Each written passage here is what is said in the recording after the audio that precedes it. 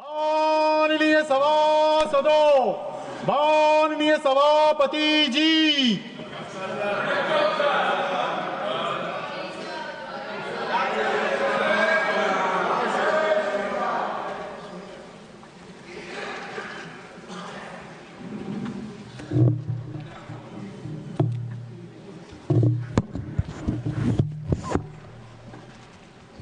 untangling.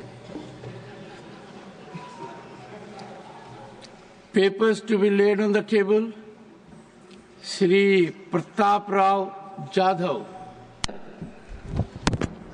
माननीय सभापति जी, मैं आपकी अनुमति से आज के संशोधित कार्यसूची में मेरे नाम के सन्मुख उल्लेखित विषय से संबंधित दस्तावेज सदन के पटल पर रखता हूं। Dr. L. Murugan. Respected Chairman, sir, with your kind permission, on behalf of my colleague Sri Pankaj Chaudhary, I rise to lay on the table of the House the papers mentioned at serial number 1, Class B of today's revised list of business. Shri Shantanu Thakur. Sir, with your kind permission, I rise to lay on the table of the House the paper mentioned against my name, serial number 1, bracket C, in today's revised list of the business. Thank you, sir. Shri हर्ष मल्होत्रा। आदरणीय सभापति जी, मैं आज की संशोधित कार्यसूची में क्रमांक 1D पर मेरे नाम के सामने उल्लेखित पत्रों को सदन के पटल पर रखना चाहता हूं। श्रीमती नीमूबेन जयंती भाई बामनिया। माननीय सभापति महोदय, मैं आपकी अनुमति से आज की संशोधित कार्यसूची में क्रम संख्या 1E पर अपने नाम के आगे उल्लेखित कागजात हिंदी और अंग्रेजी में सभा पटल पर रखती हूं।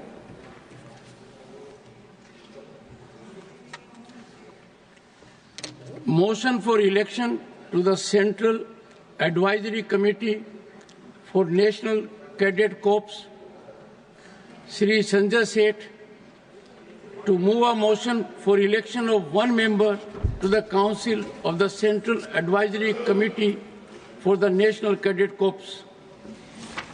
Honorable Chairman, sir, with your kind permission, I rise to move the motion that in pursuance of Clause 1 of subsection 1, read with the subsection 1A of Section 12 of the National Cadet Corps Act 1948, this House do proceed to elect in such manner as the Chairman may direct one member from amongst the members of the House to be a member of the Central Advisory Committee for the National Cadet Corps.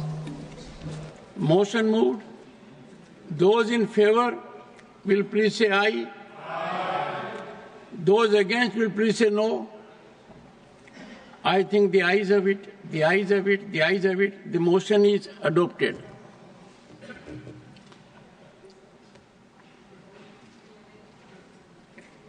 Honorable members, I have received notices under Rule 267. The notice of Sri Sanjay Singh demands discussion over alleged lapse of Election Commission in issuance of multiple duplicate elector photo identity cards across the country. Shri, एक second. Yes, sir. Given a short duration discussion, sir, you can allow in that because already we have raised 0. Yes. Kindly give a permission for a short duration discussion. We will be very pleased. Please, sir. You were reading, sorry. The notice of Sri Samik Bhattacharya demands discussion on non-implementation of Pradhan Mantri Janjati Adivasi Nyay Maha Abhiyan in West Bengal. One communication received not in accordance with rules is not being considered. Honorable members are fully aware of the contours and elements that are required for consideration of these notices. Having carefully gone through that and taking note of detailed ruling imparted earlier, In spite of best intentions at my level, I have not been able to persuade myself to accord acceptance, as these issues can be easily, effectively, and impactfully raised during the listed business during the course of the session. Yes, Derek O'Brien. Sir, I'm on Rule 29 with a request to you, sir.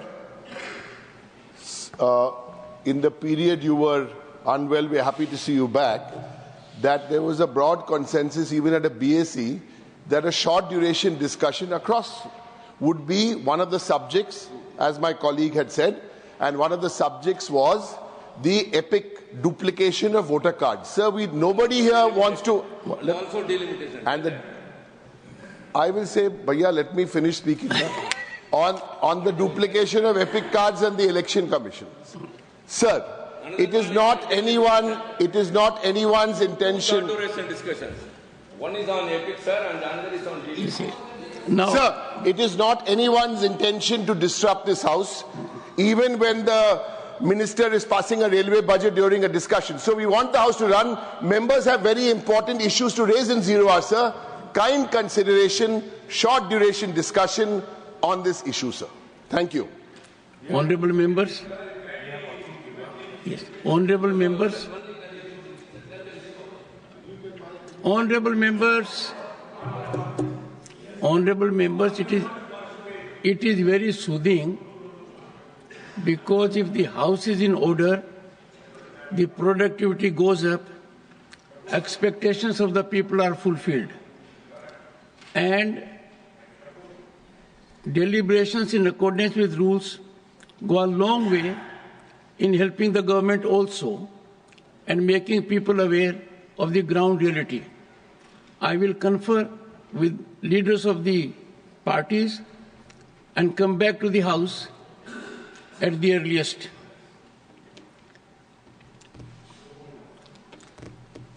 Matters raised with permission, popularly known as 0 hour.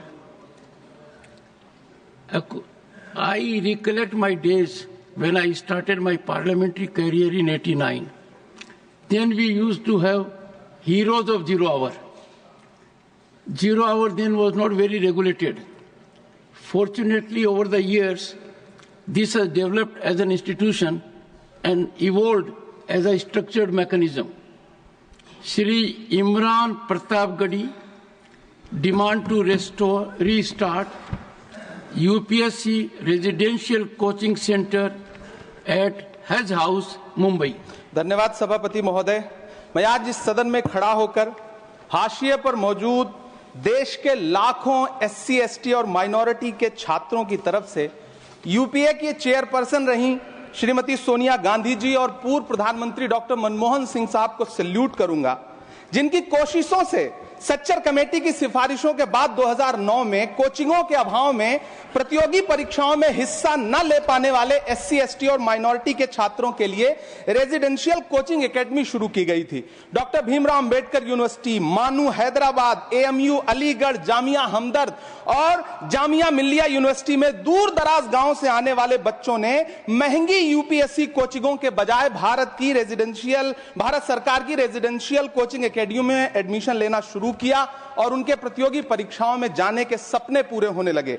इसी से प्रभावित होकर मुंबई के हज house में 2009 में एक coaching centre शुरू किया गया, जिसके लिए सरकार से कोई फंड नहीं लिया गया, बल्कि हाजियों के रजिस्ट्रेशन फीस और सर्विस चार्जेस से बनने वाले हज कमेटी के कॉर्पस के एक हिस्से से इसे शुरू किया गया। तकरीबन 10 साल शानदार तरीके से चलने वाले इस कोचिंग सेंटर के रिजल्ट भी बढ़िया रहे। कई IAS दिए, IPS दिए, महाराष्ट्र की स्टेट सर्विसेज में बच्चे सेलेक्ट होने लगे। फिर आया कोविड, पहले सीटें घटाई गईं और फिर तत्कालीन अल्पसंख्यक मंत्री महोदया को मौका मिला और उन्होंने 2023 में इस कोचिंग सेंटर को बंद कर दिया। वो सैकड़ों छात्र जो हर साल इस कोचिंग सेंटर से फायदा उठा रहे थे, एक झटके में उनके सपने चकनाचूर कर दिए गए। सभापति महोदय, मैं जब देश के प्रधानमंत्री को प्रोटोकॉल तोड़ के कतर के अमीर शेख तमीम को रिसीव करते हुए देखता हूं, जब मैं सऊदी के क्राउन प्रिंस मोहम्मद सलमान को प्रधानमंत्री जी को गले लगाते हुए देखता हूं, तो सोचता हूं कि काश प्रधानमंत्री जी अपने देश के गरीब भारतीय मोहम्मद सलमान और मोहम्मद तमीम को इसी तरह अपने पन का एहसास दिला पाते। कभी मैं जब प्रधानमंत्री जी को शेख हसीना जी को प्रोटोकॉल तोड़ के रिसीव करते देखता हूं, तो मैं सोचता हूं कि कभी प्रधानमंत्री जी अपने देश की बेटी बिल्किस को भी इसी तरह से अपने पन का एहसास दिला पाते। कभी कैब भोपाली ने कहा था, ये दाढ़ियां ये तिलकधारियां नहीं चलती, हमारे अहद में मक्कारियां नहीं चलती, दिलों को हम कबीले वालों के दिल जोड़िए, मेरे सरदार सरों को काट के सरदारियां नहीं चलती। सभापति महोदय, मेरा अल्पसंख्यक मंत्रालय से अनुरोध है कि हाजियों के पैसे से चलने वाले हज हाउस कोचिंग के कोचिंग सेंटर को फिर से शुरू किया जाए। न सिर्फ शुरू किया जाए बल्कि उसकी सीटें भी बढ़ाई जाएं। जब पैसा सरकार को नहीं देना है बल्कि हाजियों का जो कॉर्पस सैकड़ों करोड़ रुपए के रूप में इकट्ठा है, उससे इसको चलना है कोचिंग सेंटर को, तो फिर इस कोचिंग सेंटर को चलाने में और देश के बाकी हज हाउसेज में इसे शुरू करने से सरकार को परेशानी क्या है। मेरा अनुरोध है, यहां मंत्री महोदय बैठे हैं अल्पसंख्यक मंत्री, कि कृपया संज्ञान लें, देश के लाखों छात्र आपसे हम गुजारिश कर रहे हैं। Shrimati Sonia Gandhi concerns over the dilution of employment guarantee under MNREGA. Honorable Chairman, thank you for giving me the opportunity to speak on a most important issue. I wish to draw the attention of this House to an issue of urgent national importance, the right to employment under the Mahatma Gandhi National Rural Employment Guarantee Act, Mahatma Gandhi NREGA, also known as MNREGA, enacted by the then UPA government in 2005 under the leadership of Prime Minister Dr. Manmohan Singh Ji. This landmark legislation has been a crucial safety net for millions of rural poor. However, it is deeply concerning that the present BJP government has systematically undermined the scheme. The budget allocation remains stagnant at rupees 86,000 crores, a 10-year low as a percentage of GDP. When adjusted for inflation, the effective budget has declined by rupees 4,000 crores. Moreover, estimates suggest that nearly 20% of the allocated funds will be used to clear pending dues from previous years. Additionally, the scheme faces multiple challenges, including the exclusionary Aadhaar-based payment system and the national mobile monitoring system, persistent delays in wage payments, and wage rates not adequate to compensate for inflation. In light of these pressing concerns, the Congress Party demands the following. 1. Adequate financial provisions to sustain and expand the scheme. 2. An increase in the minimum wage of rupees 400 per day. 3. Timely disbursement of wages. 4. The removal of mandatory ABPS and NMMS requirements. 5. An increase in the number of guaranteed work days from 100 to 150 per year. These measures, sir, are essential to ensure that Mahatma Gandhi NREGA provides dignified employment and financial security. Thank you. Shri Manoj Kumar Jha, need for enhancement of honorarium for ASHA workers. शुक्रिया। So you want ASHA for ASHA workers? जी, शुक्रिया। माननीय सभापति महोदय, सबसे पहले आपको सकुशल सदन वापसी की बहुत बहुत शुभकामनाएं। सभापति महोदय, महत्वपूर्ण है कि नेता सदन और स्वास्थ्य मंत्री भी हमारे समक्ष हैं। तो ये जो एक्रेडिटेड सोशल हेल्थ एक्टिविस्ट, जिनको हम पॉपुलरली आशा कहते हैं, ये तकरीबन 20 वर्षों से हमारी तमाम योजनाओं का, स्कीम्स को अपने कंधों पे, जो कई दफा मजबूत कंधे नहीं होते, उन पे ढो रहे हैं। और उन कंधों पे वजन तब और बढ़ जाता है जब उनके समक्ष अनिश्चितताएं हो। माननीय सभापति महोदय, मूलतः मैं आशा कर्मियों के लिए बात रख रहा हूं, लेकिन इस देश के तमाम स्कीम वर्कर्स जो अलग अलग योजनाओं में संलग्न हैं, उनके समक्ष भी अनिश्चितता का एक ऐसा माहौल है कि जिसको सिर्फ तालियां बजा करके, उनको ग्रेटिट्यूड दे करके उसकी भरपाई कतई संभव नहीं है। माननीय सभापति महोदय, बीते 20 वर्षों में, जैसा मैंने कहा, कि तमाम राज्यों की सारी योजनाएं, खास करके स्वास्थ्य और पोषण के क्षेत्र में, इन्हीं वर्कर्स द्वारा चलाई जा रही हैं। एक जेंडर्ड नोशन भी है माननीय सभापति महोदय, कि महिलाएं हैं मूलतः, तो ये केयर गिवर हैं। इनका शोषण भी अगर हो जाए तो केयर गिवर के नाम पर इसको रख लिया जाए। 2005 से NRHM का हिस्सा थी, और मुझे दुख के साथ कहना पड़ रहा है, राज्यवार परिस्थितियां बहुत विपरीत है इनके लिए। हाल में इनकी एक हड़ताल भी हुई थी। एक तरफ केरल जैसा राज्य है जहां सबसे ज्यादा ऑनरेडियम है, दूसरी तरफ मेरा अपना गृह राज्य बिहार है जहां 2000 रुपए मात्र ऑनरेडियम है। सर, ये तो पूरे देश के समक्ष एक चुनौती है। पूरे देश में कम से कम मेरी मांग होगी कि इनका जो आप एक तो ऑनरेडियम, अगर वर्कर कह रहे हैं, एक्टिविस्ट कह रहे हैं, सर ये ऑनरेडियम थोड़ा डिमीनिंग लगता है। अगर इसको हम कोई बेहतर नाम दे और 21,000 रुपया कटिंग अक्रॉस स्टेट्स करें और one time retirement benefit 5 lakh रुपए का करें तो शायद, और ये स्टैंडिंग कमेटी का भी सर ये आग्रह था 2020 में कि फॉर्मलाइज किया जाए इनके काम को। और मैं अंत में आपके माध्यम से सभापति जी, माननीय स्वास्थ्य मंत्री जी से आग्रह करूंगा, अगर आपने सकारात्मक पहलकदमी ली, इसकी गूंज दूर तक जाएगी, हम बेहतर प्रदर्शन कर पाएंगे। और इसी के साथ मैं जोर से कहना चाहता हूं, जय Hind sir.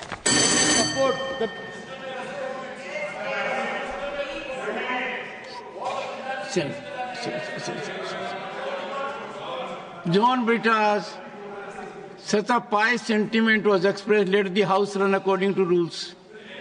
No. He knows how to handle his affairs. We can compliment the leader of the house for exemplifying decorous conduct all throughout. Shri Saket Gokhale. Shri Saket Gokhale demand for conferring the Bharat Ratna Award posthumously on the late Shri T.N. Session, former Chief Election Commissioner. Thank you, Chairman, sir. So, T.N. Session was the 10th Chief Election Commissioner of India, and he redefined the way in which the Election Commission of India functions. So, Mr. Session was a fiercely independent election commissioner. His famous quote, which is, "I eat politicians for breakfast," showed that he worked without fear or favor and upheld the independence and dignity of the Election Commission. Sir, I'll state a few reasons as to why it is extremely important that our country honor T.N. Session with the Bharat Ratna. First reason, sir, T.N. Session's independence gave a strong image to the ECI, which is the constitutional body. So today, election commissioners are appointed directly by the government with a majority vote of PM Modi and PM Shah and Home Minister Shah on the selection panel. Neither the Chief Justice of India, which is the judiciary, nor the leader of opposition, which is the legislature, have any say in the appointments. The ECI has now become a government-appointed body. T.N. Session would not approve of this. Second reason, sir, T.N. Session strictly enforced the Model Code of Conduct and made it a powerful tool for free and fair elections. Sir, in the last Lok Sabha elections, we saw how the MCC was shredded by PM Modi when he went around the country making some extremely communal and polarizing speeches. So media owners capitulated to the PM and he gave 80 interviews during the course of the election, while no other opposition leader got that kind of coverage. So the ECI has constantly refused to act on model code of conduct despite repeated violations by the BJP and PM Modi.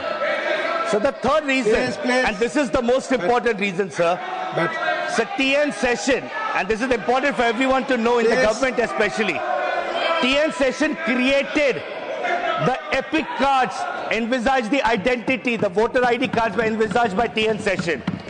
So he envisaged them as being a unique electoral ID for every Indian. So today our electoral system is in dire straits, where the ECI itself has accepted and admitted that multiple duplicate epic cards exist within the system. The unique voter ID envisaged by TN session is no longer unique, sir. So what is shocking is that ECI was aware of this major scam, but they did not do anything about it until it was raised by my leader Mamata Banerjee on 27th of February. So what is even more shocking, sir, is the ECI now says that they will resolve this issue within 90 days. So the Election Commission still hasn't disclosed how many duplicate epics even exist in India. How are they going to resolve this in 90 days, sir? So we have expressed concerns. Delhi elections, about 8 lakh new voters were added. Maharashtra, 39 lakh new voters were added. How is this possible, sir? So under TN session, the EC was independent. And we need to give him Bharat Ratna, sir, to remind the Election Commission today that it is a free body, it is a constitutional body, and they must function independently, sir. Thank you. Election Commission is a constitutional body. No comment on Election Commission, please. Srimati Maya Narnolia demand to increase effectiveness of one-stop center service number in Madhya Pradesh. Please. माननीय उपसभापति महोदय, मैं आपका धन्यवाद देती हूं कि आपने इस महत्वपूर्ण विषय पर बोलने के लिए मुझे अवसर प्रदान किया। माननीय उपसभापति महोदय, मैं इस सदन के माध्यम से माननीय महिला एवं बाल विकास मंत्री जी का ध्यान वन स्टॉप सेंटर की ओर आकर्षित करना चाहती हूं। माननीय उपसभापति महोदय, पूरे भारत देश में अभी तक 878 वन स्टॉप सेंटर खोले गए हैं, जिसमें से 802 वर्तमान में कार्यरत हैं। मध्य प्रदेश में 64 वन सेंटर खोले गए हैं, जिसमें से 57 वर्तमान में कार्यरत हैं। माननीय उपसभापति महोदय जी, मैं इस सदन के माध्यम से माननीय मंत्री जी से यह निवेदन करती हूं कि यह वन स्टॉप सेंटर को hospital, police station, railway station एवं अन्य सार्वजनिक स्थानों पर रणनीतिक रूप से स्थित हों, ताकि आसान पहुंच सुनिश्चित हो सके।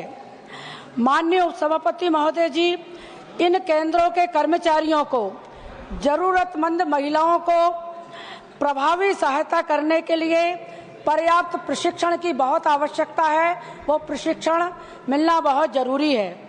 इसके अलावा इन केंद्रों की पहुंच बढ़ाने के लिए एक व्यापक जागरूकता कार्यक्रम लागू करने की तत्काल आवश्यकता है। ऐसी पहलों से जनता को वन स्टॉप सेंटर OSC द्वारा दी जाने वाली सेवाओं के बारे में शिक्षित किया जाए, जिससे अधिक से अधिक महिलाएं इन आवश्यक सेवाओं का उपयोग करने के लिए प्रोत्साहित होंगी। इससे उनकी सुरक्षा और कल्याण में महत्वपूर्ण योगदान मिलेगा। माननीय मंत्री जी से आग्रह करती हूं कि वे मध्य प्रदेश में वन स्टॉप सेंटर की प्रभावकारिता और नंबर बढ़ाने के लिए इन उपायों पर विचार करें। हालांकि हमारी भारतीय जनता पार्टी की सरकार और मध्य प्रदेश सरकार भी सरकार के माध्यम से और महिला बाल विकास मंत्रालय के माध्यम से बहुत अच्छा कार्य कर रही है, लेकिन इसको और बेहतर और प्रभावी बनाने के लिए निश्चित रूप से प्रशिक्षण और महिलाओं को प्रशिक्षित किए जाने की भी बहुत आवश्यकता है। धन्यवाद। धन्यवाद। माननीय Shri Pramod Tiwari ji, concern over crashing of Indian stock market and its impact on investors. धन्यवाद उपसभापति जी। दलाल स्ट्रीट रक्त रंजित हो गया है। चारों तरफ तबाही मची हुई है। 30 साल की रिकॉर्ड गिरावट शेयर मार्केट में दर्ज की गई है। पिछले 5 महीने में 95 लाख करोड़ स्वाहा हो गए हैं। विदेशी निवेशकों को भारतीय बाजार अब आकर्षक नहीं लग रहा है, इसलिए 6 महीने में 1.67 लाख करोड़ बाजार से निकाले गए हैं। इन विदेशी निवेशकों को अमेरिका और चीन का बाजार ज्यादा आकर्षक नजर आ रहा है। तभी तो पिछले 6 महीने में चीन के बाजार में 17% की उछाल दर्ज की गई, जबकि इस अवधि में भारतीय बाजार में 12% की गिरावट दर्ज की गई। इस तबाही के बीच सरकार मौन साधे हुए है। भारतीय शेयर बाजार विश्व में सबसे खराब प्रदर्शन करने वाले बाजारों में शामिल हो गया है। बड़े बड़े शेयर धड़ाधड़ गिर रहे हैं। सबसे ज्यादा नुकसान बाजार की इस गिरावट पर छोटे निवेशकों पर आ रहा है। वैश्विक बाजारों की कमजोरी, विदेशी निवेशकों की बिकवाली और अमेरिका के नए टैरिफ से जुड़े चिंताओं के चलते बाजार में ये गिरावट देखी जा रही है। लेकिन इस गिरावट में घरेलू कारण भी शामिल है। देश में आर्थिक मंदी की चिंता, उम्मीद से कम कमाई, रुपए की लगातार कमजोरी, कम उपभोग के कारण हम कारपोरेट कमाई भी शामिल है। भारत की जीडीपी में गिरावट आई है। अर्थशास्त्रियों का कहना है कि वित्त वर्ष 2025 की जीडीपी वृद्धि आरबीआई और एनएसओ के पूर्वांक से कम रहेगी, क्योंकि वित्तीय वर्ष की पहली 3 तिमाहियों में आर्थिक विकास तुलनात्मक रूप से धीमा है। रुपए की कमजोरी ने विदेशी पूंजी निकास को बढ़ा दिया है, जिससे बाजार की धारणा पर और दबाव पड़ा है।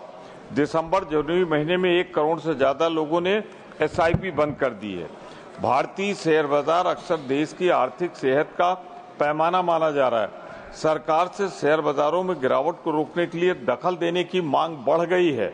मैं इस सदन के माध्यम से सरकार से आग्रह करता हूं, निवेशकों को राहत पहुंचाने के लिए कोई ठोस कदम उठाए।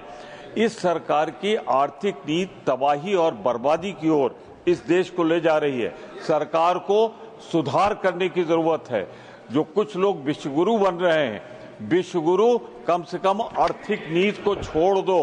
इसलिए छोड़ दो कि उसमें आपने देश को तबाह और बर्बाद किया है। मैं इन शब्दों के साथ सरकार के दखल की मांग करता हूं। धन्यवाद। Doctor Sasmit Patra ji, demand for special category status for Odisha. Honorable Deputy Chairman, sir, I rise to demand special category status for the state of Odisha. Today, I do not rise merely as a representative of the state of Odisha. I rise as the conscience of a state that has powered India's progress, borne nature's fury, and stood tall time and again without ever faltering. Odisha does not seek sympathy. It is demanding justice, justice long overdue.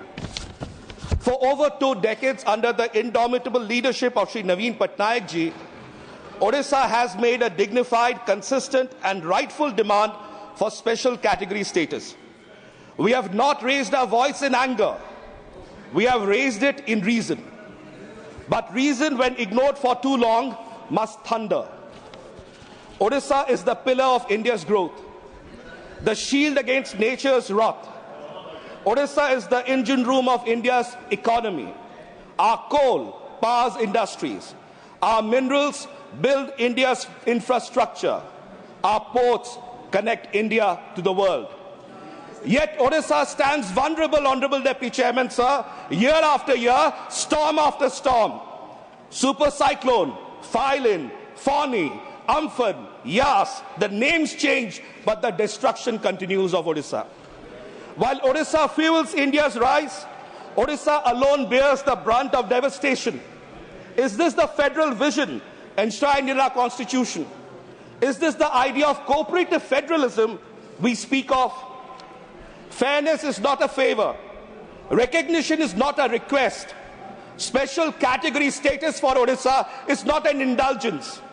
It is a rightful recognition of Odisha's dual responsibility as the economic backbone of India and as the perennial front line against natural disasters.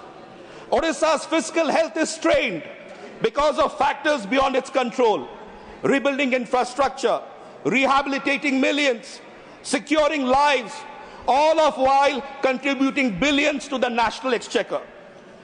No other state is asked to sacrifice as much, contribute as much, and yet to receive so little national assistance. This House must ask itself, should Odisha forever remain the silent sentinel, expected to give but not to get? Honorable Chairman, sir, this is a national test of fairness. This is no longer a routine demand. This is a test of our nation's commitment to justice, equity, and federal responsibility. Odisha has shown resilience. Odisha has shown contribution. And I firmly demand that this must be given to Odisha a special category status. Bande Utkal Janani Jai. Thank you. Thank you. Manya Shakti Singh Gohil ji, concern over the incidents of the fire occurred in the textile market of Surat, Gujarat. Please. No, I've asked you. Give me the floor. माननीय उपसभापति महोदय, permission to you, please. मैं एक बड़े गंभीर हादसे के बारे में आपका जरिए ध्यान आकर्षित करना चाहता हूं इस गृह का और सरकार का। उपसभापति महोदय, गुजरात के सूरत में शिव शक्ति टेक्सटाइल मार्केट है, उसमें बुरी तरह से आग लगी। छोटे छोटे व्यापारी, आजकल टेक्सटाइल में वैसे भी रिसेशन होने के, मंदी का माहौल होने की वजह से स्टॉक सबके पास था। आग लगी, 900 शॉप्स, 900 दुकानें जल के खाक हो गई। और सबसे दुख भरी बात तो यह है कि वहां पे कोई मुआवजा, क्योंकि छोटे छोटे व्यापारी हैं, उनके पास इंश्योरेंस नहीं है। नेशनल डिजास्टर रिलीफ फंड से उनको सहायता वहां पहुंचनी चाहिए। एक हकीकत यह भी है कि किस तरह से लापरवाही वहां की गई। 1:30 बजे दोपहर को आग लगती है, फायर ब्रिगेड आती है, ऑफिसर्स आते हैं पुलिस के, आग कंट्रोल में हो गई है करके शाम को चले जाते हैं, धुआं निकल रहा है। लोग कहते हैं सर देखिए अभी भी, चले गए। रात को 1 बजे फिर से आग निकली और बहुत बड़े पैमाने पे, अगर वो लापरवाही नहीं होती तो जो 1:30 बजे दोपहर आए थे और ठीक करके जाते, इतना बड़ा नुकसान नहीं होता। इससे पहले 2020 में भी इसी तरह से एक टेक्सटाइल मार्केट में बुरी तरह से हादसा हुआ था। वहां से सरकार को सीख लेना चाहिए कि दोबारा ऐसे हादसे न हो। मेरा उपसभापति महोदय, आपके जरिए सरकार को अनुरोध है कि दोबारा ऐसे गुजरात में हादसे ना हो, इसके प्रिकॉशंस लिए जाए। मेरे एक फायर विभाग से जुड़े हुए अधिकारी से बात हुई, वो कहते हैं सर तक्षशिला में पहले जो हुआ, इसके बाद ये भी हुआ। यहां पे हमें फायर के वक्त जब सिंथेटिक चीजें हैं तो उसके लिए एक स्पेशल केमिकल आता है, वो पानी में मिला के लगाना चाहिए। उसका पूरा स्टॉक हमारे पास नहीं था। तो ये जरूरी है कि सूरत जैसा शहर, हमारा आर्थिक राजधानी जैसा शहर, देश के फॉरेन एक्सचेंज कमाने में भी जो काम देता है, टैक्स इतना देता है, तो उस सूरत शहर के लिए ज्यादा चिंता होनी चाहिए। मैंने पर्सनली तो फोन पे नहीं, क्योंकि मिलना भी मुश्किल, पर सोशल मीडिया में मोदी जी को टैग करके कहा था कि आप सूरत जा रहे हो, उस मार्केट में जरूर विजिट कीजिए ताकि आपको पता चले कि किस तरह से गुजरात के हालात है। बदकिस्मती से वहां रोड शो हुआ, गए, पर उस टेक्सटाइल मार्केट को उन्होंने देखा नहीं है। मैं आपके जरिए सरकार से गुजारिश करता हूं कि ये छोटे व्यापारी है, उनकी चिंता की जाए और उनको मुआवजा दिया जाए। धन्यवाद। Dr. Kalpana Saini ji, demand to strengthen the sports infrastructure in Uttarakhand and to develop it as a hub for international sports events. धन्यवाद सर। माननीय सभापति महोदय, उत्तराखंड अपनी प्राकृतिक सुंदरता, आध्यात्मिक महत्व और वीरता के लिए पूरे भारत में प्रसिद्ध है। कई प्रमुख तीर्थस्थल और मंदिर होने के कारण इसे देवभूमि भी कहा जाता है। हाल में राष्ट्रमंडल खेलों के सफल आयोजन के बाद उत्तराखंड की पूरे देश में सराहना हो रही है। खिलाड़ियों के शानदार प्रदर्शन, इको फ्रेंडली आयोजन और मजबूत इंफ्रास्ट्रक्चर ने साबित कर दिया कि उत्तराखंड सिर्फ देवभूमि ही नहीं बल्कि खेल भूमि बनने की ओर भी अग्रसर है। यहाँ के युवाओं में खेलों के प्रति उत्साह और क्षमता देखते हुए यह आवश्यक हो गया है कि राज्य को अंतर्राष्ट्रीय खेल आयोजन के केंद्र के रूप में विकसित किया जाए। राष्ट्रीय खेलों का आयोजन एक भारत श्रेष्ठ भारत की अवधारणा को मजबूत करते हुए भारत की संस्कृति, परंपराओं और खेल प्रतिभा का उत्सव मनाने का एक प्रभावी मंच है। भारत तेजी से दुनिया की तीसरी सबसे बड़ी आर्थिक शक्ति बनने की ओर अग्रसर है। इस लक्ष्य में खेल अर्थव्यवस्था एक प्रभावी भूमिका निभा रही है। भारत को वर्ष 2047 तक विकसित भारत बनाने के लिए खेलों के प्रति एक सुव्यवस्थित और सहयोगात्मक दृष्टिकोण की आवश्यकता है। प्रधानमंत्री श्री नरेंद्र मोदी जी के नेतृत्व में NDA सरकार 2036 ओलंपिक की मेजबानी के अधिकार प्राप्त करने के लिए पूरी प्रतिबद्धता और ऊर्जा के साथ इच्छा रखती है। यह ऐतिहासिक पहल न केवल भारतीय खेल जगत को वैश्विक मंच पर नई ऊंचाइयों तक लेके जाएगी, बल्कि इसके बुनियादी ढांचे, पर्यटन, रोजगार और आर्थिक प्रगति के लिए असीम संभावनाएं भी उत्पन्न होंगी। साथ ही यह आयोजन देश के लाखों युवाओं के लिए प्रेरणा का स्रोत भी बनेगा। उत्तराखंड की भौगोलिक स्थिति और जलवायु इसे पर्वतीय खेलों, एथलेटिक्स, फुटबॉल, क्रिकेट और एडवेंचर स्पोर्ट्स के लिए विशेष रूप से अनुकूल बनाती है। यदि यहाँ अंतर्राष्ट्रीय खेलों की प्रतियोगिताओं का आयोजन किया जाता है तो इससे न केवल राज्य की ख्याति बढ़ेगी, बल्कि पर्यटन, रोजगार और आर्थिक विकास को भी बल मिलेगा। उत्तराखंड को वैश्विक खेल मानचित्र में स्थापित करने के लिए अंतर्राष्ट्रीय मानकों के अनुरूप विकसित करने की आवश्यकता है। इसके तहत विश्व स्तरीय स्टेडियम, अत्याधुनिक ट्रेनिंग सेंटर और मल्टी स्पोर्ट्स कॉम्प्लेक्स की स्थापना को प्राथमिकता दी जानी चाहिए। विशेष रूप से ऋषिकेश, नैनीताल, देहरादून, औली और मसूरी जैसे पर्यटन स्थलों को एडवेंचर स्पोर्ट्स हब के रूप में विकसित किया जाए। उत्तराखंड पहले से ही ट्रैकिंग, राफ्टिंग और पर्वतारोहण जैसे साहसिक खेलों के लिए प्रसिद्ध है, लेकिन उन्हें अंतर्राष्ट्रीय स्तर पर संगठित और संरक्षित करने की आवश्यकता है। इसके लिए विशेष विश्व स्तरीय खेल प्रतियोगिताओं का आयोजन कर राज्य को अंतर्राष्ट्रीय खेल आयोजनों की सफल मेजबानी। धन्यवाद कल्पना जी। माननीय Shrimati Ranjeet Ranjan, concern over poor implementation of the regional connectivity scheme Udan. धन्यवाद सभापति जी।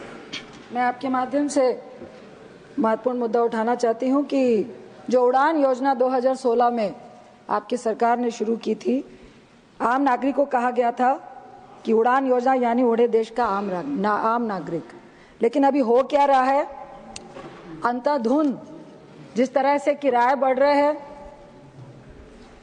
जो विमान मालिक है उनकी अपनी मनमानी चल रही है, मोनोपोली चल रही है, कोई भी जवाबदेही नहीं है और किसी भी तरह बहुत सारे लोगों को बहुत तरीके की हरासमेंट हो रही है, कोई सुनने वाला नहीं है। सरकार ने घोषणा में ये कहा था कि हम बाटे की चप्पल पहनने वालों को सफर कराएंगे विमान का।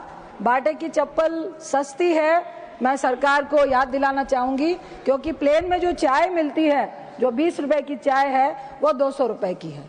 जब हमारी सरकार थी, मैं निश्चित कहूंगी कि कम से कम हवाई जहाज का किराया 2200 रुपए में भी गए हैं, हम लोग 3300 रुपए में भी गए हैं। और अभी जो किराया है, जो बिजनेस क्लास का किराया 2022 का एक डेटा देना चाहती हूँ मैं, बिहार का 2022 से 3 गुना किराया बढ़ गया है।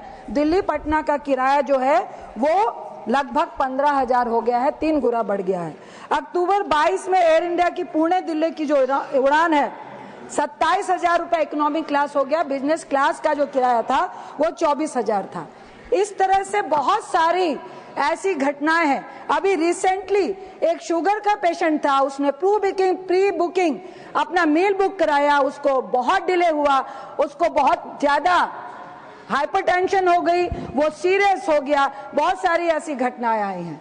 खराब फूड, खराब क्वालिटी का खाना परोसा जाता है, सीटों की क्वालिटी, कई बार टूटी सीटों पे लोगों को बैठना पड़ता है, कई बार घंटे घंटे रनवे पे प्लेन को खड़ा रखा जाता है, कई बार एसी बंद हो जाते हैं और पैसेंजर वहां पे पसीने पसीने हो रहे होते हैं। कई बार कई पैसेंजर को विमान से निकालना पड़ता है क्योंकि उनकी तबीयत खराब हो गई होती है। तो क्या कोई जवाबदेही तय होगी? आप किराया कम करने की बात कर रहे हैं, आप कुंभ का आपको एग्जाम्पल दूंगी, आपने 50% का डिस्काउंट भी दिया किया, उसके बाद 30 से 1 लाख रुपए वसूले जा रहे थे। ये किसकी उड़ान है? क्या ये विमान मालिकों की उड़ान है या ये आम नागरिकों की उड़ान है? तो मैं सरकार से ये पूछना चाहती हूँ कि जो विमान मालिक है उनकी कोई जवाबदेही तय होगी कि नहीं। साथ ही मैं एक और चीज जोड़ना चाह रही हूँ कि हमारे प्लेयर जाते हैं, एक्सेप्ट क्रिकेट, बहुत सारे बच्चे जाते हैं जो नेशनल खेल रहे होते हैं, स्टेट से जा रहे होते हैं, किराया ऑनलाइन दिखता है 4000, जब आप बुकिंग कराने जाइए तो सीधा 4000 बढ़ जाता है। तो क्या आप उन बच्चों को, अब सरकार विमान मालिकों को सब्सिडी दे रही है? धन्यवाद। माननीय Shri Dhairyasheel Mohan Patil, demand to lift ban on POP idols imposed by the central pollution control board. आदरणीय सभापति महोदय, महाराष्ट्र में गणेशोत्सव बड़े भक्तिभाव से मनाया जाता है। इस राज्य में गणेश जी की लाखों मूर्तियां बनती है। ये न केवल पूजन के लिए उपयोग में आती है बल्कि इससे बहुत बड़ा रोजगार भी अध्यक्ष महोदय मिलता है।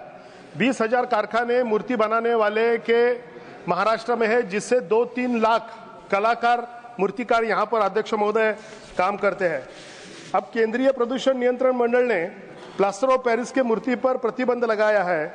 इस निर्णय से कई हजारों लाखों मेहनतकश मूर्तिकारों का रोजगार अध्यक्ष महोदय संकट में आया है। अध्यक्ष महोदय, गणेश जी की मूर्ति मुख्य स्वरूप से प्लास्टर ऑफ पेरिस ही बनती है। वही ये प्लास्टर ऑफ पेरिस है जो हम यहाँ पे भिंत पर यहाँ पर प्लास्टर के लिए लगाते हैं। अध्यक्ष महोदय, पीओपी से बनी हुई मूर्तियां अत्यंत सुगठित, सुंदर, सुबक, मजबूत और यातायात करने के लिए बहुत ही हल्की होती है। अध्यक्ष महोदय, एनपीसीबी बोर्ड ने यह तर्क दिया है कि पीओपी मूर्ति से प्रदूषण होता है, लेकिन कई संशोधक ये वैज्ञानिक ये दावा करते हैं कि प्रदूषण यहाँ पर बिल्कुल होता नहीं है। अध्यक्ष महोदय, पीओपी एक खनिज है कि जो खनिज प्राकृतिक रूप में पाया जाता है, जिसे जिप्सम बोलते हैं। कृषि क्षेत्र में भू सुधारक के रूप में भी अध्यक्ष महोदय इसका उपयोग होता है। अध्यक्ष महोदय, अगर प्लास्टर ऑफ पेरिस से कुछ हद तक प्रदूषण होता भी है तो प्रदूषण का नियंत्रण करना चाहिए, प्रतिबंध नहीं होना चाहिए। पर्यावरण और रोजगार निर्मित का अध्यक्ष महोदय बैलेंस बनाना अध्यक्ष महोदय यहाँ पर बहुत जरूरी है। जब हम प्रगति की ओर बढ़ते हैं अध्यक्ष महोदय तो कठिनाइयां तो आती है, लेकिन उस पे आधुनिकीकरण से के उपायों से उसका उपचार करना चाहिए। अध्यक्ष महोदय, 30-40 साल पहले गाड़ियां चलती थी 40-50 किलोमीटर के हिसाब से चलती थी। अध्यक्ष महोदय, उस वक्त भी एक्सीडेंट होते थे, लेकिन गाड़ी पे प्रतिबंध नहीं लगाया। टेक्नोलॉजी में सुधार लाया, रास्ते अच्छे किए, ड्राइवरों को प्रशिक्षण दिया और टेक्नोलॉजी के सहारे यहाँ पर गाड़ी को प्रतिबंध न लगाते हुए सुधार करने की अध्यक्ष महोदय कोशिश की गई। अध्यक्ष महोदय, मूर्तिकारों पे प्रतिबंध लगा के उनका रोजगार नहीं नष्ट करना चाहिए, लेकिन मैं ये बोलूंगा कि मूर्तिकारों के विसर्जन प्रक्रिया में हम सुधार ला सकते हैं। प्रक्रिया में सुधार ला सकते हैं। पीओपी का बायोलॉजिकली डिसइंटीग्रेशन कैसा हो ये देख सकते हैं। उपाय यहाँ पर अनेक किए जा सकते हैं कि जिससे थोड़ा बहुत होने वाला प्रदूषण यहाँ पर कंट्रोल में लाया जा सके।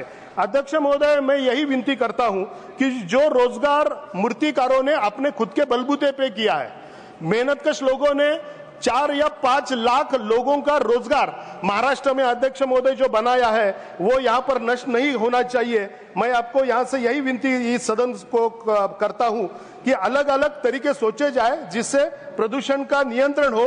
प्रतिबंध हटाकर मूर्तिकारों ने खुद के बलबूते पे जो व्यवसाय यहाँ पे डेवलप किया है उसको ये सदन यहाँ पे संरक्षण दे। धन्यवाद। माननीय Shri Santosh Kumar P, need to address the problems faced by bank employees. Thank you, Deputy Chairman, sir.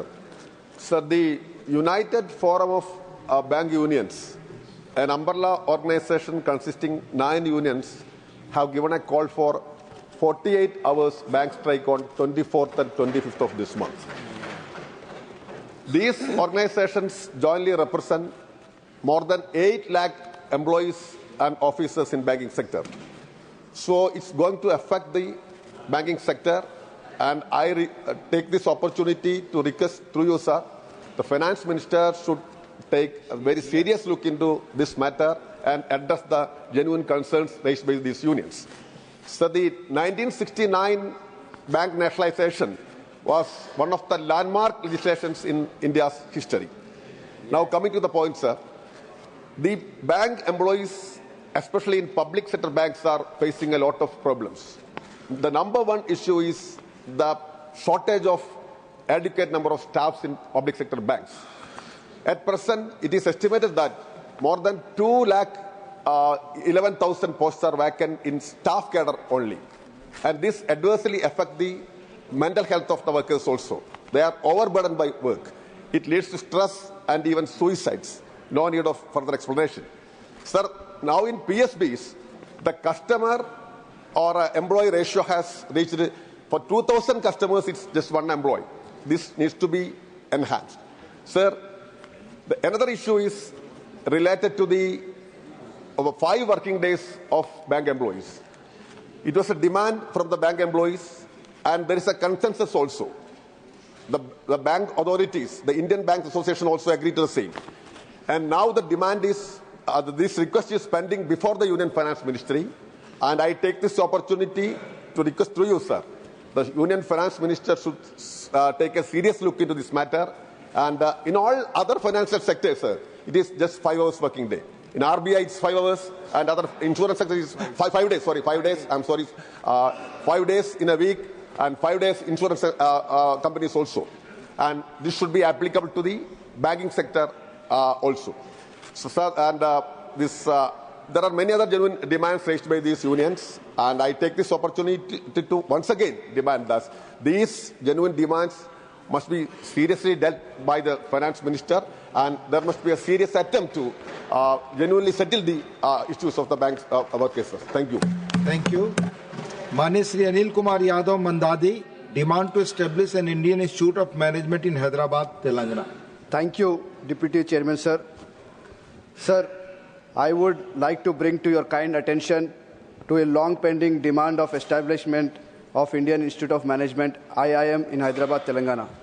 Sir, I come from city of Hyderabad, which is the capital of India's youngest state, Telangana.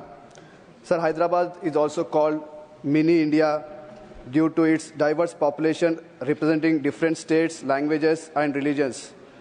Sir, as per Andhra Pradesh Reorganization Act Bill, the central government shall take up all necessary measures to ensure establishment of IIM in the state of Telangana.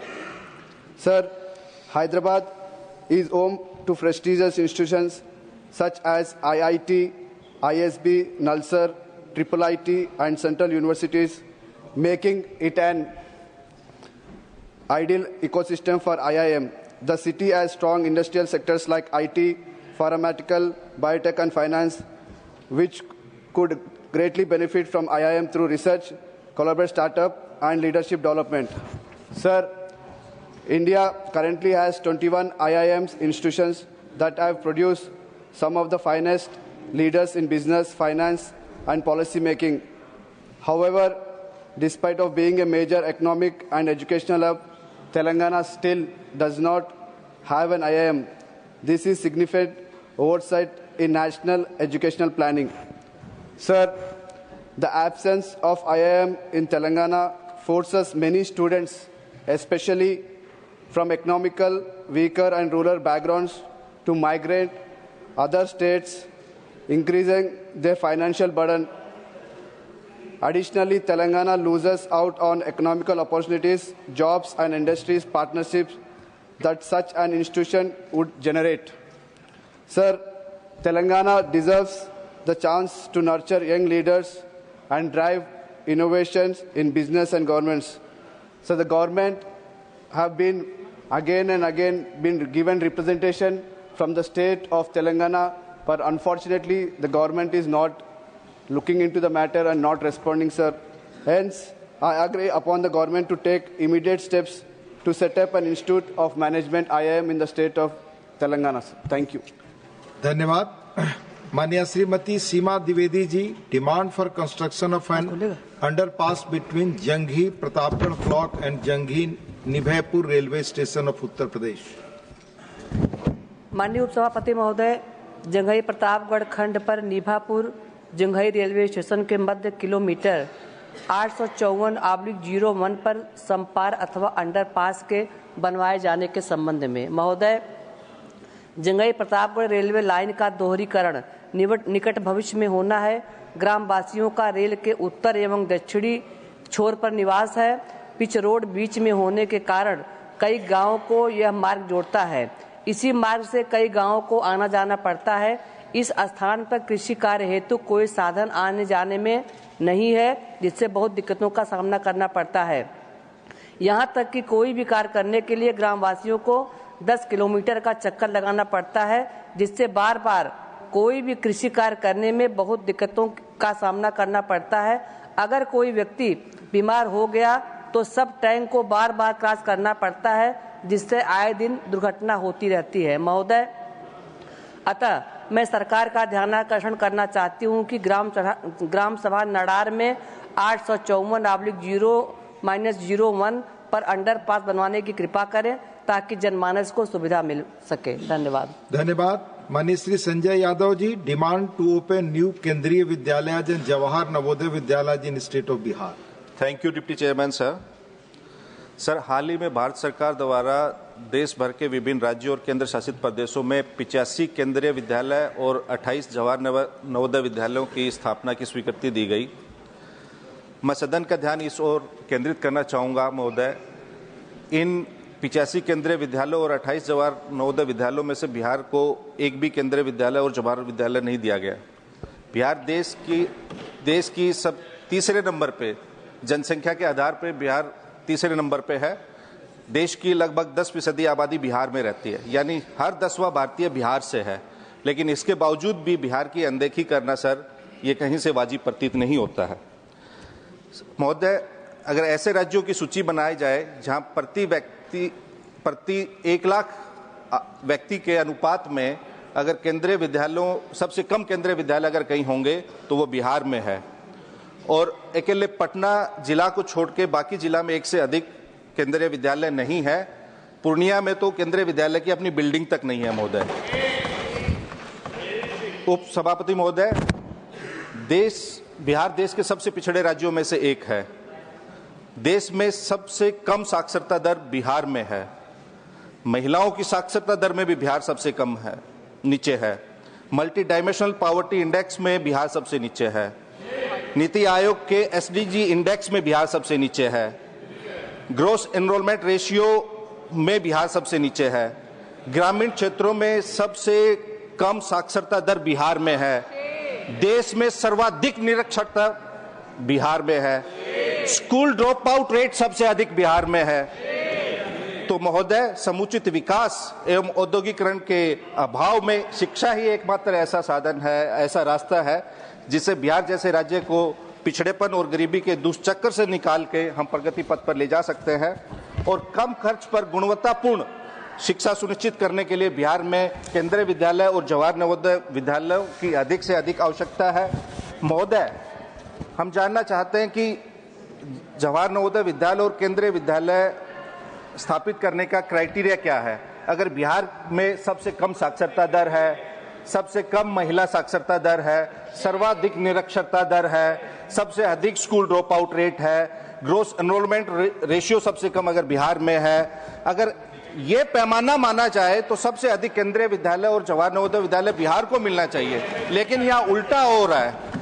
हर 10वां भारतीय बिहारी है, तीसरी सबसे अधिक जनसंख्या बिहार की है, फिर भी आप बिहार को एक केंद्रीय विद्यालय और जवाहर नवोदय नहीं देना चाहते। मैं आपके माध्यम से सरकार से पूछना चाहता हूं कि बिहार को इसमें उपेक्षित क्यों रखा गया।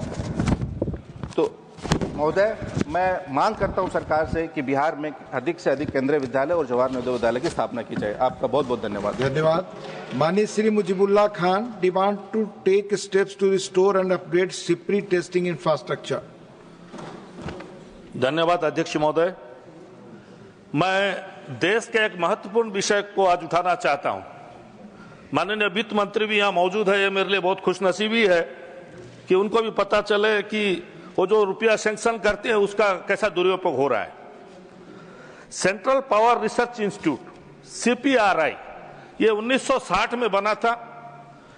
इलेक्ट्रिकल इक्विपमेंट्स जो हमारे देश में बनता है उसको टेस्टिंग किया जाता है, सर्टिफिकेट दिया जाता है, सर्टिफिकेशन दिया जाता है उसका, ताकि उसको उपयोग में लाया जाए। लेकिन अध्यक्ष महोदय, पिछले 15 साल से वो इंस्टीट्यूट का जो मिशन है, सिंथेटिक लेबोरेटरी मशीन है, जो फंक्शनिंग होना चाहिए वो नहीं होकर बंद पड़ा है, खराब हो गया है। जब एनर्जी कमेटी, हमारा स्थायी कमेटी का वहां हम लोग गए थे उस सेंटर को, रिसर्च सेंटर को, तो हम लोग ने जानना चाहा कि वो रिपेयर क्यों नहीं हो रहा है। तो उन लोग ने कहा कि कोई मैकेनिक नहीं मिल रहा है उसको रिपेयर करने के लिए। मैं बोला, अरे भाई, हमारा देश चांद में जाके पहुंच गया, तुमको मैकेनिक नहीं मिल रहा है। उसका मेन कारण, असली कारण यह है अध्यक्ष महोदय, कि उस इंस्टीट्यूट का कोई अधिकारी वहां से नौकरी छोड़ के विदेश में जाकर नौकरी कर रहा है दूसरे कंपनी में। इसीलिए हमारा टेस्टिंग के लिए विदेश को जाना पड़ता है, छोटे छोटे एंटरप्रेन्योर को विदेश लेके जाना पड़ता है। इलेक्ट्रिकल इक्विपमेंट्स को टेस्ट करने के लिए विदेश लेके जाना पड़ता है। वो होता है नेदरलैंड, साउथ कोरिया और इटली जाते हैं, वहां से सर्टिफिकेशन लाते हैं, सर्टिफिकेट लाते हैं, तब जाके उनका बिक्री होता है। केंद्र सरकार 2021 में 40 करोड़ रुपया सैंक्शन किए हैं वो रिपेयर करने के लिए। मैं वित्त मंत्री यहां पर मौजूद है, उनका ध्यान आकर्षण करना चाहता हूं कि 40 करोड़ रुपया 1921 में दे चुके हैं रिपेयर के लिए, लेकिन आज तक रिपेयर नहीं हो पाया, आज तक रिपेयर नहीं हो पाया। अध्यक्ष महोदय, इसका असली कारण है जो अधिकारी यहां छोड़ के वो बाहर के प्राइवेट कंपनी में नौकरी कर रहा है, वो वहां बुला के कमीशन देता है और लेता है। इसी के कारण आज तक इसको रिपेयर नहीं किया जा रहा है। मैं केंद्र सरकार के आपके माध्यम से अनुरोध करना चाहता हूं, मैं डिमांड करना चाहता हूं कि जल्द से जल्द उसको रिपेयर किया जाए और हमारे देश के जो पब्लिक इंटरप्राइजेस, जो छोटे छोटे इंडस्ट्री किए हैं इलेक्ट्रिकल इक्विपमेंट्स का, उन लोग को मौका दिया जाए ताकि वो देश में टेस्टिंग कराए और खर्चा से बचे। टेस्ट कराने के लिए विदेश जाएंगे, इटली जाएंगे, नेदरलैंड जाएंगे, कोरिया जाएंगे, क्या है अध्यक्ष महोदय। मैं माननीय मंत्री जी यहाँ है, उनसे अनुरोध करूंगा कि 21 करोड़ रुपया, 40 करोड़ रुपया जो 2021 में आप दिए हैं, अभी तक उसको रिपेयर के लिए उन लोग यूज नहीं करके पैसा क्या कर रहे हैं पता नहीं। आप उसका जानकारी लीजिए, मैं आपसे बहुत बहुत अनुरोध करता हूं। धन्यवाद अध्यक्ष महोदय। माननीय Shri Sadanand Mahalu Seth Tanavade, concern over increasing problems of unsolicited spam, fraudulent audio and video calls via WhatsApp and other social media platforms. Thank you, Deputy Chairman, sir. I rise to bring to the attention of this August House to the rising menace of spam and fraudulent calls, phishing attempts and cyber scams that have become serious threat to the privacy, security and financial well-being of Indian citizens. In recent times, there has been a sharp increase in unsolicited spam calls, fraudulent audio and video calls via WhatsApp and other social media platforms, and deceptive messages sent through email, SMS, phishing websites. These fraudulent activities are being carried out by individuals falsely representing themselves as legitimate financial institutions, government agencies and law enforcement authorities. As a result, thousands of innocent citizens have lost their hard-earned money and many continue to fall victim to the digital frauds. A particularly alarming aspect of this scam is that fraudsters often possess extensive personal details of their victims before initiating this contact. These raises serious concerns about data privacy and unauthorized access and sale of personal information by data brokers and telemarketers. The citizens, especially those who are not well-versed in advanced digital technology, are at higher risk of being duped. The fear and anxiety caused by such fraudulent activities have created an environment of insecurity for mobile phone internet users. A primary factor contributing to this growing menace is the unauthorized access and misuse of personal data. Spammers and fraudsters illegally obtain phone numbers and personal details through various means, including data harvesting, data mining, and purchasing cyber ready-made data from third parties or companies maintaining data banks. This blatant misuse of data raises serious concern about the privacy and security of Indian citizens. Although the government has introduced mechanisms such as Do Not Disturb registry, along various laws and tries efforts to regulate telemarketing practices, unauthorized data sales, and privacy breaches remain rampant, leaving citizens vulnerable to exploitation. Honorable Vice Chairman, sir, the right to privacy and data security is a fundamental right, and it is imperative that the government takes decisive action to safeguard its citizens from data misuse and unsolicited calls. I urge urgent intervention to ensure the protection of personal data and to put an end to this growing nuisance. Thank you, sir. Thank you. Mani Sri Tejveer Singh, need to develop new spiritual tourism circuit in the state of Uttar Pradesh to tap tourism. Mani Tejveer Singh ji. Mani Sri Bhattacharya Rajiv, need to promote export of pineapple, please. Please. माननीय उपसभापति महोदय, हमको बोलने का मौका दिया है 0 our में। हम लोग जानते हैं उत्तर पूर्वांचल में त्रिपुरा ऐसे राज्य है जहां पहाड़ी राज्य है, जहां पाइनएप्पल की खेती होती है और पाइनएप्पल 2018 में हमारा सरकार बनने के बाद माननीय राष्ट्रपति द्वारा स्टेट फूड डिक्लेयर किया है और अभी Honorable member, question hour. We'll give you opportunity again. Question hour.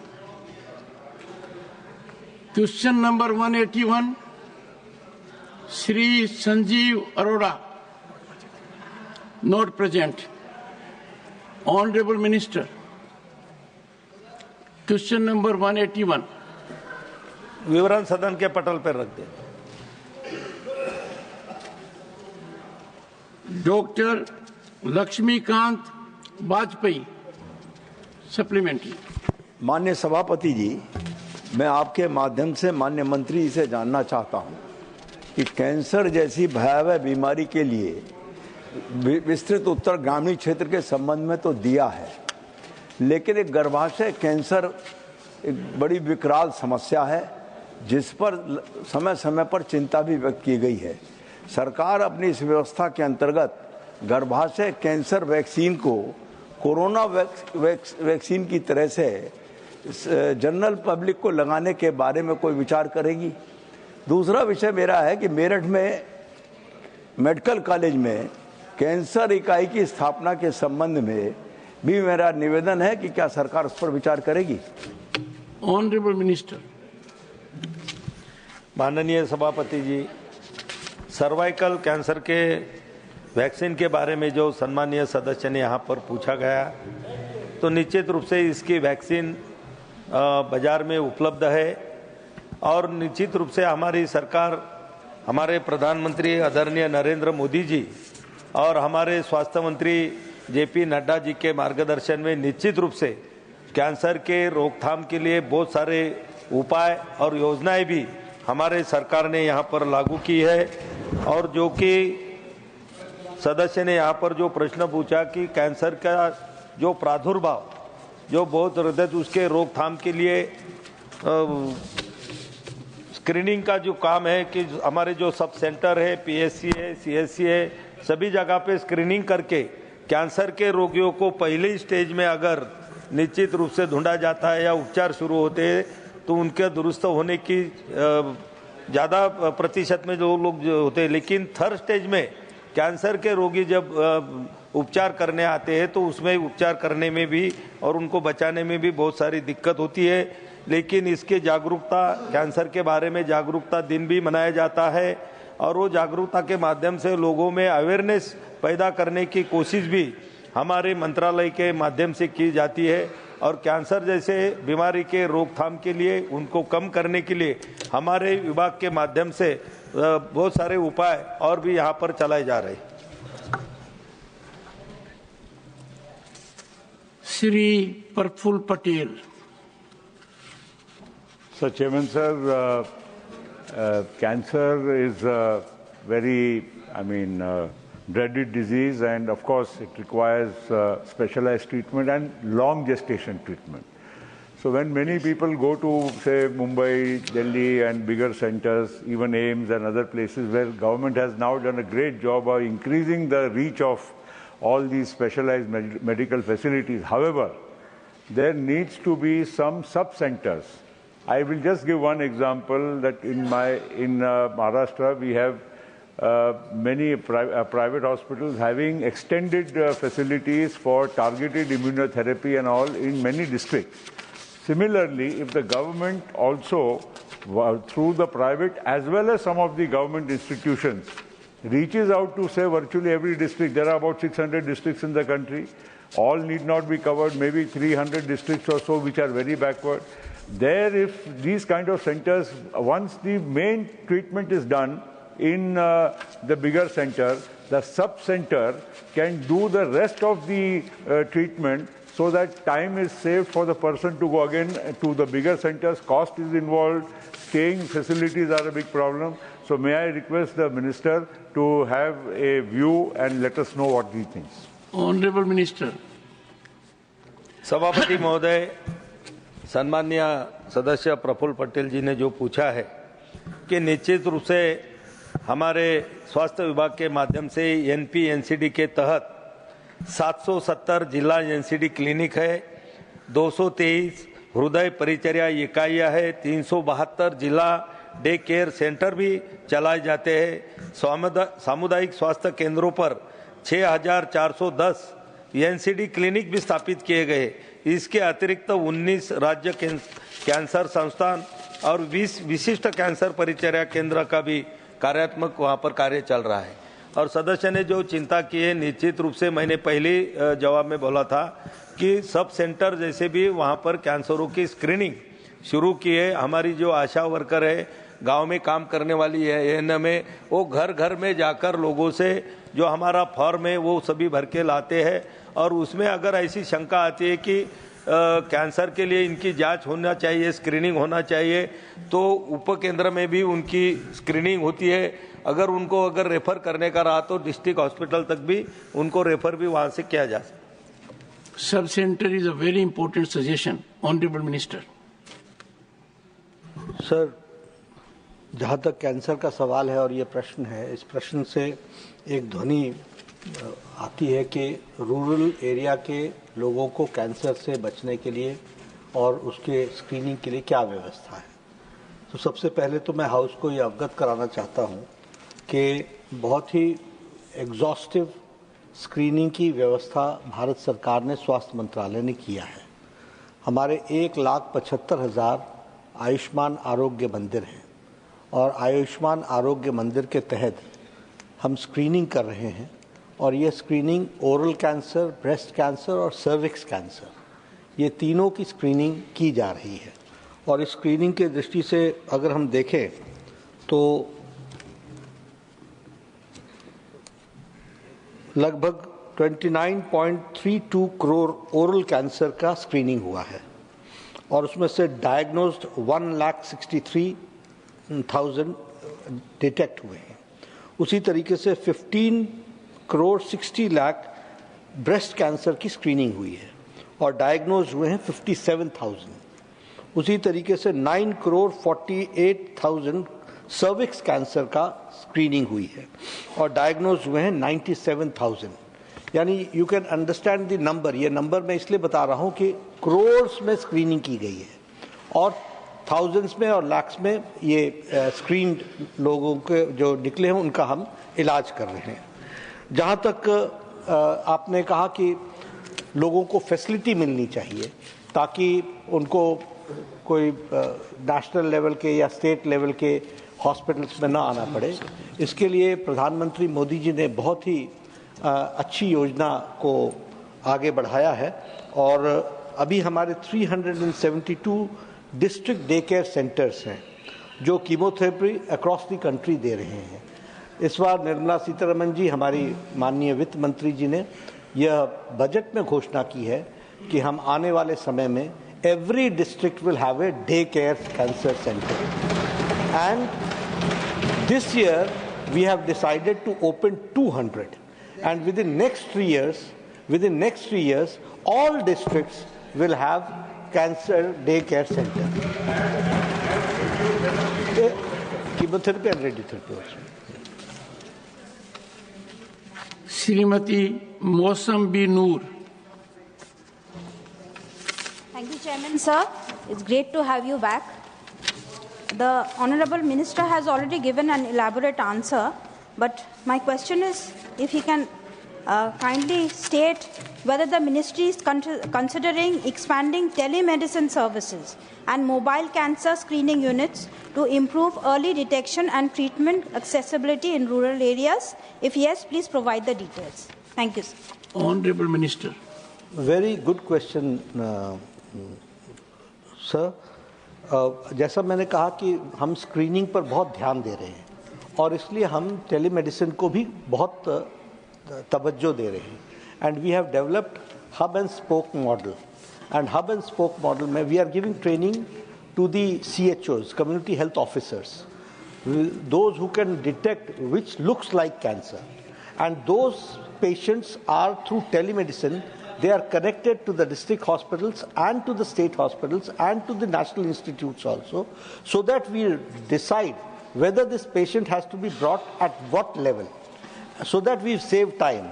And I would also like to share with the House, we would also like to share with the House that the Lancet study, Lancet की एक study आई है, जिसमें they have said that the timely cancer treatment initiation has improved in India and 90% rise in the access of timely treatment.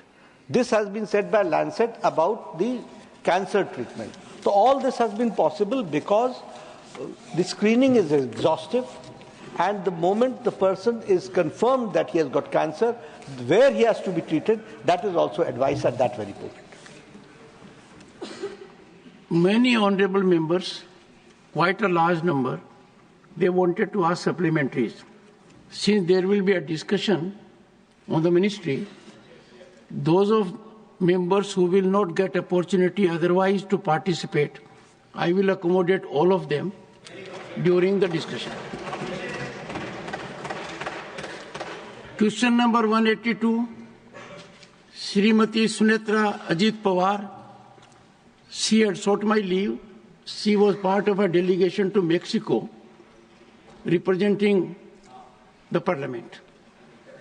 Honorable Minister. Statement is laid on the table of the House, sir. Supplementary, Shri R.P.N. Singh. माननीय मंत्री जी से मैं जानना चाहता हूं कि storage के लिए बहुत फैसिलिटीज पूरे देश में बनाई गई हैं, परंतु फल के लिए मैं क्योंकि पूर्वांचल से आता हूं, कुशीनगर से आता हूं, हमारे यहां बहुत आम, लीची, केला की खेती होती है, परंतु जैसे हम सबको मालूम है लीची बहुत ही पेरिशेबल एक फल है, तो क्या इसके लिए सरकार फलों के लिए स्टोरेज बनाने के लिए कोई स्कीम लॉन्च कर रही है या इस पे सोच कर रही है कि फलों के लिए भी स्टोरेज के लिए सरकार की तरफ से यूटिलिटीज देश भर में बनाई जाएगी और खास तौर के ईस्टर्न पार्ट मीनिंग पूर्वांचल में बनाई जाएगी? Honourable minister. Sir, this is उधर जाकर बहुत सोबर हो गए. आपका इरादा है क्या सोबर होने का? हमारा पुराना नाता. Honourable minister. Sir, this is regarding the food storage, that is to food grains. Mainly, we deal with, as a food ministry, we deal with the paddy, that is, and of course, after conversion of as a rice and wheat. But as far as overall storage is concerned, fruit storage, of course, as far as my ministry is concerned, my department is concerned, we are continuously increasing the overall storage capacity since the procurement of the food grains, whether it is paddy or the wheat, it is continuously increasing. If I can quote the figure, from 2004 to 2014, total quantity procured was 4,590 lakh metric ton, whereas from 2014 to 2024, we have procured almost 700 lakh metric ton. Almost more than 50% procurement is more. And also, the total value for that from 2004 to 2014 is 4,40,498 crores, whereas from 2014 to 2024, it is 12,51,403.58 crores. That is 184% increase. Because of this procurement, more procurement, storage has to be arranged. For that, many action we are taking. I do not want to go into those details. But for the fruits, it is for the cooperation minister and other storage facility, either it is dealt by agricultural or cooperative ministry. And we only deal with the food grain. That is the situation, and our department deals only with the food grains. Shri Manoj Kumar Jha. Thank you, Honorable Chairman, sir. My very pertinent but straight question to Honorable Minister, that reports indicate that India loses millions of metric tons of food grains annually due to inadequate storage. Has the government conducted any audits on storage losses, and what penalties are imposed on agencies responsible for mismanagement? Honorable Minister. Sir, as it is, if I can say that storage improvement is the major concern, but in last 10 years, we have taken a lot of measures. By that, the overall spoilage, because either it is for the storage, whether it is the transportation, whatever, all put together, total storage is 0.022%. However, using the technology, we are taking a lot of measures, and that measures have reduced the spoilage.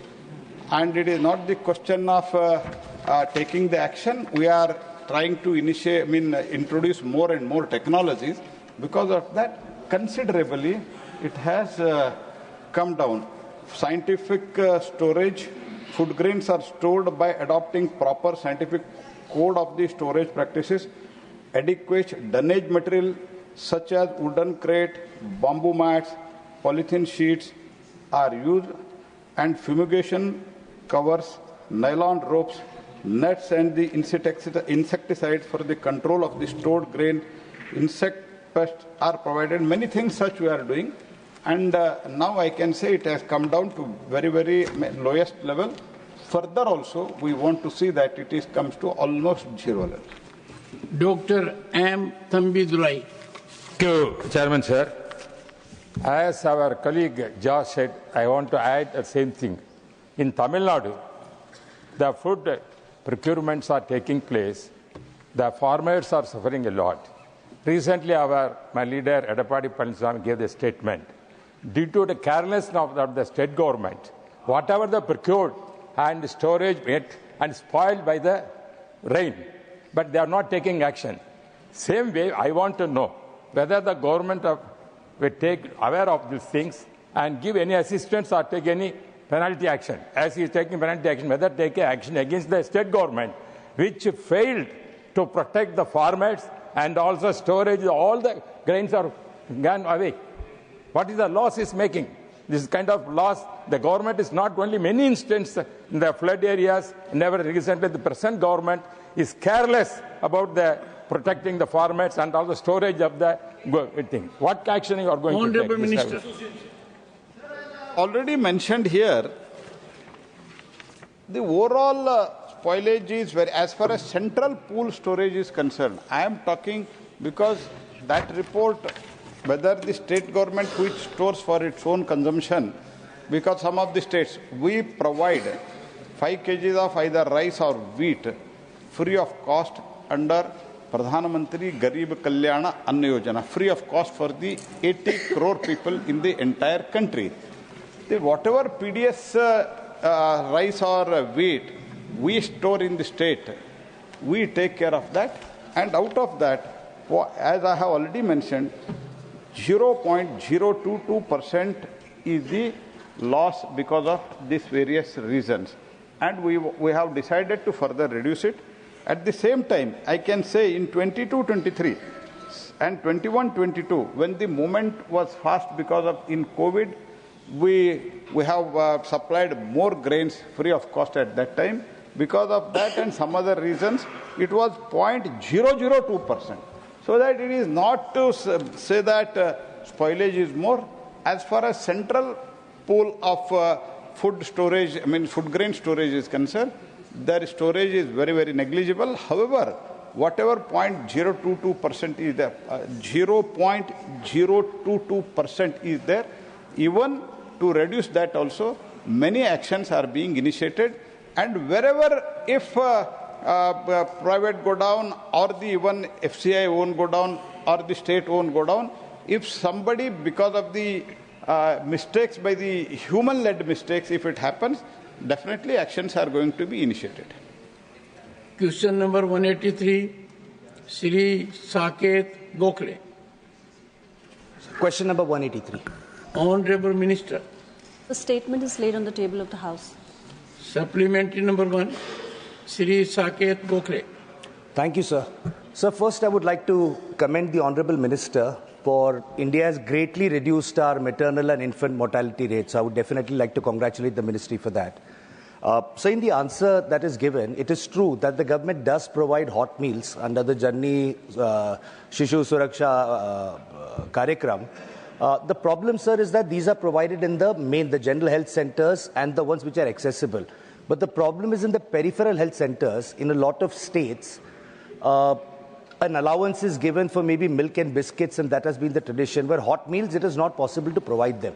So in that particular area, I want to ask the Honourable Minister whether there is any plan by the ministry to provide an allowance or maybe extend it in places where hot meals cannot be provided to women. Honourable Minister. So, Janani Shishu Suraksha Karyakram, this was introduced in the year 2011, primarily to bring down the out-of-pocket expenses for the women and children who are seeking health treatment services at the public health facilities. This is a scheme under which we do not provide any financial incentive. We provide in-kind services to the pregnant women, whether it is free diet, drugs, diagnostics, consumables, transport, or free blood transfusion services. So these are the facilities which are being provided all over the country to different states, and the out-of-pocket expenses have come down because of many schemes, but primarily because of this scheme. Second supplementary, Shri Saket Gokhale. So unfortunately, my question wasn't answered because I said there are peripheral health centers where it is not possible for the government to provide hot meals. What do we do in areas like those? But nevertheless, sir, the other issue that people are facing is, again, in peripheral areas, a lot of times ambulances, there is a shortage, they cannot reach, so they have to take referral transport. Or in a lot of peripheral health areas, advanced ultrasound facilities are not available. So these are areas where out-of-pocket expenses do happen. I mean, the government doesn't reimburse, but women do end up going through. So I'm talking specifically about these remote areas, be it in terms of diet, be it in terms of ultrasound. Is the government considering providing reimbursement in areas where the government is not able to, for logistical reasons, provide those services? Thank you. Honourable Minister. So there is a provision under the National Health Mission, which we call as PIP, Program Implementation Plan. So how do we unfold the program? That has to be decided at the grassroots level. The suggestions which you have given, if it comes under the program implementation plan, we can think about it because they sit, they have discussion, the meeting takes place, and we discuss in the nitty-gritties of it. So the suggestion is good, but I would advise the honourable member that the chief medical officer and the block medical officer, they should come up with some plan. What do they need at which place? And the National Health Mission, the steering committee, the steering group is always very conscious about all these things. And the annual meeting takes place and we also monitor it. So we'll see accordingly. Supplementary, third, Susri Dola Sen. Thank you, Chairman, sir. You are welcome, most welcome back, sir. Hope you are in good health and spirit. somehow nowadays the price of the general medicines needed for the pregnant women and the general medicines needed for the newborn children, which is very much related for Janani Shishu Suraksha, and also the life-saving drugs for the mother and child, and also for the cancer patients, for the high blood pressure, diabetes patients also, are increasing day by day. Our crores of common and downtrodden people and mothers and children are suffering always for this reason. What measure is being taken by the Union Government, Minister, through you, sir, I want to know, to address these people's issues so that the price of medicines may be reduced? Honorable Minister.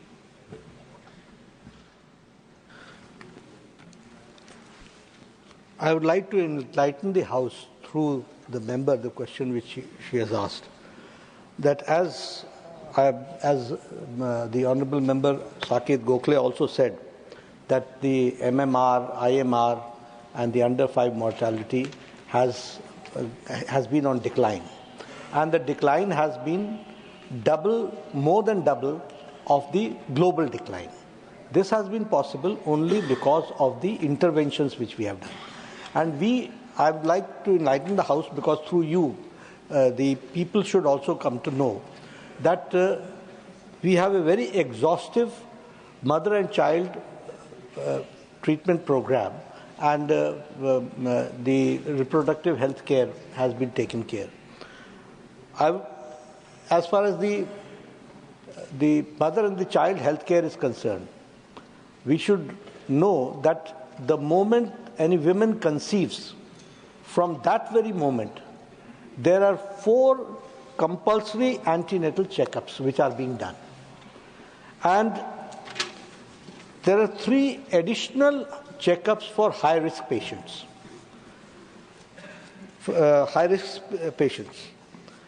And we also give them a financial support of up to 1,400 rupees in the rural areas and 1,000 in the urban areas. And Asha's workers are also given the incentive.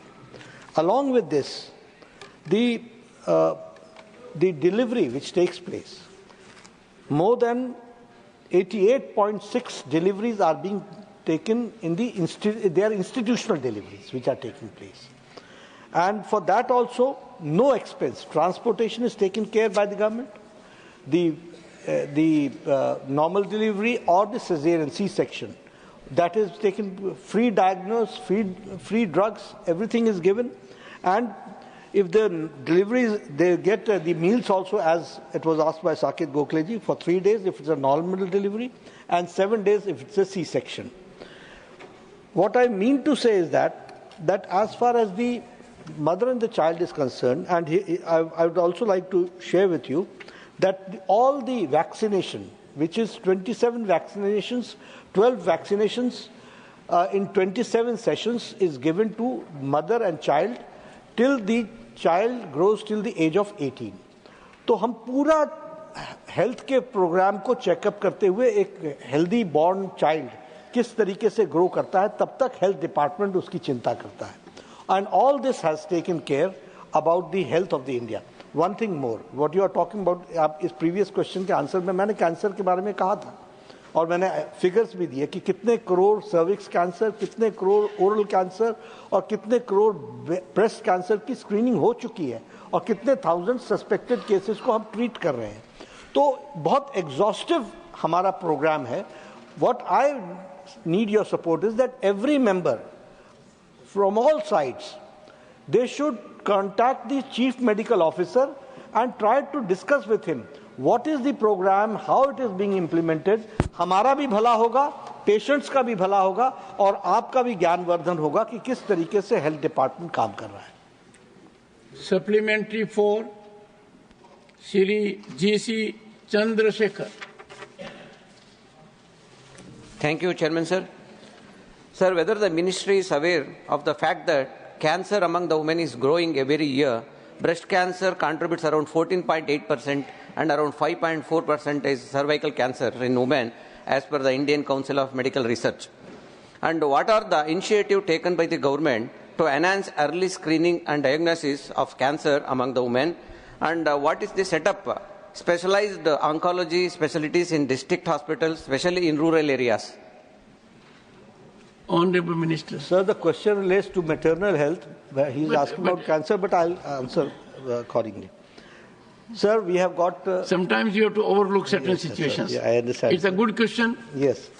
Sir, we have got the National Cancer Institute in Jhajjar, and it has come up very well. More than 1,400 beds are there, and it is one of the world's best facilities are being given there, and it is taking care. The same way the Chitranjan Cancer Center, Calcutta, that is also taking care. Then the Homi Baba institutes, there are 2 places, and all Indians of medical sciences, the 22 all Indians of medical sciences have got a full-fledged oncology department which is being developed. So this is how we are, and as you talked about the rural, I answered in my previous question that 1,75,000 are Ayushman Arogya Mandirs. There is a CHO, Community Health Officer. They are doing the screening work, and they are also connected to the hub and spoke model with telemedicine. And they advise accordingly which patient has to go which way. But I repeat again that screened up to 16th March 2025, 29.32 crore oral cancers have been screened and diagnosed 1,63,000. The same way for breast cancer, 15 crore 60 lakh has been screened and diagnosed 57,000 to be patient of breast cancer, and 9 crore 48 lakh have been screened for cervix cancer and diagnosed 97,000. So you can understand the volume, and you can understand the level at which we are screening and we are diagnosing and we are treating them also. It was a supplementary to question number 181, as a matter of fact. Supplementary 5, Shri A.A. Rahim. Thank you for this opportunity. Sir, my question regarding the JSSK. Sir, I want to know particularly regarding the non-adult mothers in the tribal area. Sir, I have a bitter experience in this guest house. When I asked the Ministry of Tribal Affairs on March 12th about the number of non-adult mothers, Honorable Minister gave an evasive answer. That's why I am asking again the floor. I now ask the Minister directly, how many non-adult mothers are there in tribal areas? How many of them have received the benefit under the Janani JSSK? What is the infant mortality rate in this area, particularly in this area of tribals? Honorable Minister. From the question is non-adult mother means the teenage pregnancy. We don't have, as such, at this point of time, I don't have the exact figures about it. If you can ask separately, we'll certainly answer this question, because we don't, we keep the register accordingly. ASHA workers note down the age. So we will come out if the separate question is being asked. Question number 184, Shri Bhuvaneshwar Kalita. Honorable Minister. सभापति महोदय, विवरण सभा के पटल पर रखा गया है. Supplementary number 1, Shri Bhuvaneshwar Kalita. Thank you, Honorable Chairman Cha. I joined the entire House to wish you quick recovery, good health and long life. Since all are beneficiary of CGHS, and my supplementary relates to only CGHS wellness centers, and particularly in northeastern region. During the visit to the CGHS wellness centers, we found that in many of the wellness centers, regular doctors are not there. Only doctors on contact basis they are working. So the complaint from them was that there is no parity know whether the minister is considering to bring parity in the salary and pension of these contextual doctors. Honorable Minister.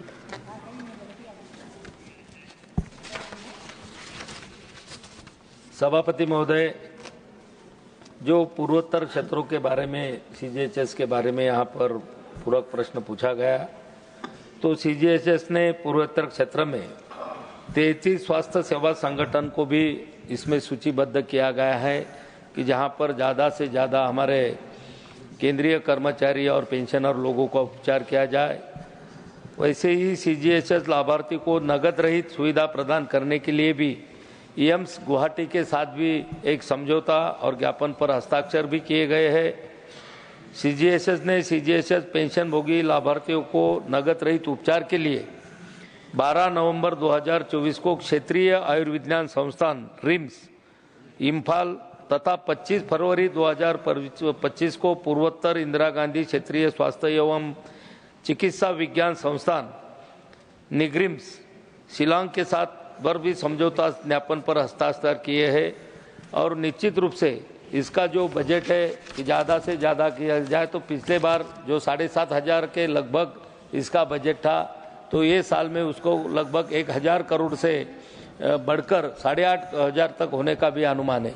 तो केंद्रीय कर्मचारी की स्वास्थ्य के लिए जो भी सुविधाएं दी जाती है सीजीएचएस सेंटर में से, तो वो देने के लिए निश्चित रूप से स्वास्थ्य विभाग से पूरे प्रयास किए जा रहे हैं। Supplementary to Shri Bhuvaneshwar. Sir, the Honourable Minister's reply is also already in the written answer. My question was different. That was the parity he is just 1 meter away from you. Parity and pension among for the contextual doctors. Anyway, sir, my second supplementary is again during our visits to these CGHS wellness centers, we have noticed that these doctors scantily they prescribe generic medicines, and while we visited those some of the beneficiaries and the candidates, the reply was from the candidates that there is lack or shortage of popular diseases like popular diseases like diabetes, like kidney disease, or like blood pressure. So in these areas, there is shortage of generic medicines in the candidates, Janusari candidates. Whether the Honourable Minister will look into it so that generic medicines are made available for these rampant diseases. Thank you. सभापति महोदय, जो यहाँ पर जन औषधि पूर्ति के बारे में माननीय सदस्य ने पूछा है, तो मंत्रालय के माध्यम से गुणवत्ता और खरीद में सुधार के लिए भी बहुत सारे पहल वहाँ पर किए जा रहे हैं और दर अनुबंधन विस्तार से भी जन औषधि आपूर्ति श्रृंखला को मजबूत करने का काम भी निश्चित रूप से मंत्रालय के माध्यम से सीजीएस में किया जा रहा है और समान मूल्य निर्धारण के लिए भी सीधी बातचीत और स्वतंत्र तृतीय पक्ष गुणवत्ता का भी उसमें आश्वासन भी दिया गया है। और जो चिंता सदस्य ने यहाँ पर व्यक्त की गई है कि जन औषधि केंद्र सीजीएस में ज़्यादातर लिखे नहीं जाते हैं, तो निश्चित रूप से उसकी भी पड़ताल की जाएगी और लोगों को सस्ती दवाएं ज़्यादा से ज़्यादा कैसी उपलब्ध होंगी इसके लिए भी निश्चित रूप से स्वास्थ्य मंत्रालय से ध्यान रखा जाएगा। Supplementary 3 doctor Parmar Jaswant Singh Salam Singh. Mike sir, मेरा क्वेश्चन 183 और 184 दोनों में काफ़ी हद तक हमने कंट्रोल कर लिया है, लेकिन जो नॉर्थ ईस्टर्न रीजन्स हैं जैसे असम, मेघालय और मणिपुर, वहाँ का जो एमएमआर है और आईएमआर दोनों नेशनल एवरेज से काफ़ी ऊपर है। तो मेरा मंत्री जी से ये क्वेश्चन है कि नॉर्थ ईस्टर्न रीजन के लिए क्या हमारा कोई स्पेसिफिक प्लान है ताकि उसको नेशनल एवरेज के करीब लेके आए ताकि हमारा और भी अच्छा दिखे। और CGSS का इसमें कोई रोल बनता है या उसको कोई मिशन मोड पे लगा सकते हैं ताकि उसको हम जल्दी से इम्प्रूव कर सकें। Thank you. ऑनरेबल मिनिस्टर, हम लोग रीजन वाइज भी, स्टेट वाइज भी, डिस्ट्रिक्ट वाइज भी और ब्लॉक वाइज वर्क करते हैं। हम लोग निकालते हैं कौन से स्टेट्स वीक हैं, उन स्टेट्स को क्या क्या उसमें वीकनेसेस के क्या क्या पॉइंट्स हैं, उसको स्ट्रेटेजाइज करते हैं। उसी तरीके से किसी स्टेट में उनके पैरामीटर्स अच्छे होंगे बट कोई ज़िला है या ब्लॉक है तो उसको भी हम प्रायोरिटाइज करते हैं। तो इस दृष्टि से जो प्रश्न माननीय सदस्य ने पूछा है, मिनिस्ट्री एक्ट्स अकॉर्डिंगली और हमारा जोन वाइज भी होता है। और नॉर्थ ईस्ट ही नहीं, बहुत से ट्राइबल एरियाज हमारे सेंट्रल इंडिया में भी हैं जिसको हम प्रायोरिटाइज करके और प्रायोरिटी दे करके स्पेशल फोकस पे उन एरियाज को हम एड्रेस करते हैं। Supplementary 4, doctor Syed Nasir Hussain. Supplementary for 185, sir.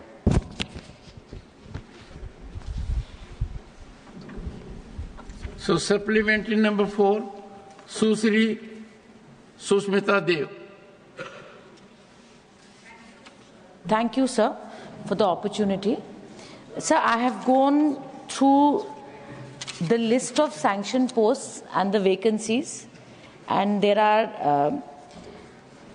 3 units in Silchar, but the figure against sanctioned posts is 0, sir. So therefore, they have not been able to fill it. My question to the Honourable Minister is that, sir, a posting in Northeast is seen in the country as a hardship posting sometimes, sir. So does the Health Minister have any provision to maybe hire doctors, paramedics on a contractual basis rather than filling up these permanent posts, which may help in better human resource? And Nadda ji सदन में है, sir एक बात मैं कहना चाहती हूँ कि NHM के जो एम्प्लॉइज है वो आसाम में बहुत दिनों से एक स्ट्राइक कर रहे हैं for equal pay equal work. बड़ी मेहरबानी होगी सर अगर आप उनके डिमांड को लेकर थोड़ा चिंता करें। धन्यवाद।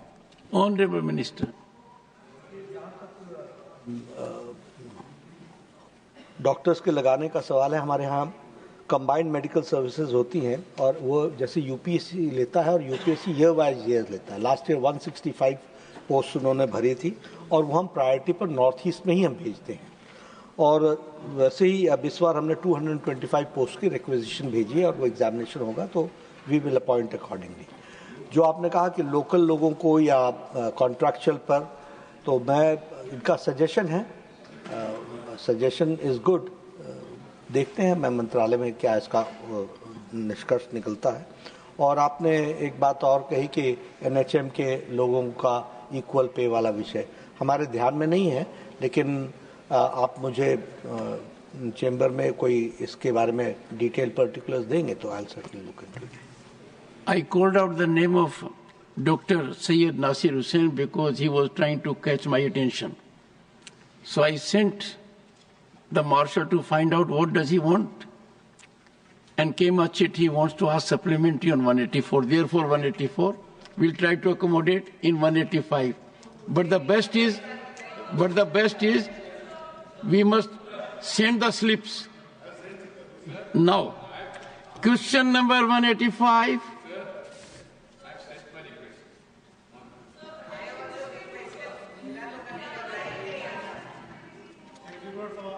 Shri Rita Brata Banerjee. Question 185. Honorable Minister. Supplementary 1, Shri Rita Brata Banerjee. Thank you, sir.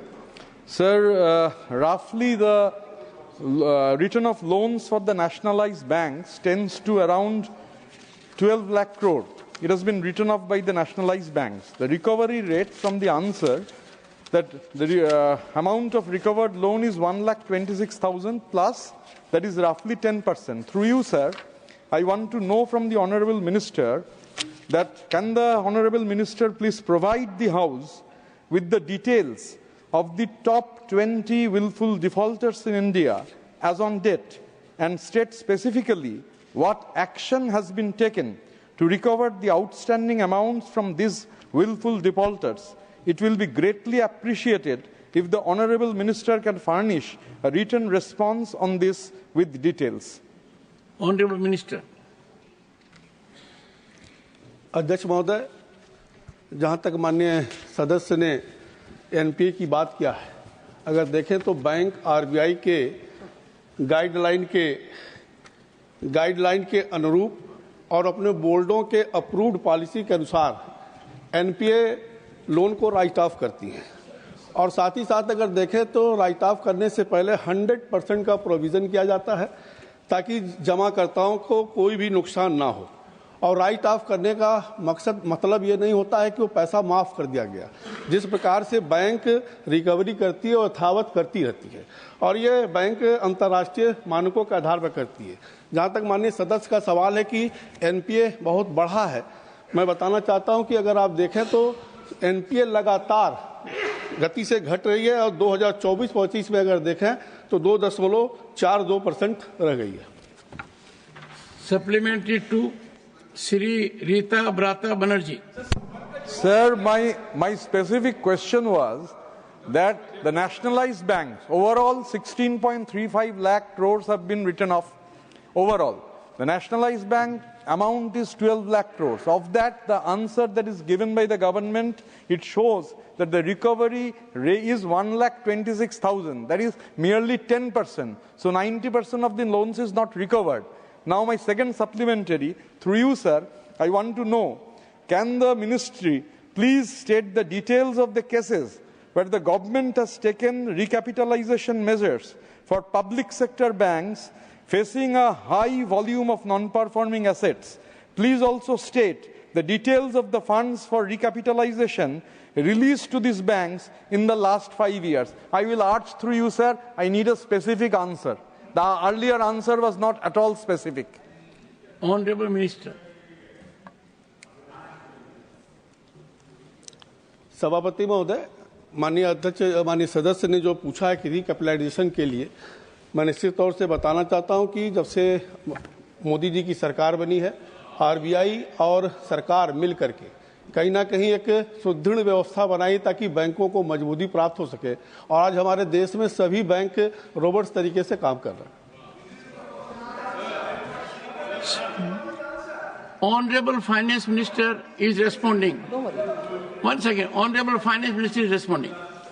Sir, I just want to add a few more things to what the Honorable Minister of State has said. On the recovery of written-off loans, sir. First of all, I'm sure the Honourable Member realises that when we say a loan is written off, it is not as if it has been completely waived off. The defaulter doesn't escape consequences. Action is taken through courts, action is taken through the IBC process, and recovered monies are restored to the banks. And that record of how much has been restituted to the banks have been periodically answered when questions are asked in the Parliament. We have done that. But I just want to, because the Honourable Member kept saying he wants specific details, the numbers that he mentioned are probably old. I want to give the latest numbers, sir. Actually speaking, recovery in written-off loans by banks, sir, had reached a peak in the sense by about 22-23 public sector banks, recovery of written-off loans has gone up to the level of 35,378 crores. Cumulatively, the public sector banks have recovered written-off loans of a total of 2,27,288 crores. Now, private sector banks on their own are also recovering, and they have recovered something like 55,598 crores, and therefore the recovery is an ongoing process. Every year adds to the total of money recovered. Now, as a whole, there is 2,27,288 crores which are recovered by just the public sector banks. So that is on the recovery of written-off loans. Supplementary 3, Dr. John Brittas. Sir, thank you very much, sir. Sir, this is the first time I am speaking after you have come back fit as a fiddle, sir. It must have been very difficult for you. Yes, sir. Very difficult. So without you, sir, I feel orphaned, sir. Sir, through you, sir, I thank the Honorable Finance Minister for her kind gesture of going over to Kerala House to have breakfast with my Chief Minister, sir. Sir, having said this, there is an impression that all the sectors are equal in its default. In this context, I would ask a specific question here. Part A. What could be the sector-wise industry, service, agriculture, NPA, write-off, and the recovery thereof? These three sector-wise. And the B part of the question is that there is a growing concern that education loans are becoming NPAs on account of growing unemployment. Will the minister be kind enough to give the statistics of the amount of NPAs on this account, the write-off and the recovery? Thank you very much, sir. Honorable Minister.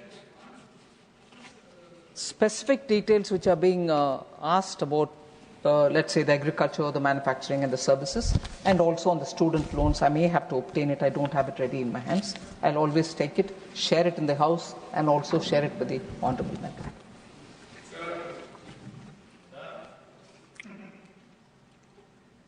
Difficult choice. I tilt in favor of Shri Digvijay Singh for supplementary number 4 at the cost of Dr. Syed Nasir Hussain. Come on now.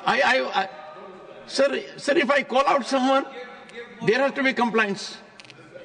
I have acceded. Okay. I have acceded to your request. Come on.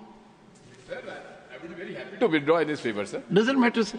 I have taken a call. माननीय अध्यक्ष महोदय, हम आपके आभारी हैं। मैं माननीय मंत्री से पूछना चाहता हूं कि एनसीएलटी के प्रकरणों में कमिटी ऑफ क्रेडिटर्स जब तक हेयरकट एक्सेप्ट नहीं करता है तब तक एनसीएलटी आदेश नहीं देता है। मैं माननीय मंत्री जी से आपके माध्यम को पूछना चाहता हूं कि एसबीआई लगभग 65% लोन्स वो हेयरकट के वजह से नुकसान हुआ। इसी प्रकार 2 प्रकरणों में जो उसके क्रेडिटर्स की जितना अमाउंट था केवल 4%, 96% हेयरकट हुआ है। एक हुआ है रेडियस एस्टेट के लिए और वीडियोकॉन इंडस्ट्री के लिए। वहां का जो लाभार्थी कौन थे मुझे बताने की जरूरत नहीं है, अडानी गुड होम्स। मैं आपके माध्यम से पूछना चाहता हूं कि क्या जो आपने उत्तर में बताया है जितना लोन राइट ऑफ हुआ है उसमें क्या हेयरकट का जो फिगर है वो शामिल है और क्या उसे कमिटी ऑफ क्रेडिटर्स ने मंजूरी दी है? Honorable Minister. Sir, the committee of creditors will have to give manzoori. There is not as if any one liquidation process or resolution process can. Sir, is that a binding? Honorable Finance Minister is on her legs. Sir, very senior member sometimes is in a hurry to get the reply, just as he is in a hurry to also arrive at the numbers. 34% haircut and all that is on the basis of what claims have come through. Liquidation, and when it is done, and the calculation of haircut is being done by one section in one way, but the laid down procedures talk about liquidation value, the liquidation value on the basis of which you've recovered, and that is what is counted when you're talking in the terms of IBC resolution process. So the same number per the laid down rules approved by this parliament through the IBC law shows that 169% has been realized. 169% has been realized, sir. And therefore, looking at it from the value of claims alone does not count for what I will perceive as a haircut or somebody else will perceive as a haircut. Haircut is when you already have seen what's the liquidation value, and if you're realizing 169% of the liquidation value, Honorable Member Digvijay Singh will probably have to look at these figures also and then take the inference about how the system works. And moreover, this is the kind of number that we're talking about for those cases where the claims are more than 1,000 crores each. 164 corporate debtors whose cases were admitted have realized 169%. So, sir, it is important. If you're talking about particular cases, I do not want to get into who's the beneficiary, who's the bidder, who came to claim, and who is now taking over that defaulted company. Is the company's defaulting promoter coming through back door, which the law does not permit? All this, I'm sure the Honourable Member knows. But since he's talked about prominent cases, I will take the liberty 1 minute extra to tell through you, Sir Honourable Chairman. SR Steel India Limited, realization as percentage of admitted claims is 77%. And number of days it took for resolution is, of course, a protracted long one, which goes beyond what we wanted it. It had taken 583 days. Sir, in the case of Binani Cements Limited, 99% has been the realization. MBL Infrastructure Limited, 120% realization. IVRCL Chengapalli Tollways Limited, 100% realization. So there are instances where realization is in this order. And to talk of haircut, 30%, 15%, 90% has been given away as a haircut are all, I'm sorry to say, will you allow me some indulgence, exaggerated. In the last session, the Honorable Finance Minister was very graceful to enlighten me about phone banking, this time about haircut. Srimati Sangeeta Yadav, supplementary 5. माननीय सभापति जी, आपको आभार कि आपने मुझे अवसर दिया। यहाँ चर्चा तो बैंकों के एनपीए और राइट ऑफ की हो रही है, लेकिन एक बहुत बड़ी समस्या इसमें चल रही है डिजिटल फ्रॉड का। तो मैं आपके माध्यम से माननीय मंत्री से जानना चाहती हूँ कि क्या सरकार इस स्थिति से कंडीशन से निपटने के लिए कोई प्रयास कर रही है क्या? Honourable minister.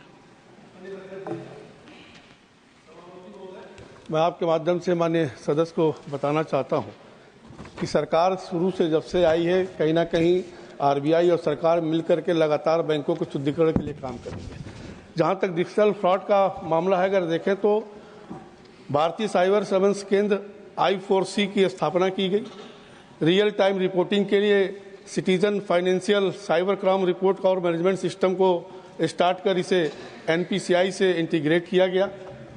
1930 की टोल फ्री नंबर चलाया गया। दूरसंचार विभाग के चक्षु पोर्टल पर कॉल एवं SMS के संभावित फ्रॉड पर निगरानी रखी जा रही है। PM का मन की बात का संदेश जो प्रधानमंत्री जी ने सदन में दिया था कि रुको सोचो एक्शन के इन्हीं प्रयासों से परिणाम में आता है।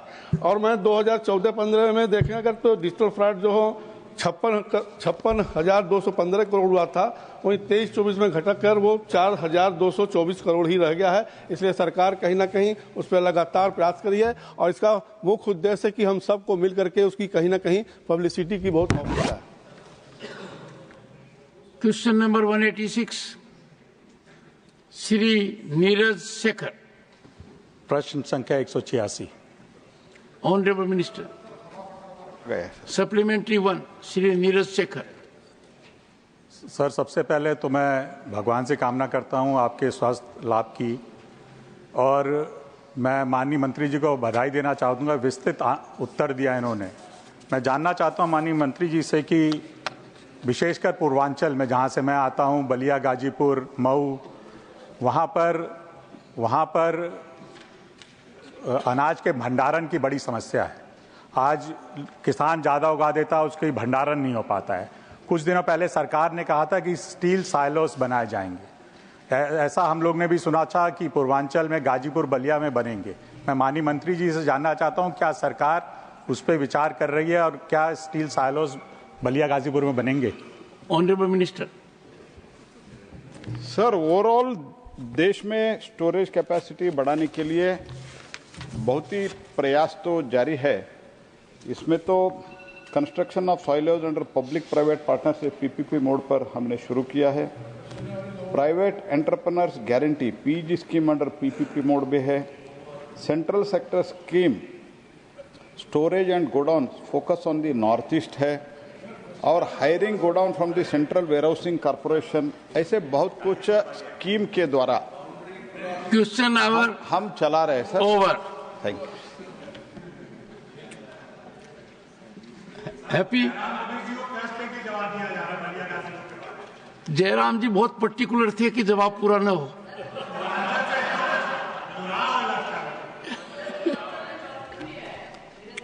Reply to the discussion on the budget Manipur 2025-26 and the motions regarding appropriation bills moved by Shri Pankaj Chaudhary on the 17th March 2025. The discussion was concluded yesterday and the Honorable Minister to reply now. Srimati Nirmala Sitharaman.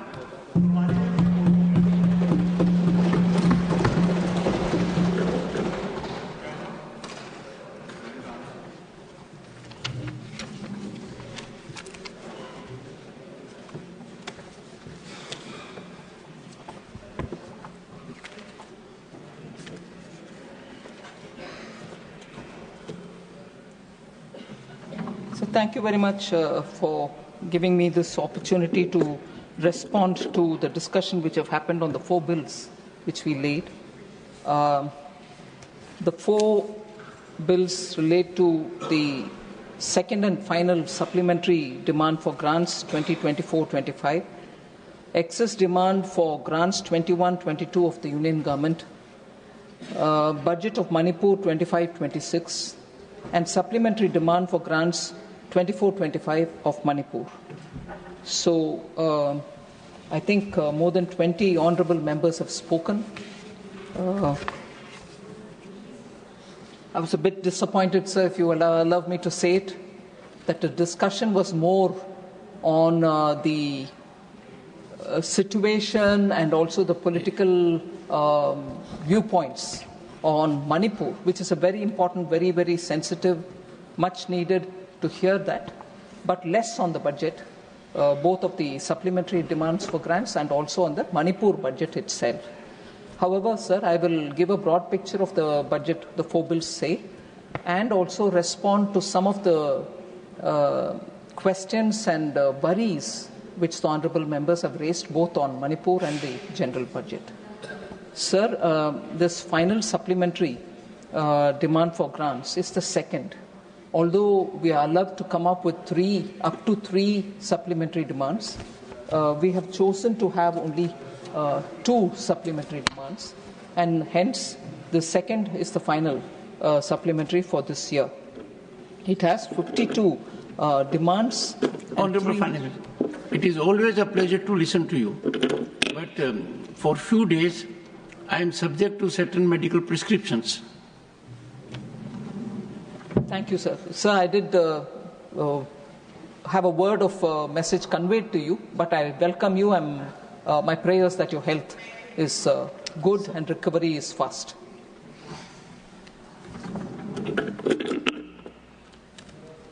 Deputy Chairman, sir, I commenced my response with stating what the 4 bills which are before us, and I will try to respond. First of all, let me talk on the contents of the budget, sir. Sir, it has 52 demands and 3 appropriations. I take a minute to explain about the elements of the supplementary demand. There is a technical supplementary, which the supplementary demand for grants includes. It is required for using savings from one section. It is more as a matter of information for the House. It is required for using savings from one section to another section within the given or between grants, and also when additional expenditure is matched by concurrent receipts or recoveries. For example, the technical supplementary of 750 crores, which is being sought for transfer to Senior Citizens Welfare Fund in the DEA demand. So it is only a transfer within. The token supplementary, on the other hand, it is a provision, sir, of 1 lakh of rupees made to seek prior approval of Parliament on specific items attracting the financial limits of the new service or new instrument of service. It enables the department to reappropriate resources within the same section of the grant. So they can just be 1 lakh rupees made as a grant, which is a token supplementary. Later on, more can be added, but we create that window by providing that 1 lakh.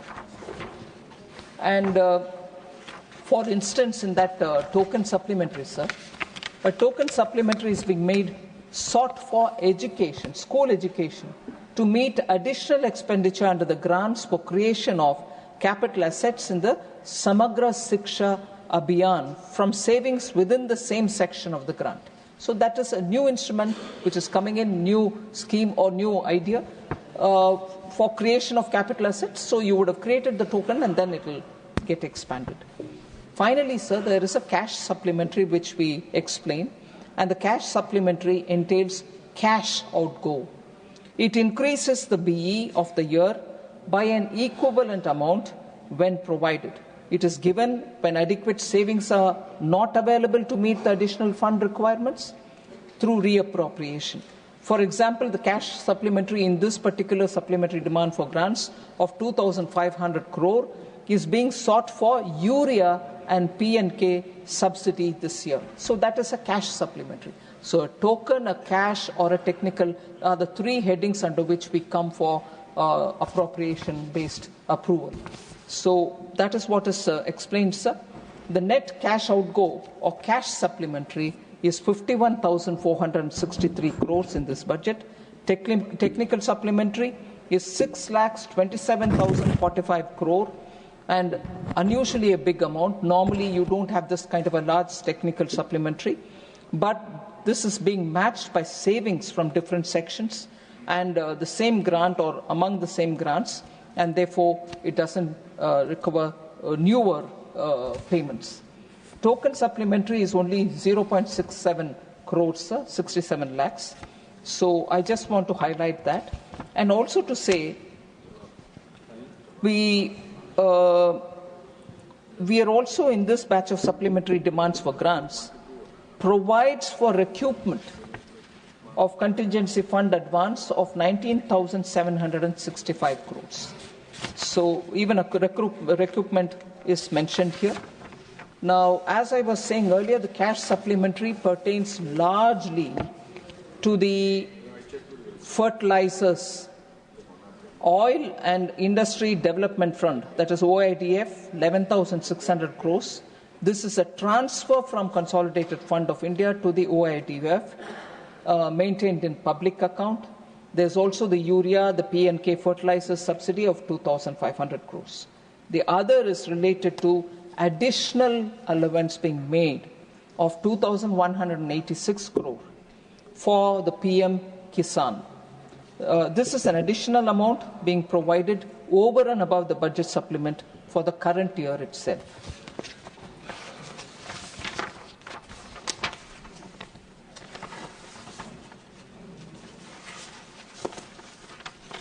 I'm not getting into the technical supplementary, sir, which is already very much in detail explained in the budget document itself. So the excess demand for the year 21-22 amounts to 1,291 crores. Again, that year's excess demand goes towards Department of Fertilizers and Pension, that is a civil pension, and 2 appropriations, namely for Defence Ministry Civil, which is a charge section, and Ministry of Railways, which is again a charge section.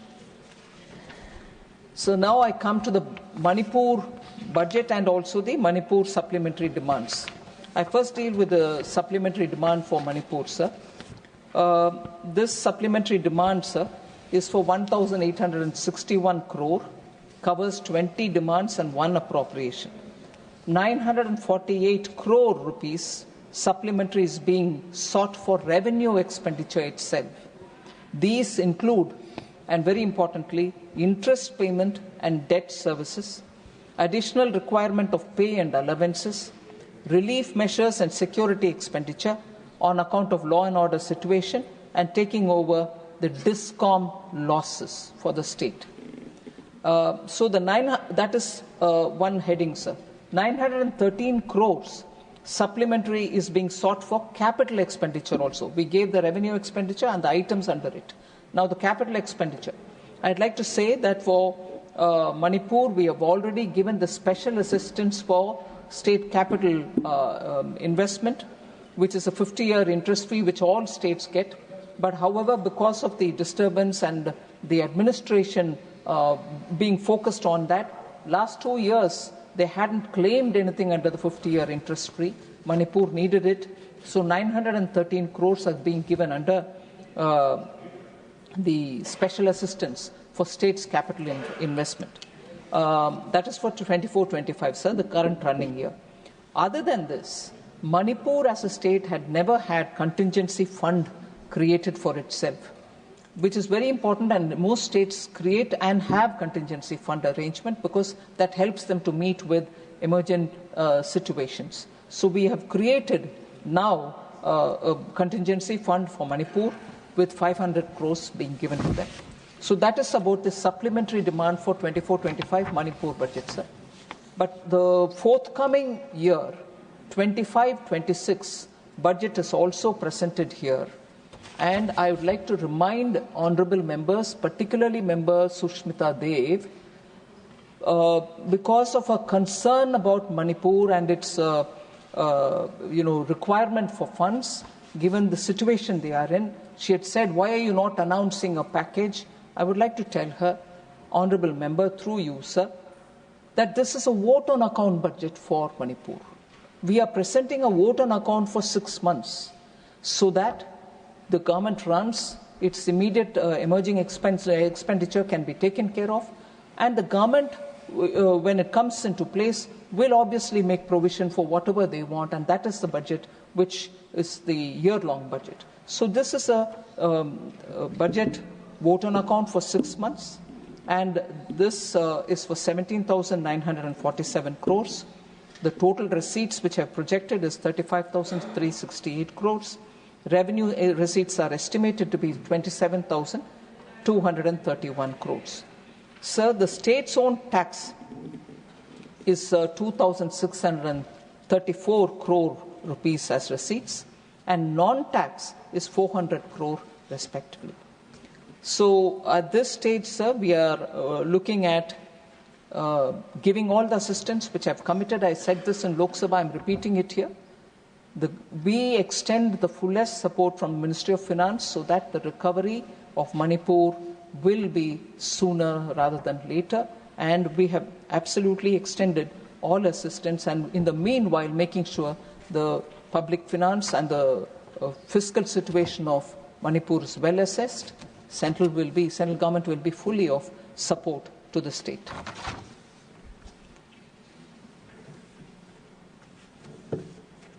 So other than that, there are, I'm going by individual observations made by honorable members, trying to respond to them. Again, commencing from Manipur budget and Manipur law and order issues, several members have spoken. Member Honorable Shakti Singh Gohil, Bikash Ranjan Bhattacharjee, Sushmita Dev, Sanjay Singh, Sulata Dev, Manoj Kumar Jha, Mr. P. Wilson, Vaiko, Santosh Kumar, all of them have spoken about it. So I will broadly explain the context, sir. I want to understand, equally state some facts before the House. Sir, Manipur is a border state. Manipur, at least all of us know, since some decades, has gone through quite a crisis. And every time there is a recovery, it goes back to some other situation. So every government has handled it with that sensitivity. I am not differentiating between this government or that government. There have been situations much more in terms of human loss, more in terms of asset loss and so on. So when we speak about the state, I will say that every voice which has been voiced in this House has the same sensitivity as much as all of us have. There is no way any one of us will be doing any help to Manipur by pointing a finger at one another. But even with that said, I will definitely try to remind some passionate voices which speak as if everything was calm and never has there been a situation like this ever before in Manipur. Sir, in 1990s, I've heard quite a few members speak about, double-engine Sarkar, center be BJP, state be BJP. There have been double-engine Sarkar of Congress earlier. Center be Congress, Manipur be Congress. And what kind of agitations and loss of life have happened? So your double engine did not do anything. In fact, it worsened the situation, if I have to get into that kind of a talk. We are, all of us here, committed to get that state back to some normalcy, and we want that state to grow and prosper as much as any other state.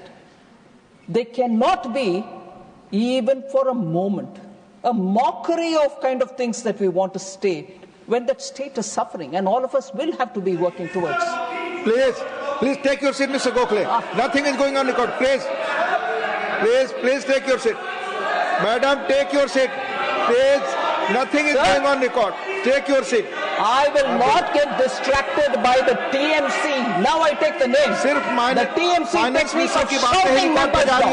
Susmita ji, please. Every time somebody tries to answer the points that they raise, they shout them down. Please take your seat. That kind of a thing will not work in this House. I'm sorry to say this, sir. We are trying to answer the questions that have been raised here. There is no need to shout me down here. I will continue my answer. Please. Sir, to 1990s, double-engine Congress ke sarkar ke samay, how many people died? I want to say, why in 1990s, the then Prime Minister did not visit, the then Home Minister did not visit? I would like to ask that question as much as... Please take your seats. I am not allowed to put in question. This tactics, I'm now saying the name, sir. This tactics of Trinamool Congress to shout down ministers when they speak will not be allowed, will not be entertained. We are giving answers. You should have the strength of your conviction to hear the answers here. Please listen the answers, please. I'm coming point by point for every one of the questions that they've raised. If they don't have the conviction to sit and listen it, they can choose whatever they want. But it is not appropriate to shout a minister down when they are answering your questions. Have the patience. Sir, I will remind you, sir, in 2002-2017, 2002 to 2017, Manipur had a Congress government. There was central government till 2014 run by the Congress party. Manipur witnessed 628 months. Sir, Honorable Member Sushmita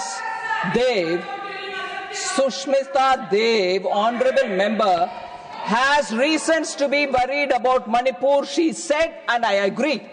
She comes from an area which is close to Manipur and she knows so much about what's happening there. She raised a lot of questions. I am trying to answer each one of them. If it is an attempt to shut me down, it means that her allegations are not right. If she's got the strength of her conviction, she should hear my answers. And after that, I will sit down, welcome, if you permit her, to ask any number of questions more. But what's the point in shouting me down if there are other members who can also benefit from the answer that I'm giving? She's raised valid questions. I want to answer them. No, they've run out. That's because their tactics is always, don't allow a minister to answer, do all your mudslinging, go away. I know they are watching on the television. Sir, 2000, sorry? I'm giving you the answer. I'm giving answer. To their chief minister they have to register that they protested. But this house is not the street of Bengal. Not any street of Kolkata. Order prevails. You run the house per the rule and we obey the rule. It's not, street, any street in Kolkata where they can scream, shout, pelt stones and run away. Sir, between that time when Congress was ruling in centre and in Manipur, 628 burns had happened. Several blockades had happened during the 15 years then, and also cost huge loss. The state exchequer had lost nearly 2,828 crore. It was assessed. 2,828 crore was lost during that period. Sir, and the worst economic blockade had happened at that time.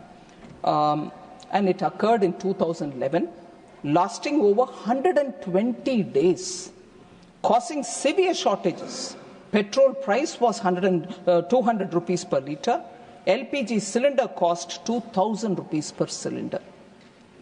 Petrol price is 200 per litre and LPG cylinder 2,000 per cylinder. So, what is the current situation, sir? The current situation when this problem started? Union Minister, Home Minister, visited the state and went one camp after another camp belonging to different communities, spent 4 days in Manipur. Home Minister of India. At the time when it was really peaking with the problem, he spent camp after camp. Sorry? Please. Please take your seat. The question is, this sort of communal violence is unique in Manipur, which go there. Thank you. Please I'm reading out loud before. Sir, interestingly, sir, I'm sure the honourable members will know, honourable member is from CPM. So, I would like to say it again. No doubt in my mind about it. But I'm sure you don't have a doubt yourself. Honourable member is from CPM, sir. West Bengal saw the worst riots ever in history under the CPM rule. Tripura suffered under the CPM rule. Kerala is not able to recover because of the horrible policy of industrialization that they had. To the extent, sir, Santosh Kumarji, please sit down. Please take your seat. To the extent, sir, today, Kerala's minister gives an interview in the papers saying Noku Kuli is not there anymore in Kerala. Can I say what that Noku Kuli was, sir? Noku Kuli is a place where Noku Kuli happens when workers are all sitting together looking if there can be some work. You and me or anybody going to Kerala get off the bus. On the top. Yes, please, I will talk. Please, because you came up with a lot of things. Let her reply. Please take your seat. Please. Sir. Please take your seat. You get off the bus, sir. Honourable members will find this interesting. Nowhere else you will find it. From the bus, you have to remove your luggage. People are sitting on the ground. You will say, hey, please help me. Kitna dena hai? You will say some coolie and then you will have to bring the luggage down. Assume he has to be paid 50 rupees. You will actually have to pay 50 plus another 50. You will ask why? The other 50 is Noku Kuli. What is Noku in the Malayalam, sir? Noku means look. Meaning, I will be sitting and watching here. I may be a CPM card holder. I'll be sitting and watching and the person, actual Kuli brings the luggage down, he gets 50 rupees. But for me, being a card holder member, watching that act itself, I need to get 50 rupees. That is Noku Kuli for you, sir. So, kind of communism that has killed industry in Kerala, that kind of communism which has killed industry in Bengal, that kind of industry. Santosh Kumar, listen to me. No permission from the chair. Sir, with your permission, sir. Yes, with I your have not given permission, sir. I want to say, if he is trying to tell me that no such a practice exists, 2 days ago, Honorable Chief Minister, I think, gave an interview. Kerala Chief Minister, I think, gave an interview in which he says there is no Nokku Kuli nowadays, which means it was there before. Am I bluffing? Come on, Santosh ji. It's all right. You're doing all right. Don't deny what I'm saying. I'm also from that region. I may not be from any particular city in Kerala, sir. Therefore, I want to say, Home Minister went to Kerala, to Manipur, spent 4 days moving from one camp to another of affected people belonging to all communities, irrespective of communities. That happened under Prime Minister Modi. Home Minister Amit Shah went there. The number of times since 1990 till 2014 when Congress was ruling in centre and Congress was in power, double engine Congress, not a minister went when there was this 162 days of blockade, 120 days of blockade. Tell me which minister went? No one went. But today they will mock your double engine. Of course double engine. That's why the Home Minister went. That's why Nityananda Roy was there for more than 23 days. MOS Home was there for 23 days. So don't please compare how you handle Manipur and how this government is handling Manipur. We have greater sensitivity. We care for Manipur and every state of this country. Nowhere do we, stay back. Prime Minister himself went to Wayanad. Hasn't he? Therefore, we should not speak as though we treated it better and you are not, whereas we are handling that legacy of 60 years of mishandling of states. And that is why the problems are so compounded today. It wasn't like this before. He went to Wayanad or not? Of course, that's what I'm saying. You don't agree to it. Please, Santosh. Please. You are putting words in my mouth. You are putting words into my mouth, Santosh Kumar. I said he also went to Kerala. Don't you try that, communist tactic on me. Put your words into my mouth. I will not take it. No, you don't give me the tactics. Sir, so the special assistance scheme, again, the same culture has been inherited by TMC, sir. Shout people down. That's communist. TMC has inherited it. That's it. Sir, contingency fund have been created for 500 crores and that will help the state so that if there is emergency, they can handle it. Sir, in 1993, Rajkumar Dorendra Singh of the Congress was the Chief Minister of Manipur. A major flare-up happened between Kukis and Nagas between April and December 1993. 750 deaths unfortunately happened at that time. And 350 villages were completely burned down. A grave situation. Neither did the then Prime Minister P.V. Narasimha Rao nor the Home Minister Shankar Rao Chauhan went to Manipur. And these are the people now questioning when both the Home Minister is gone, MOS is gone, we are trying to quickly recover the state. So, I'm sorry to say, sir, and even in the debate here, the Home Minister came and gave a statement. No, what kind of noise was created? Saying Prime Minister replied. Prime Minister took it as a part of his reply when he replied in the House. No, you wouldn't want to hear him like the way they do now. They all came to the well, shouted the Prime Minister down so that they don't hear him. But Prime Minister is made of a different stuff. He continued answering and spoke about how he's handling Manipur and did not relent. So on Manipur, I would submit to the House, go into the detail of what work is happening, how restoration is happening. It is our Manipur, your Manipur, all our Manipur. Deal with it with a sense of ownership. Rather than saying, you doing that, it doesn't work. It's a very sensitive issue, and all of us will have to support one another so that we give a proper support to that state. Even in 97, 98, Sir, Prime Minister I.K. Gujral, even at that time there was a major clash. 350 lives were lost at that time also. Even I.K. Gujral ji did not go to Manipur. So I want to have questions asked of the opposition members to contemplate, to introspect, and then stand up and speak. I'm here to hear it. All of us are here to hear it. Just don't throw mud and run away. But throw mud if you think you want to, but stand here to equally face the music. So no. Sir? Yeah, please, listen.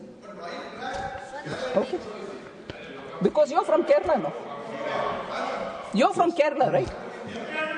So, Manipur law and order, sir, I want to please put it on record and also inform the ministers and the members of parliament as to what steps that we are taking to restore normalcy. Both of the centre and state collective efforts have been put so that there will be improvement in the law and order, except for some sporadic incidents in the fringe areas and the unfortunate incident of 8th March 2025 in Kangpokpi. There has been a decreasing trend in cases of death, injuries, arson, firing incidents, and protests. Currently, there are 286 companies of CAPF and 137 columns of Army and Assam Rifles.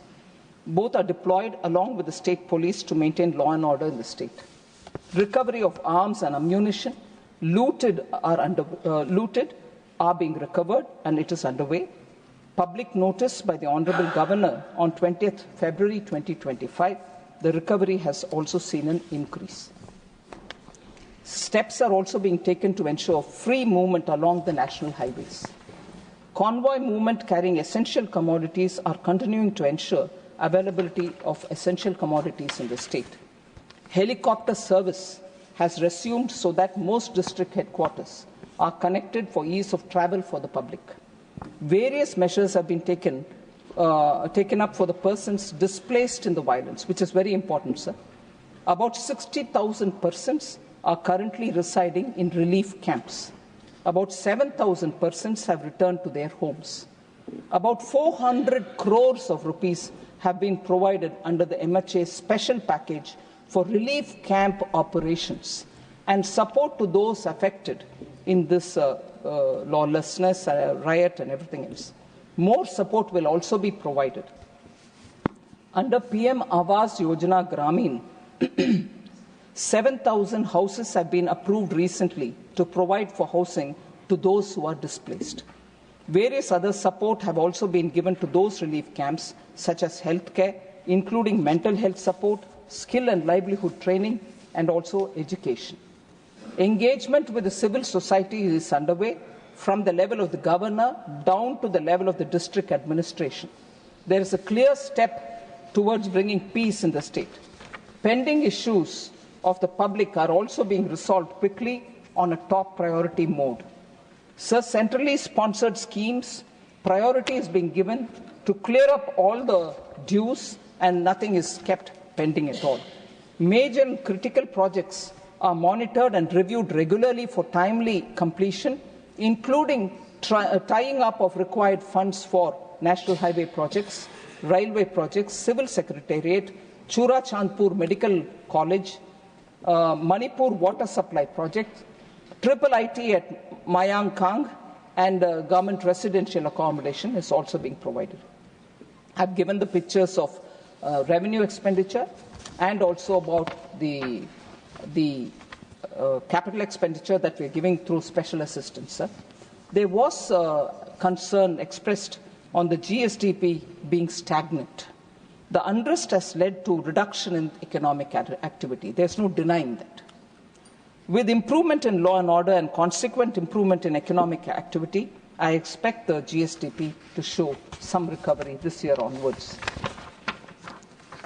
So I've already told about the amount that we've given for relief and rehabilitation.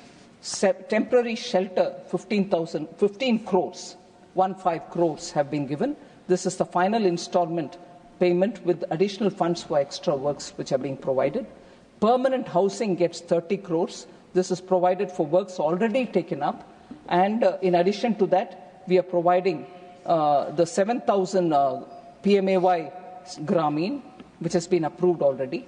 Relief operations for that, 100 crores have been given. That is specifically shown also under the new demand for 25-26. And for internally displaced persons, requirements in the relief camp are itemized and being serviced. So for the relief under the natural disasters, 200 crore is being put under the NDRF allocation. 68 crore is allocated under the SDRF and for mitigation purposes also, as per the recommendation of the 15th Finance Commission. So that was on Manipur, sir. Honorable Member Shakti Singh Gohil and also Member Giriraajan from DMK raised questions about fiscal consolidation at the cost of cutting public spending. They said better financial discipline is required. MNREGA is not being released. I want to take a minute to explain this, sir.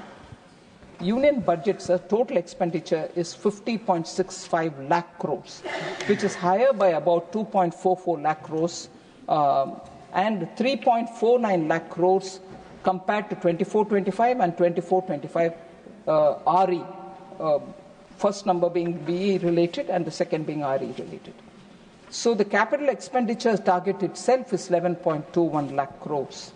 The effective capital expenditure actually is only 15.48 lakh crore, not 11, because you're looking at the actual money being given to states which are actual for asset building. They may count as revenue for me, but for the states it will be capital expenditure. So effective capital expenditure is 15.48 lakh crores. But all this is being done without any reduction in social welfare measures. The social welfare budgets are from 56,501 crore in 24-25 has in 25-26 gone to 60,052 crores. So it's actually increased. We are not doing any fiscal consolidation by cutting down on social welfare.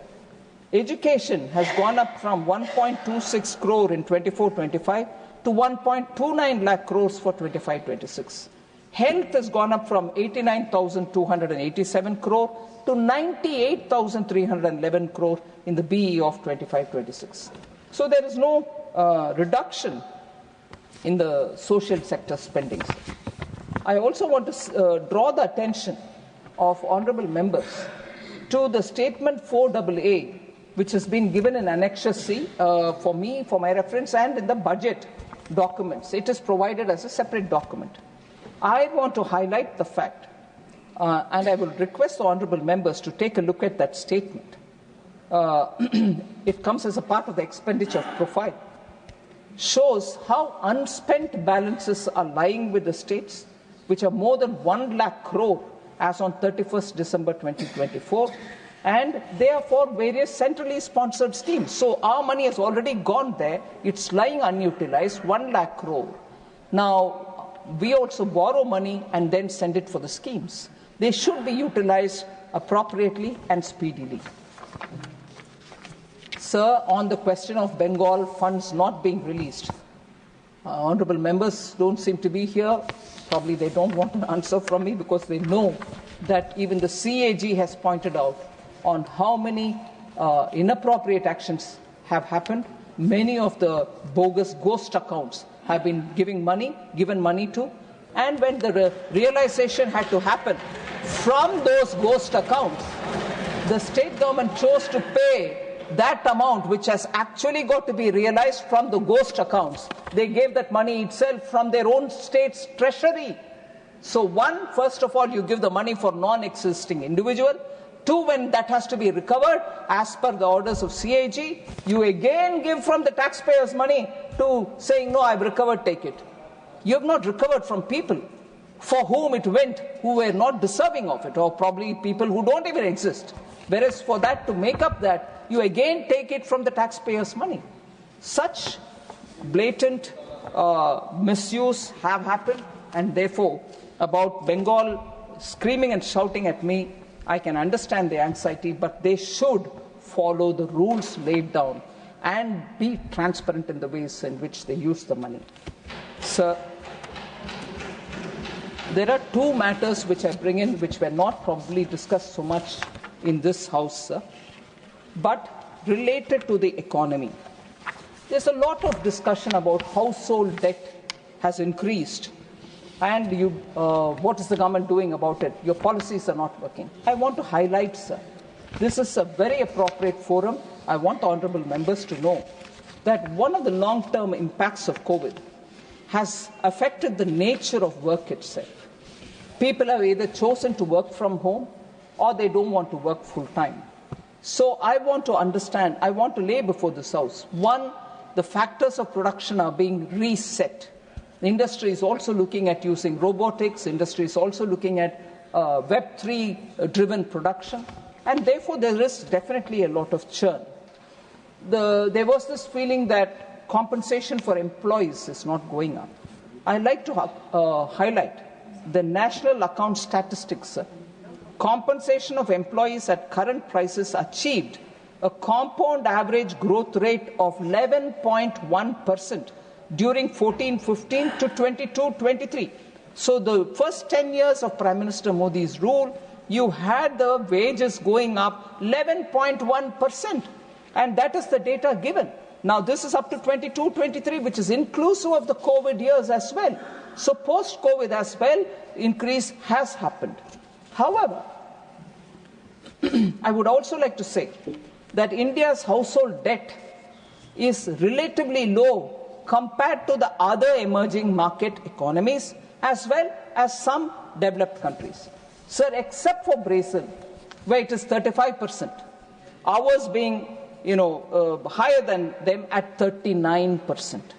So household debt, loans and debt securities as a percentage of GDP for India is 39%, whereas for Brazil it is 35%. But all other countries which are comparable with us, say Malaysia 69%, Greece 42%, Canada 102%, Hong Kong 93%, Australia 110%, Israel 42%, France 63%. So household debt, if people are talking about it as though India's is high because the way in which we handled COVID, I'm sorry, they are wrong. Our household debt to GDP is far lower compared to our peer group and compared to some of the advanced economies. So the stock of financial liabilities of the household as a percentage of GDP has increased from 38% in March 2023 to 40.2% in March 2024, which is Reserve Bank of India numbers.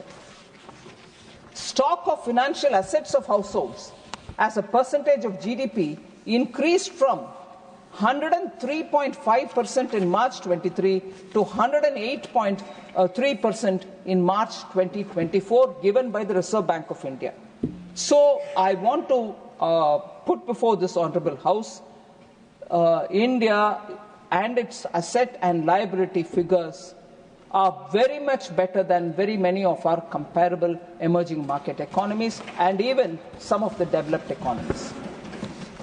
Outside again, sir, discussion on inequality prevailing in India. I just want to highlight the fact consumption inequality in rural and urban areas has declined significantly, as reflected by the significant improvement in the Gini coefficient, which is a key measure of income inequality, sir. I'm stating the number for 2011-12, 22-23, and 23-24 in that order. For rural areas, sir, in 2011-12, it was 0.283, whereas today it is 0.237 only, which means the situation is improving, it's bettering, rather than widening. The inequality is not widening. In urban areas, sir, it was 0.363 in 2011-12, In 22-23, it improved to 0.314, whereas now in 23-24, for which the data is last available, it is 0.284. Drastic change, improvement in the inequality index. So the inequality is not widening, it is only narrowing. So I want that to be laid in the House, sir. Approximately 25 crore people escaped multi-dimensional poverty in the last 9 years. This is due to the significant initiatives that the government has taken up, and this data has come from Niti Aayog. Sir, more important, one of the data which is important for talking about inequality in that debate, a paper which has been put out and which has been remarkably, I was surprised, written in the Economist magazine, says that inequality declined over the last decade. First time since 1990s in India, inequality has declined in the last decade. This has come out through that article in Economist, which draws on the paper written after extensive research by Dr. Surjit Balla and Karan Basim. It also says, the Economist also says, poverty has declined across all possible poverty lines. The Economist doesn't write about our government in favorable terms, but you have them saying this means it is in your face. You cannot deny it. Third, sir, extreme poverty has been eliminated. That's what it says. In India, under Prime Minister Modi, extreme poverty has been eliminated. Poverty at 15% for World Bank's higher poverty line of $3.2 PPP, down from 52% in 2011-12. Sir. So from 52% in 2011-12, it's come down to 15%. So on the inequality debate, I honorably request all the honorable members that the data that we are giving you here, please go through it. And then, of course, we have all ears to listen to your comments. But without the data, please, let us have a considered debate. So there was also this noise about how India's Make in India is failing. In fact, Honorable Member Jairam Ramesh had tweeted about it. He's incidentally gone in. But I would like to respond to him. Make in India has not failed at all. On the contrary, it has given a great momentum for manufacturing in India.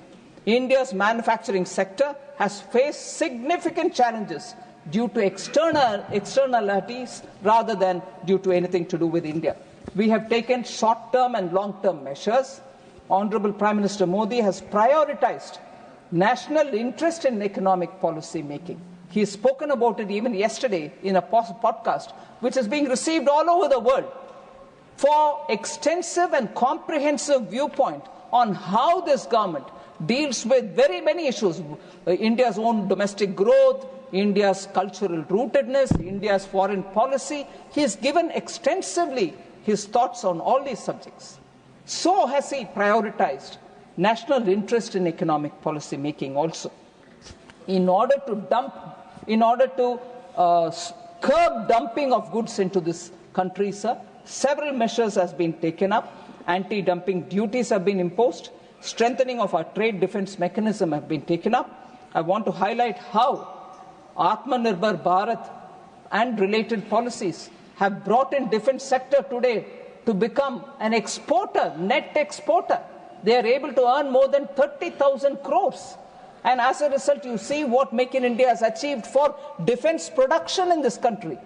And I see enthusiastic, I'm sorry to say, Congress members taking vicarious pleasure in saying, oh, Make in India is dead, RIP Make in India.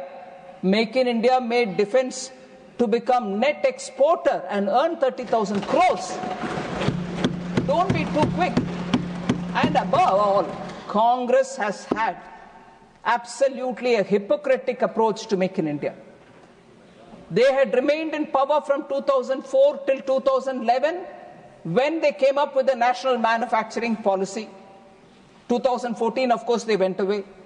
It took them 7 long years just to make a policy rather than implement it. Now, that national monetary manufacturing policy was there which said 25% we'll achieve in manufacturing contribution to GDP. They said that. But before even moving that paper, people send them out.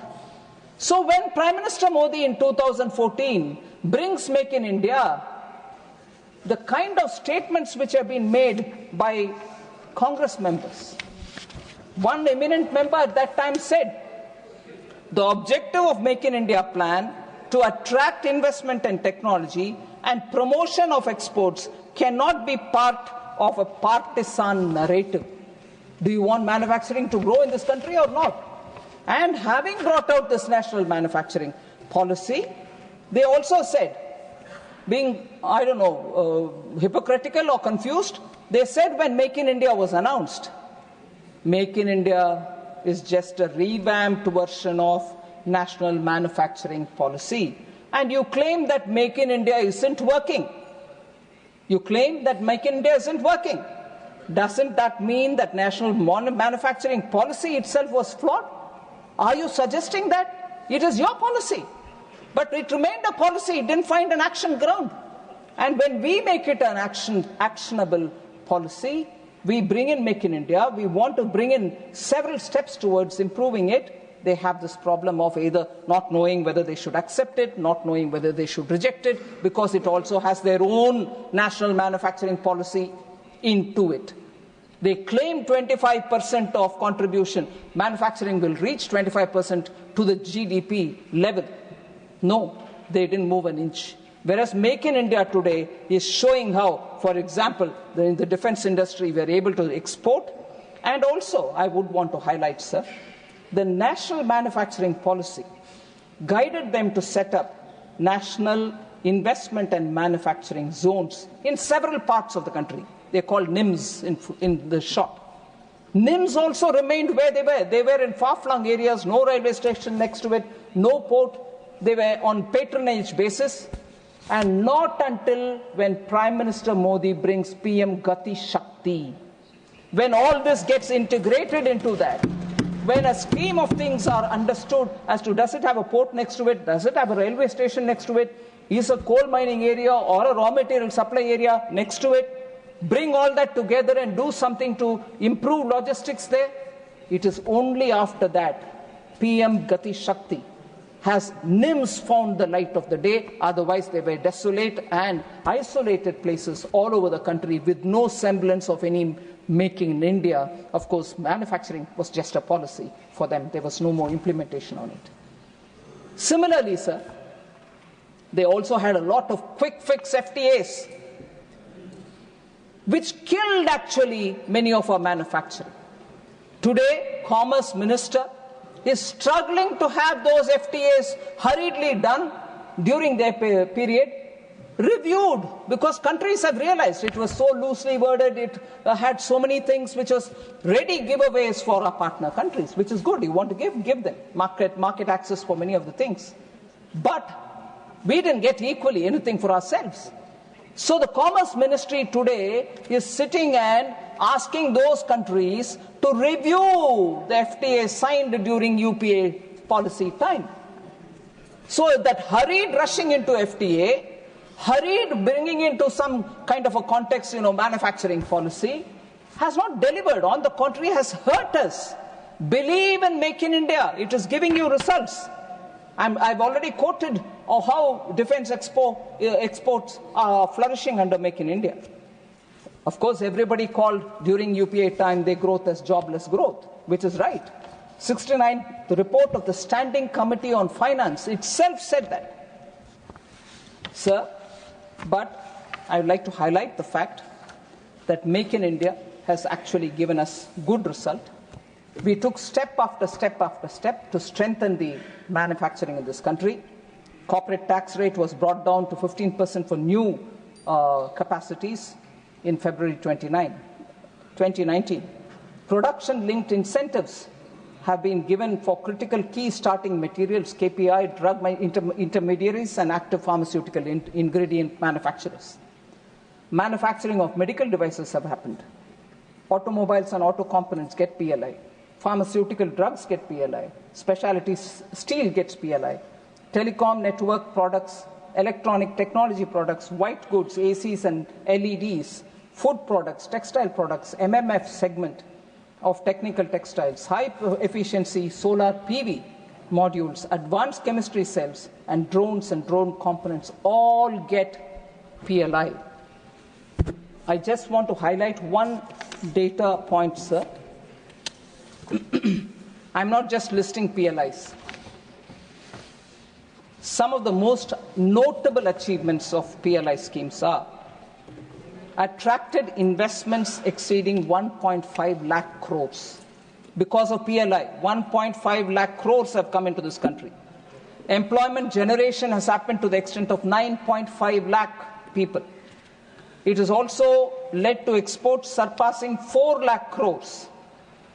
Electronics, pharmaceutical and food processing sector are also contributing to the export. 99.2% of mobile phones now sold in the country are made in India. 325 to 330 million mobile phones are being manufactured in India every year. Mobile phone exports reached $15.6 billion in 23-24 from 0.2 billion in 2014-15. Significant reduction in the import of raw materials in the pharma sector thanks to PLI. Considerable improvement in domestic sourcing of raw materials in food processing, again because of PLI. Telecom equipment manufacturing surpassed 50,000 crores in sales under the production-linked incentive scheme.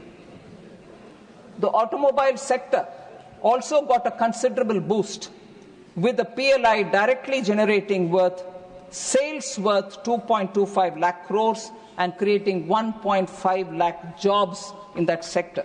So I would request our Congress members, when they talk about Make in India, thinking that they can sing a requiem, I'm sorry, no, it is live, kicking, flourishing and making our economy absolutely stronger for it. So last one point I would like to highlight. As a result of this concerted effort, sir, our domestic defense production, about which I spoke, reached 1.27 lakh crores, marking a record high with an impressive increase approximately of 174% from 46,429 crores, which it was in 2014-15. So defense is a classic example. In that, I will just put one example forward, sir. You are from Bihar. It's a very good example to show how every state of India is contributing for Make in India. Made in Bihar boots are now part of the Russian army's equipment. So Bihar is contributing for manufacturing, and boots manufactured there are going for our Russian army as well. So number of companies have also increased, which have registered. 13% increased in the number of establishments has been witnessed. Employment marked over 10% rise. Manufacturing sector reported the highest wage growth of 16%. Sir, without elaborating more, I know honourable members are waiting for a long time. Lunch hour, you may run the House even during lunch, but I don't want to take more of your time. But I thank every one of the members who have spoken on the 4 bills which are before this House for consideration and returning to the Lok Sabha. Thank you. Members, please. I shall now put the motion regarding consideration of the Appropriation Bill 2025 to vote. Please, it's over. Yes, tell me. So my point of order is under Rule 238A. Honorable Finance Minister, in an attempt to justify the stand taken by her government, I can understand that, made a lot of allegations, unwantedly dragged. Please be brief and quote the rules. I'm coming to the point, be sir. Brief, yes. While talking about the honourable member, Mr. Vikas Ranjan Bhattacharya, who is a senior member, I'm just telling you, be patient. Her reference was like this: whether he doubts his CPM membership. There was a passing comment by her. So that is quite defamatory, and she should be. No. I'm kindly go through the verbatim documents. That reference could have been avoided. The reference was whether he himself doubts his CPM membership. Thank you. It's no pointer. Please. I shall now put the motion regarding consideration of the Appropriation Bill 2025 to vote. The question is that Appropriation Bill 2025 as passed by Lok Sabha be taken into consideration. Those in favour will please say aye. Aye. Those against will please say no. I think the ayes have it, the ayes have it, the ayes have it, the motion is adopted. We shall now take up clause by clause consideration of the bill. Clauses 2, 3 and the scheduled stand part of the bill. Those in favour will please say aye. Aye. Those against will please say no. I think the ayes have it, the ayes have it, the ayes have it. Clauses 2, 3 and the schedule are adopted. Clause 1, the enacting formula and the title stand part of the bill. Those in favour will please say aye. Aye. Those against will please say no. I think the ayes have it, the ayes have it, the ayes have it. Clause 1, the enacting formula and the title are adopted. Srimati Nirmala Sitharaman to move that the bill be returned. Sir, I rise to move that the bill be returned. Motion moved that the bill be returned. The question is that the bill be returned. Those in favour will please say aye. Aye. Those against will please say no. I think the ayes have it, the ayes have it, the ayes have it, the bill is returned. I shall now put the motion regarding consideration of the appropriation number 2, Bill 2025 to vote. The question is that the appropriation number 2, Bill 2025 as passed by Lok Sabha be taken to consideration. Those in favour will please say aye. Aye. Those against will please say no. I think the ayes have it, the ayes have it, the ayes have it, the motion is adopted. We shall now take up. Please keep quiet. Shanti rakhein, please. We shall now take up clause by clause consideration of the bill. Clauses 2, 3 and the schedule stand part of the bill. Those in favour will please say aye. Aye. Those against will please say no. I think the ayes have it, the ayes have it, the ayes have it. Clauses 2, 3 and the schedule are adopted. Clause 1, the enacting formula and the title stand part of the bill.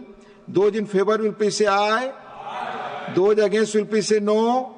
I think the ayes have it, the ayes have it, the ayes have it. Clause 1, the enacting formula and the title are adopted. Srimati Nirmala Sitharaman ji to move that the bill be returned. Sir, I rise to move that the bill be returned. Motion moved that the bill be returned. The question is that the bill be returned. Those in favour will please say aye. Aye. Those against will please say no. I think the ayes have it, the ayes have it, the ayes have it, the bill is returned. I shall now put the motion regarding consideration of the Manipur Appropriation Vote on Account Bill 2025 to vote. The question is that the Manipur Appropriation Vote on Account Bill 2025 as passed by Lok Sabha be taken into consideration. Those in favour will please say aye. Aye. Those against will please say no. I think the ayes have it, the ayes have it, the ayes have it, the motion is adopted. We shall now take up clause by clause consideration of the bill. Clauses 2 to 4 and the schedule stand part of the bill. Those in favour will please say aye. Aye. Those against will please say no. I think the ayes have it, the ayes have it, the ayes have it. Clauses 2 to 4 and the schedule are adopted. Clause 1, the enacting formula and the title stand part of the bill. Those in favour will please say aye. Aye. Those against will please say no. I think the ayes have it, the ayes have it, the ayes have it. Clause 1, the enacting formula and the title are adopted. Srimati Nirmala Sitharaman ji to move that the bill be returned. Sir, I rise to move that the bill be returned. Motion moved that the bill be returned. The question is that the bill be returned. Those in favour will please say aye. Aye. Those against will please say no. I think the ayes have it, the ayes have it, the ayes have it. The bill is returned. I shall now put the motion regarding consideration of the Manipur Appropriation Bill 2025 to vote. The question is that the Manipur Appropriation Bill 2025 as passed by Lok Sabha be taken into consideration. Those in favour will please say aye. Aye. Those against will please say no. I think the ayes have it, the ayes have it, the ayes have it. The motion is adopted. We shall now take up clause by clause consideration of the bill. Clauses 2, 3 and the schedule stand part of the bill. Those in favour will please say aye. Aye. Those against will please say no. I think the ayes have it, the ayes have it, the ayes have it. Clauses 2, 3 and the schedule are adopted. Clause 1, the enacting formula and the title stand part of the bill. Those in favor will please say aye. Those against will please say no. I think the ayes have it, the ayes have it, the ayes have it. Clause 1, the enacting formula and the title are adopted. Srimati Nirmala Sitharamanji to move that the bill be returned. Sir, I rise to move that the bill be returned. Motion moved that the bill be returned. The question is that the bill be returned. Those in favor will please say aye. Those against will please say no.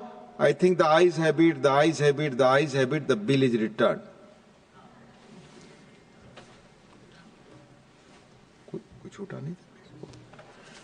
Now discussion on the working of the Ministry of Health and Family Welfare. Shri Trichu Shivaji to raise the discussion on the working of the Ministry of Health and Family Welfare. माननीय मंत्री जी ने chair से permission लेकर गए हैं, अभी तुरंत आएंगे. His two state ministers are here. He has taken permission from the chair to go on.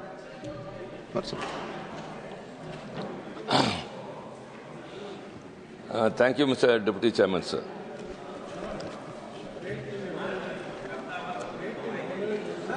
Please. Yes, I have already informed. Please. Please, आप अपने अपनी सीट पर बैठे. We are resuming discussion. Please take your seats. Mani Trichu. Thank you, Deputy Chairman, sir.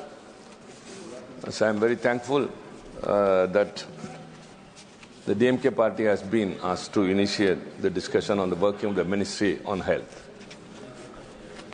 Sir, though health is not very explicitly in our constitution, but Article 21, which is fundamental right. Please take your seats. Which is a fundamental right for personal life and liberty, was interpreted by the Supreme Court that it involves health also. So health becomes a fundamental right. And the health is a state subject. And as per the concurrent list, there are certain responsibilities with the union government also about the medical education, controlling the population and family planning and all other things. Sir, in this situation, the union government has a very important role to take care of the states also by way of funding and financing them. But in India, though health is a right, fundamental right, as per the Supreme Court's verdict, it is a privilege only meant for those depending upon the geography and wealth.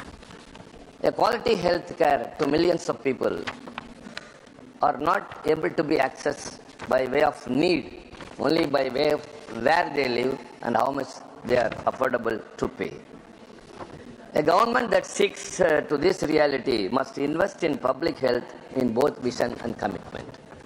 But what actually the budget allocation for health in the union government, sir, the present government, it is only it has declined. It was 2.5% in 2017-18. Instead of going up, it has come down and now it is only 1.9%. How it is possible a country which has a population of 42 crore of people, in which 30,000 crore people are below poverty, they are poor people, and around 40 crore people are middle class. So considering those people, the government should have allocated more funds to the health, but it is not so. Compared to other countries, sir, the United States has allocated 9.7% of GDP to public health. China spends 2.9%, and even Sri Lanka surpasses at 1.9%, but for India is only 1.4%. This is very sad. Even a small country, Sri Lanka, has surpassed us. So, what actually is in the mind when you are to take care of the people of their health? The budget allocation, when it is so less, and the saddest part is the amount allocated for research is only 3,900 crore. what the word who suggests or the standard which has been deputed is totally does not match with what we are handling. Sir, though the union government plays a significant role, it doesn't take all these things into consideration. Just 4.4% of the ministry's budget is spent towards health research. That is, you know how much, sir? 0.02% of our GDP. Actually, the WHO has suggested it should be at least 1%. Even the Standing Committee on Family and Health and Family Welfare has recommended that it should be 0.1% at least. But actually it is 0.02, whereas the other countries, United Kingdom spends 0.65% and United States is at 0.44%. Sir, this standing committee's recommendations are not taken into consideration. Research is very important as far as health is concerned. So the budget allocation is very much less. It's only less than 2%. And the research is much lesser than the GDP, that's 0.02%. Take, for example, the state governments. The Tamil Nadu state government has allocated 4.9% of its total expenditure towards health care. So it must be taken as a cue. The government health expenditure as a share of GDP in other countries. I am very sorry that when I am speaking in the parliament, it will go across the world. I am very sorry to depict my nation in such a sad situation, but the government has to take the responsibility. It's our responsibility to point out, compared to other countries. See, even Thailand is 3.6%, and Brazil is 4.3%. South Korea is 5.4%. But in our country, the government's expenditure towards health is so sad that we stand at only 1.4%. So they have to take into consideration that it is not a thing that should be overlooked just like that and say these things and impose upon. So the medical education is vested with the union government instead of controlling the population.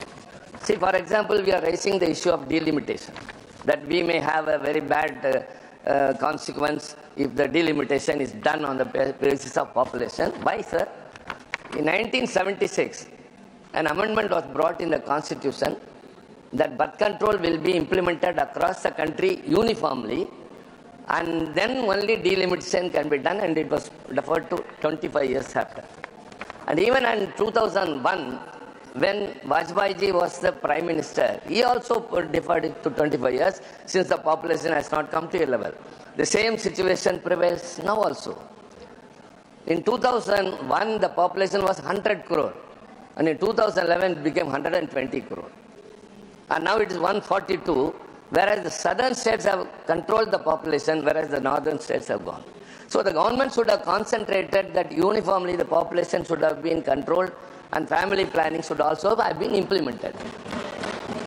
But not so. Whereas it comes into the medical education, they bring an examination NEET, which is common to all across the country.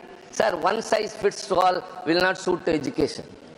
Every state has, see, Tamil Nadu has got 79 medical colleges, the highest in the state, in the country.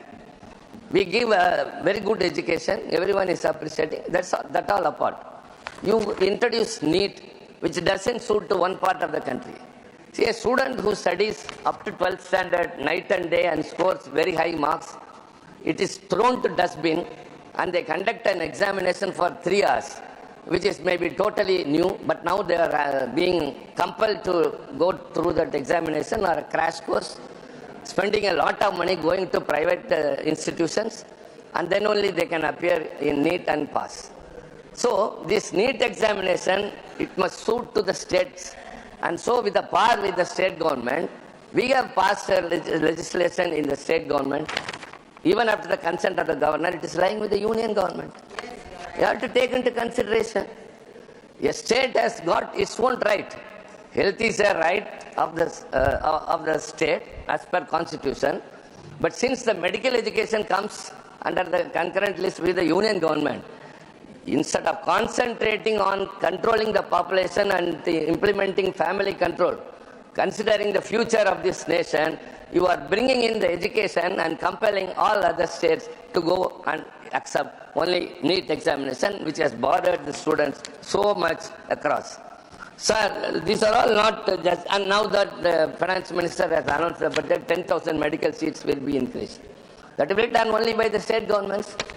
Only the aims is with the union government. All the state governments have to increase the medical seats without giving them enough supply, without giving them any facility which they need. How can you expect to increase?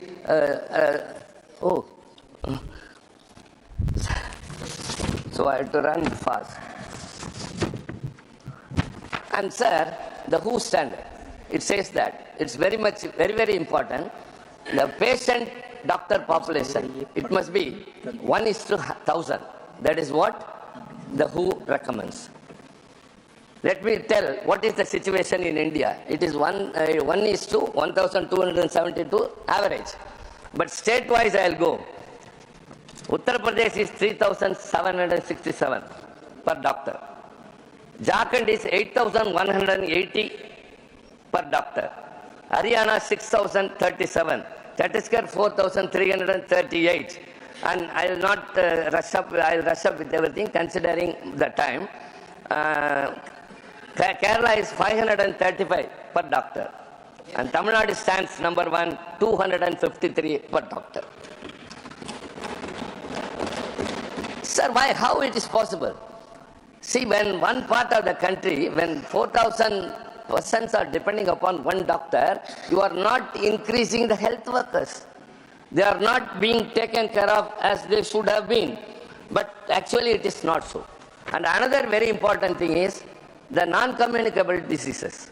Because of the non-communicable diseases, what is happening is, non-communicable diseases are like diabetes, cancer, and pulmonary diseases and all other things.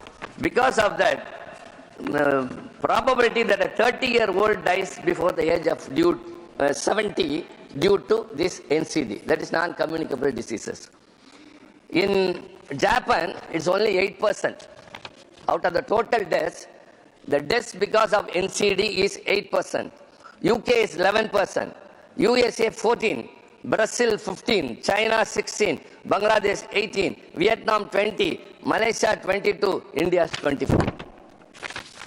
Again, I feel sad and sorry to say all these things. The non-communicable diseases are not brought under control. Whereas Tamil Nadu, what it has done is, I will rush up with bullet points. Tamil Nadu diabetic food care policy, because it is one of the non-communicable diseases. And mental care wellness. In India, it is 0.07 per 1 lakh population, the psychiatrists are there. They are not taken care of. It's a very important. Mental health and wellness is very much important. Whereas in Tamil Nadu, we have got Natpudan Ungalodu Mananala Sevai. So we are taking care of those who are mentally ill. And Punnagai scheme, that is about smiling. Punnagai means smiling. Aims to ensure the dental health of students by providing dental treatment and creating awareness about one disease. And anemic. Anemic is spreading to the alarming level in India with pregnant women and children. So what has been done towards that? The Tamil Nadu government across India, it started from Tamil Nadu and now implemented all over the nation the midday meal scheme. But only in Tamil Nadu, we give breakfast also to students of primary school because they should not suffer from anemia. And this is being followed by other states like Kerala also. Kerala also following. So southern states always stand first. That's why we are victimized. That's why we are penalized. For everything, we are not taken care of. We are not being ignored. We are being ignored for the way we are performing very well. We have never heard that an outstanding student is punished anywhere, sir, only in our country. This government is with a stepmotherly attitude and partiality looking into it. Strong public health infrastructure we have. We have got a strong focus on preventive care and community health services. Where many PHCs across the country, what the union government should do is it should focus on those states where the things are getting worse. Whereas we are doing very well. The PHCs are more in number. The community medical center, health centers are more in number. The secondary, tertiary hospitals are providing the best health. We go to the people where they live and give service. So the states are doing their responsibility and performing very well, whereas the union government is not focusing on the states that are not performing well, rather they try to punish us. That's what I say. Whatever is responsible with the union government, you say that first you increase the budget. With that budget allocation, you have to do the needful. But that is not done so. No research. Without research, medical advancement cannot be. You cannot be depending upon other countries for technology development. Sir, I got very important concerns because I think you have to give me a minute or two for more. The health insurance.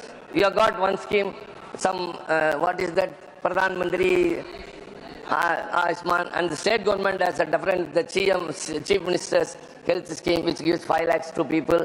That's all different. But the saddest part is the minister should take it into consideration. Excuse me, only the MOs is here, don't disturb them. What is take care? Please, ma'am. When we are talking much about the insurances, the term insurance, health insurance, and life insurance premiums are taxed at a steep 18% GST, the highest. Treating them as luxuries rather than necessities. How sad it is. Health insurance premium is charged at 18% GST. And out-of-pocket expenditure. The middle class people are too rich to get any aid from the government and too poor to spell out from their own pocket. And another thing is toxic air. India has some of the world's highest rates of lung disease. And aging population, the TFR, and it is increasing alarmingly, enormously this side, but in southern states it is under control, the total fertility rate. And very importantly, I would urge the health minister who is here to take into consideration 2 things. One is this insurance premium should not be charged at 18% GST. Another is one paraquat poisoning. It is available very freely. If anyone consumes that, even medical intervention cannot save them. I think the ministers are very much aware of it. Already the European Union, China and UK have banned that. Only India is having that. The poor people who get frustrated in life, who cannot resort to anything when they try to commit suicide, at least to frighten their family or anyone else, they resort to something. So they get the rat poison, which is very easily available, and this paraquat poison, which is very much easily available, and they are not at all able to be rescued. They get worse. They cannot be saved on one hand. They deteriorate in the worst manner that no patient should suffer. And so I urge the ministry to ban this paraquat poisoning and rat poisoning in the concern of the people. The common man, the poor man in this country, whoever is attempting to commit suicide, they are very easy. It's a herbicide. It's a herbicide and very easily available. And this is not just a suggestion from the ruling party side. I am speaking on behalf of the people who are suffering at the hospitals because of committing suicide. And the most important is the aims at Madurai in Tamil Nadu. It was announced in 2018 with a proposed completion by 2022. The project remains in limbo with only excuses and shifting deadlines. Whereas at the same time, some aims have been announced to various other states and all have been completed, all have come to functional. That's why I say, don't look with a partisan eye the states. You have to look all the states as one. I have repeatedly told, we consider that we are a part of India and the union government has to consider the state of Tamil Nadu as a part of India. And so also, healthcare is not a very easy thing. Many are suffering, not able to get a quality access to quality care because of the hospitals. In Tamil Nadu, 50% is government hospitals, 48 is private, whereas in other parts like Uttar Pradesh and all, only 26% are government hospitals.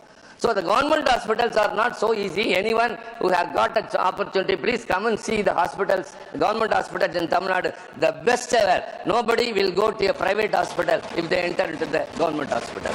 So also all the schemes we are implementing before. Prevention is better than cure. That is the policy what we are implementing. Kindly take Tamil Nadu as a cue and implement it across the nation, and I urge the ministry to increase the budget, and especially the GST must be reduced. Thank you very much. Thank you very much. I now call upon the members whose names have been received for participation in the discussion. Dr. Bhagwat Karad.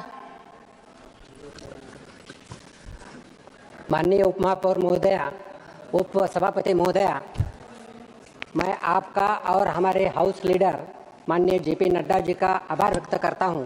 मुझे health इस subject के बोलने के लिए वक्त दिया है। संस्कृत में एक सुभाषित है, सर्वे संतु निरामय। इसका मतलब ऐसा होता है कि हम we will be all free from the diseases.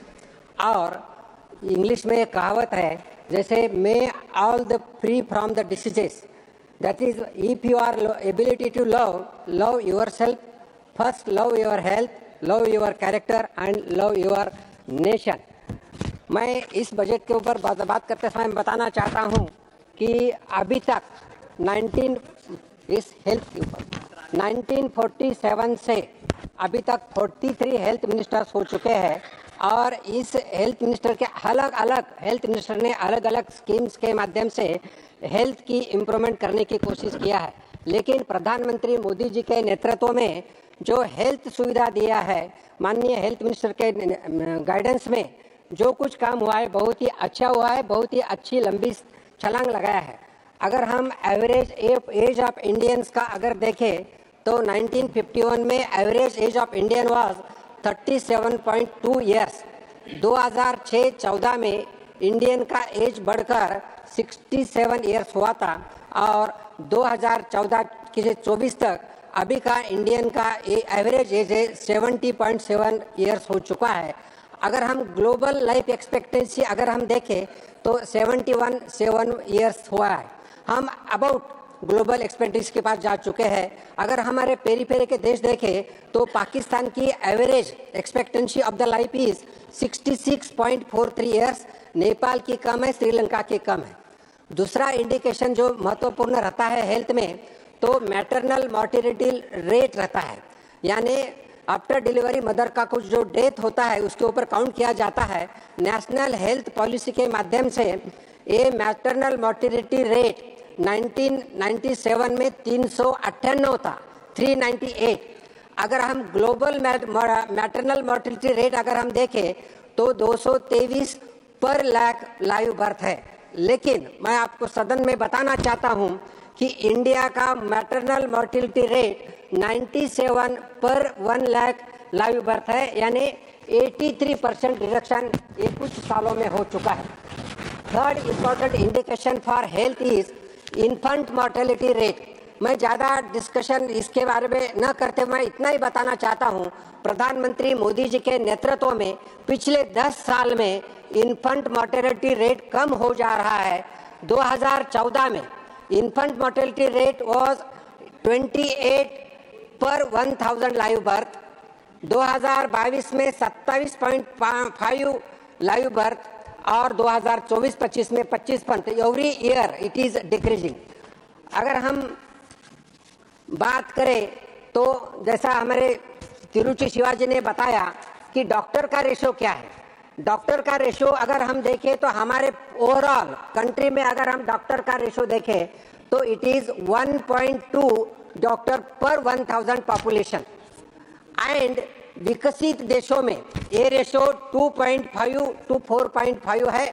हम जरूर इसमें कम है, लेकिन माननीय प्रधानमंत्री मोदी जी के नेतृत्व में मेडिकल एजुकेशन में बहुत ही इम्प्रूवमेंट हो चुका है।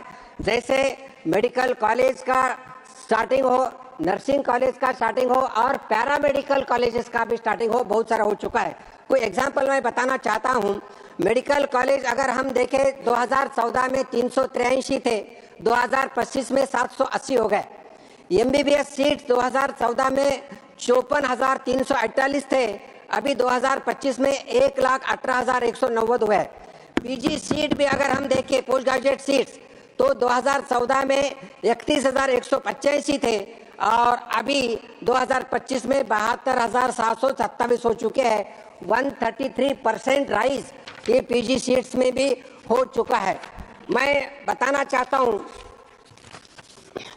अगर इस बजट में, इस साल के बजट में, हेल्थ बजट में जो टोटल इंक्रीमेंट ये जो हुआ है, इंक्रीज जो हुआ है, वो भी मैं अगर the share of the health budget increased marginally from 1.9% to 1.97%.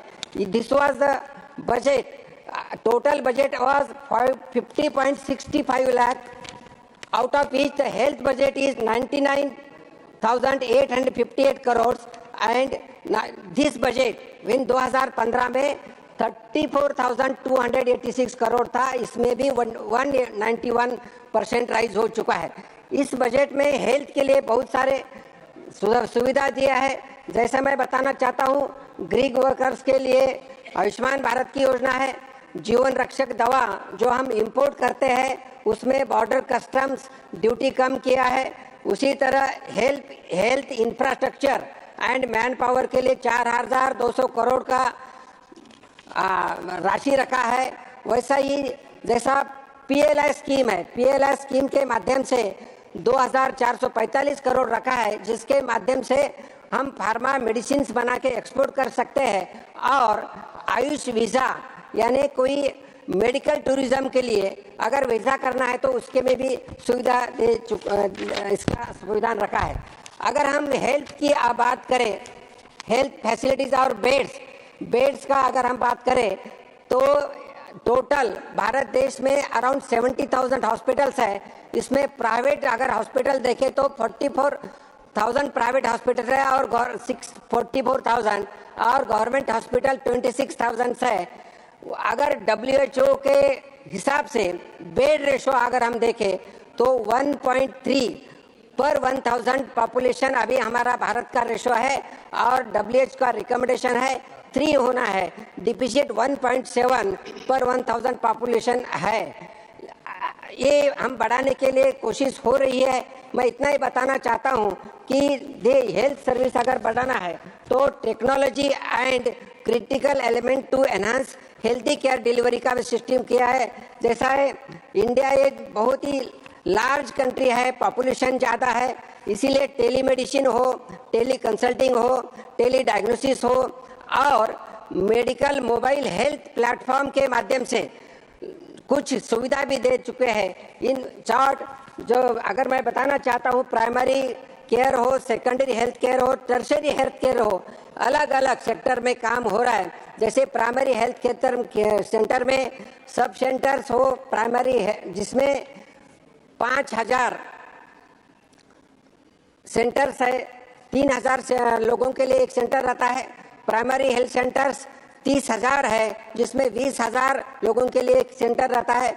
Community health centres अगर हम देखें दैट कवर्स अराउंड 1,20,000 लोगों के लिए रहता है। सेकेंडरी हेल्थ सेंटर्स में सब डिस्ट्रिक्ट हॉस्पिटल्स, तालुका हॉस्पिटल्स, इसमें भी राइज हो रहा है, जहां स्पेशलिस्ट डॉक्टर्स अवेलेबल रहते हैं। डिस्ट्रिक्ट हॉस्पिटल्स हो, मेडिकल कॉलेज के हॉस्पिटल्स हो, post graduate super speciality hospitals हो, इनमें बढ़ावा दिख रहा है। मैं इतना ही बताना चाहता हूँ, रिमोट प्लेसेस पे डॉक्टर का अवेलेबिलिटी होना, इसीलिए स्टेट के माध्यम से डॉक्टर्स को भी नेगोशिएशन करके ज़्यादा पेमेंट यानी यू कोट वी पे इस स्कीम के माध्यम से सैलरी दिया जाता है। और अगर डॉक्टर ने प्राइवेट यानी रिमोट एरिया में अगर काम किया तो उनको PG को एडमिशन भी दिया जाता है। ऐसे अलग अलग स्कीम्स डॉक्टर्स को दिया जाता है, जिसके माध्यम से काम हो रहा है। सब सेंटर हो, प्राइमरी हेल्थ सेंटर हो, कॉमन हेल्थ सेंटर हो, डिविजनल हॉस्पिटल हो या डिस्ट्रिक्ट हॉस्पिटल हो, यहाँ अलग अलग 14 से लेके 318 तक अलग अलग लेबोरेटरी टेस्ट किए जाते हैं। और पेशेंट की केयर जाती है। अगर हम बीमारी की बात करें तो cancer one of the largest killing disease है। इसमें मैं बताना चाहता हूँ, इस बीमारी को कम करने के लिए स्क्रीनिंग ऑफ द कैंसर, जैसा ओरल कैंसर हो, ब्रेस्ट कैंसर हो, सर्वाइकल कैंसर हो, इनका स्क्रीनिंग के अलग अलग कैंप के माध्यम से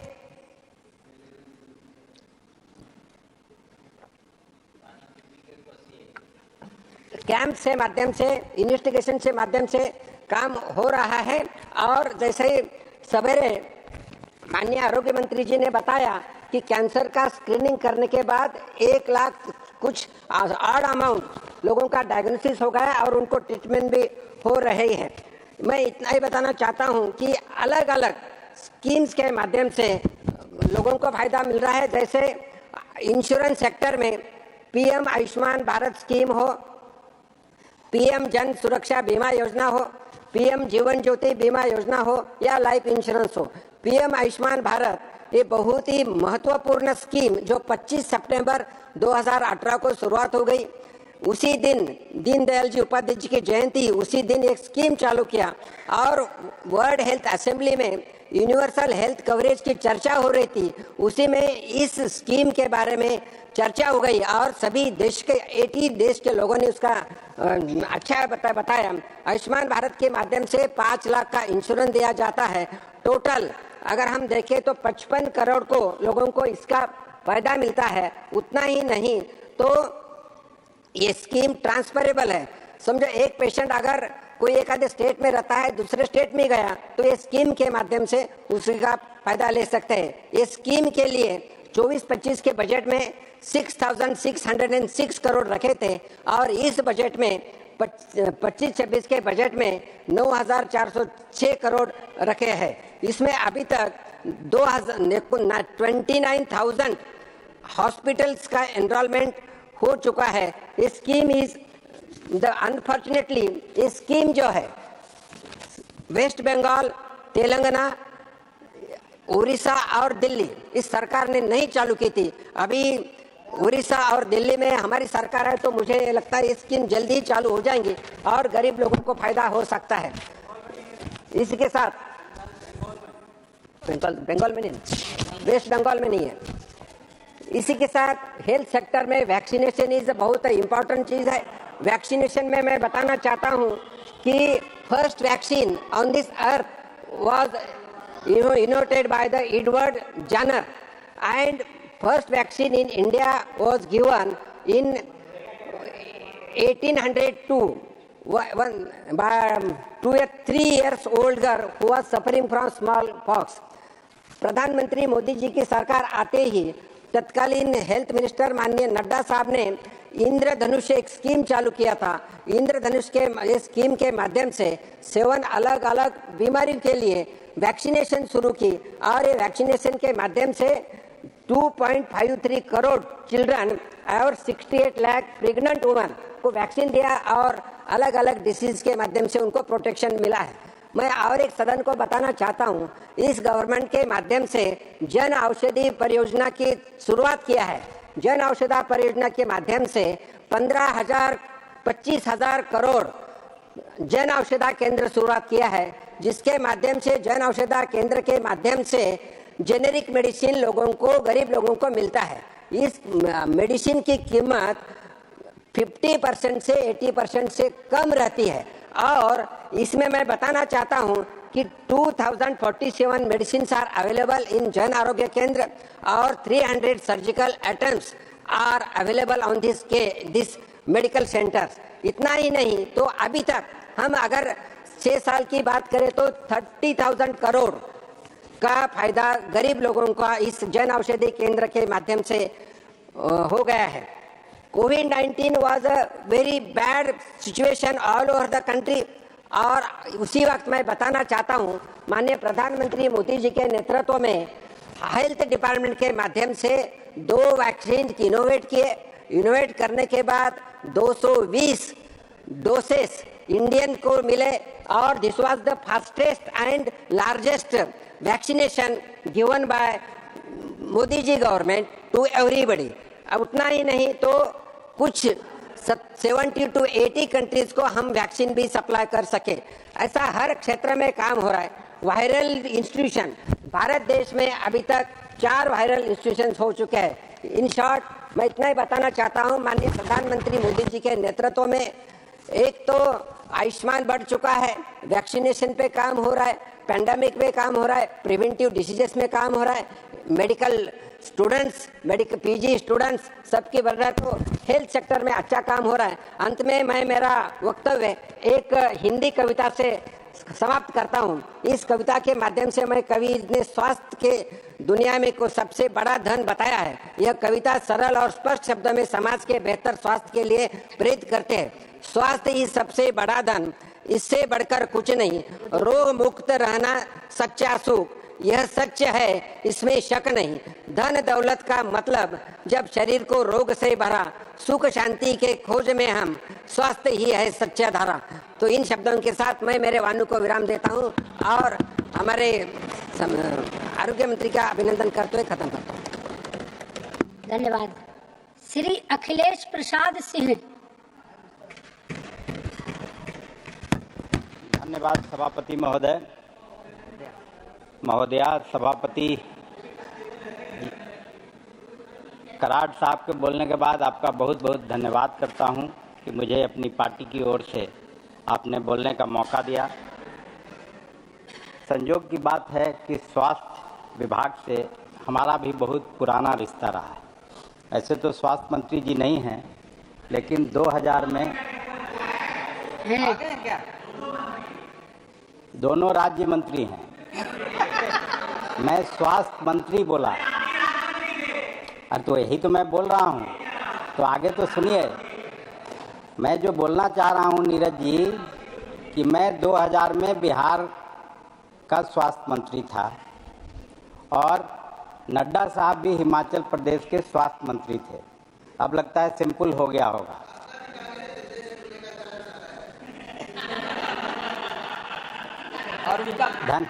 धन्यवाद।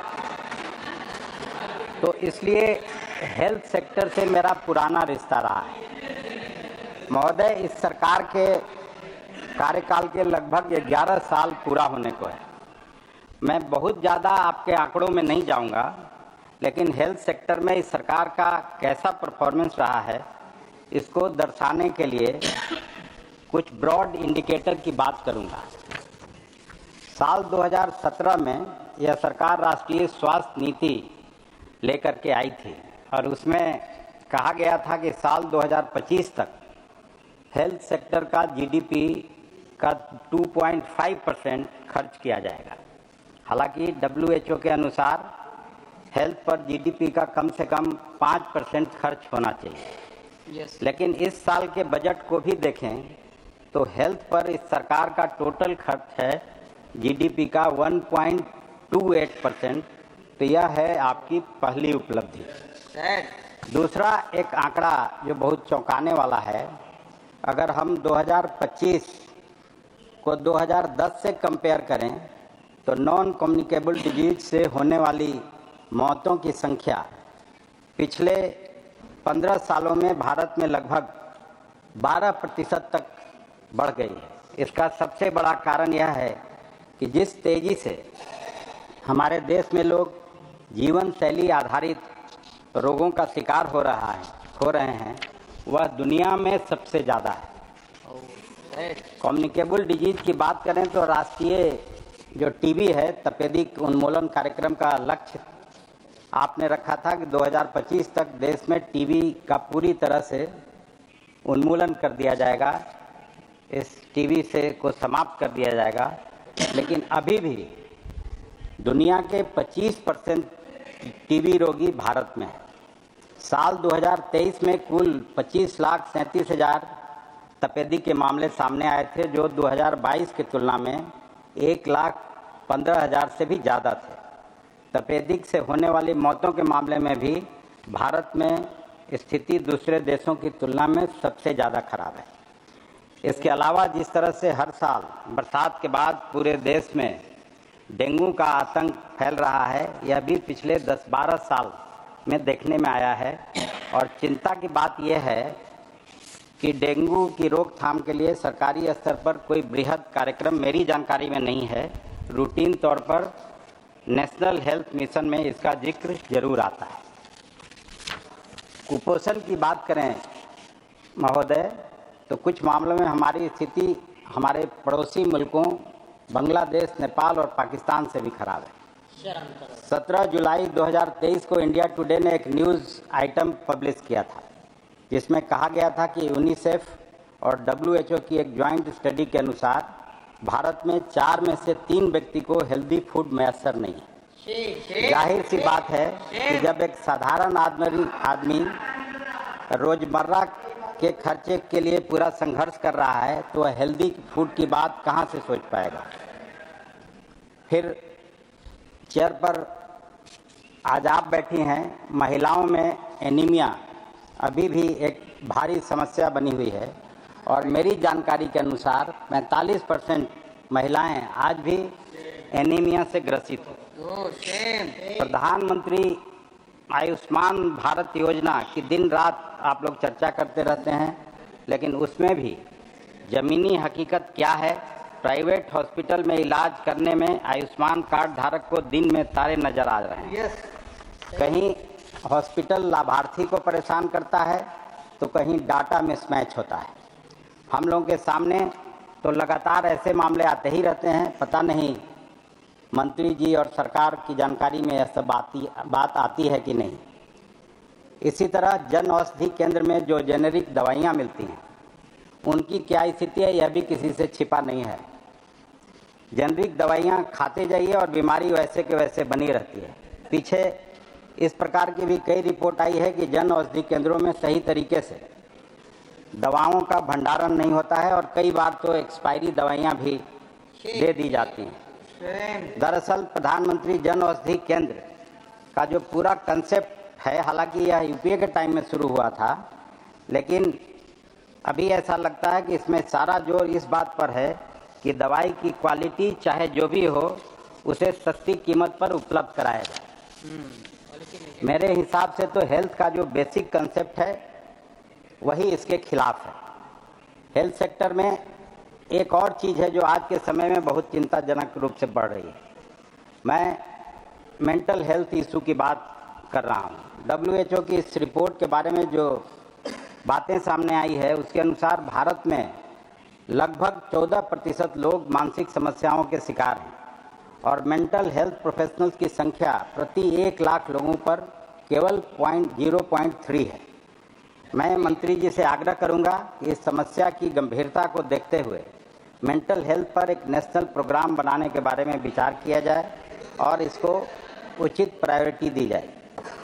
अब हम थोड़ा सा, चूँकि बिहार से आते हैं तो बिहार की बात करना चाहेंगे। यह तो सबको जानकारी है कि हेल्थ सेक्टर में बिहार की दुर्दशा है, लेकिन मैं कुछ स्पेसिफिक आंकड़े देकर अलग अलग सेंट्रल स्कीम में बिहार का क्या हाल है इसको सदन से अवगत कराना चाहता हूँ। कैग ने नवंबर 2024 में बिहार के पब्लिक हेल्थ इंफ्रास्ट्रक्चर के बारे में जो ऑडिट रिपोर्ट दी है, मैं केवल उसी के आधार पर अपनी बात यहाँ रखूँगा। इस रिपोर्ट में बताया गया है कि बिहार में हेल्थ सेक्टर में कुल मिलाकर 49% पद खाली पड़े हुए हैं, मतलब आधा पद खाली है। राज्य में एलोपैथिक डॉक्टरों की आवश्यकता है 1,25,000 और डॉक्टर की उपलब्धता केवल 58,000 है, मतलब आधे से भी कम है।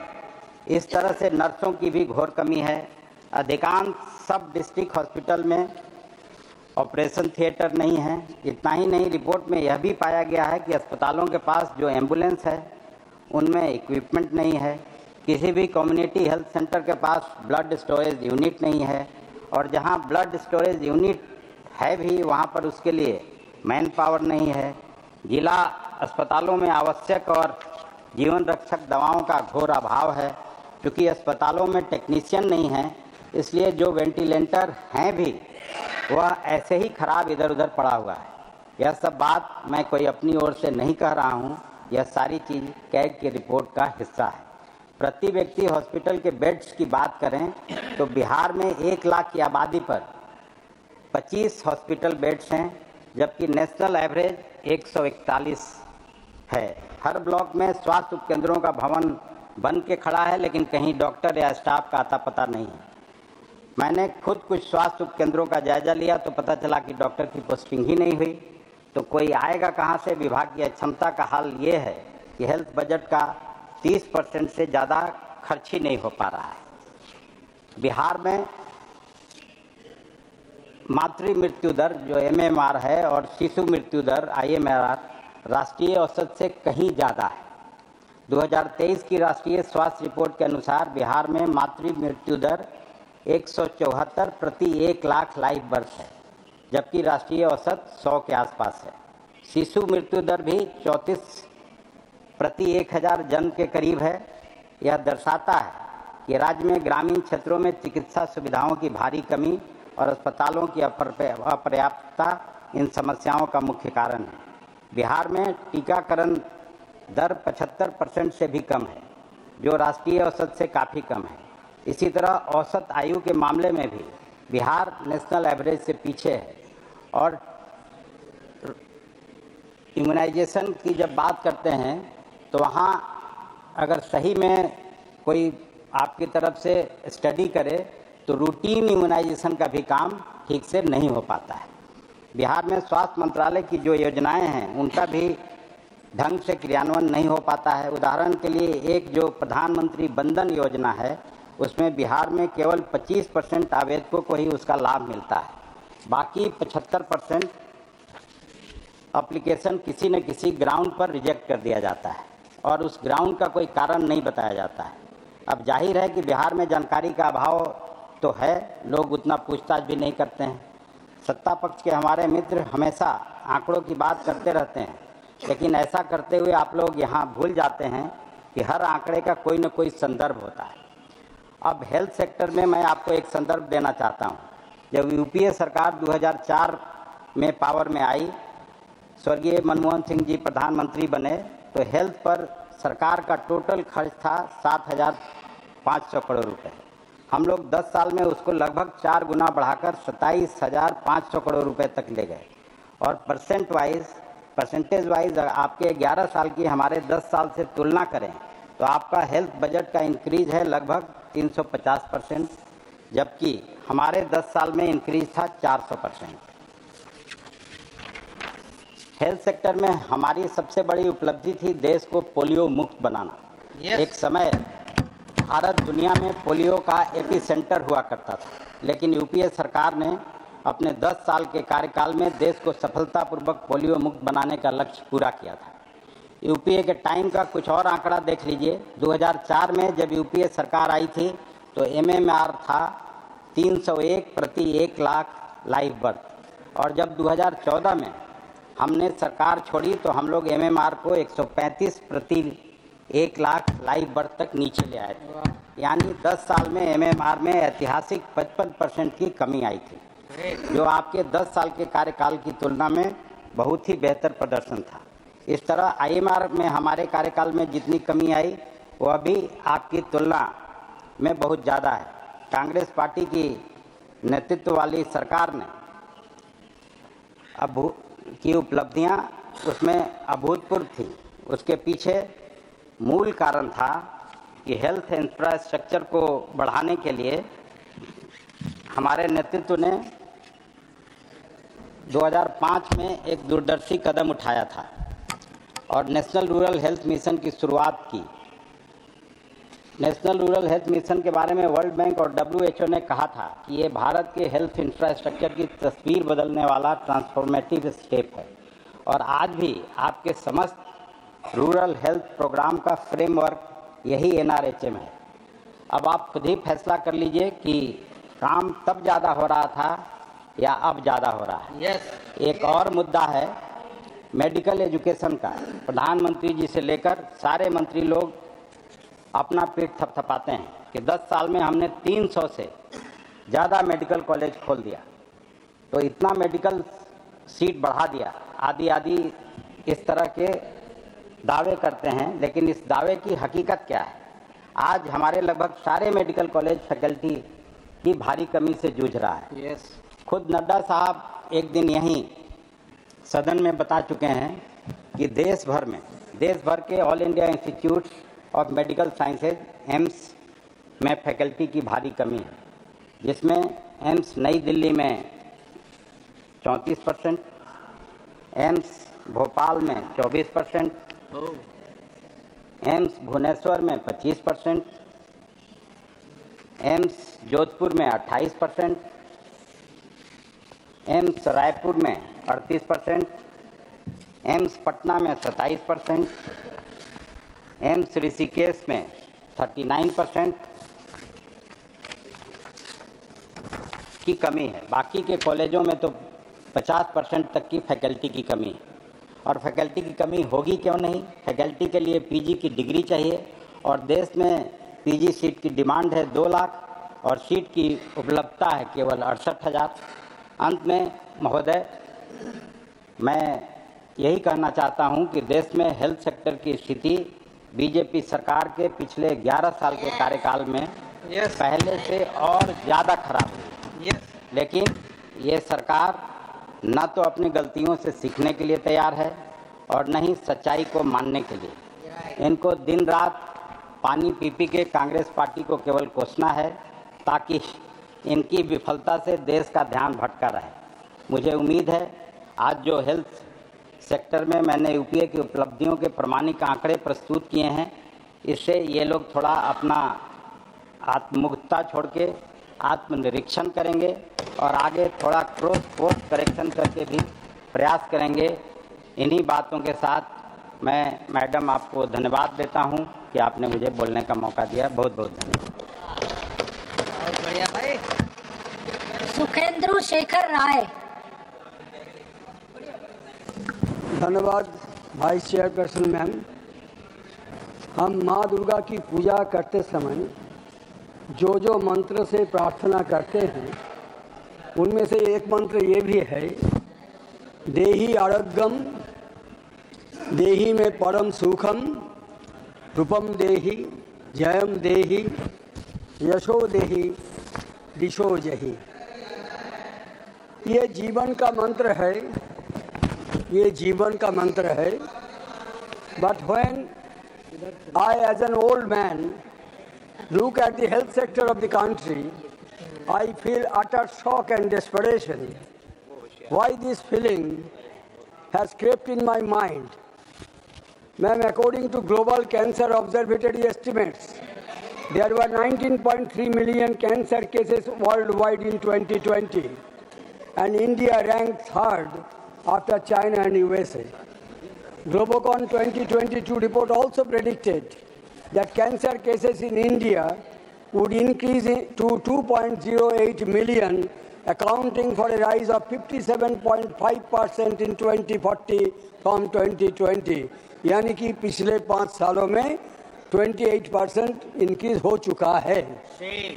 Ma'am, apart from cancer, the major diseases which cause deaths in India are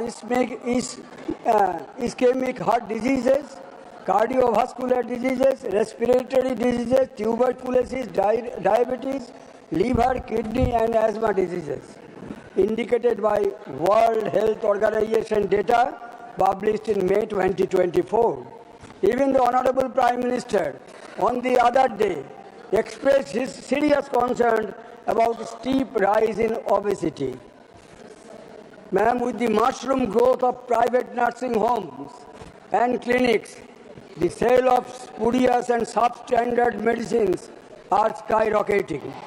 The Central Drug Standard Control Organization also found that more than 50 products has not of standard quality.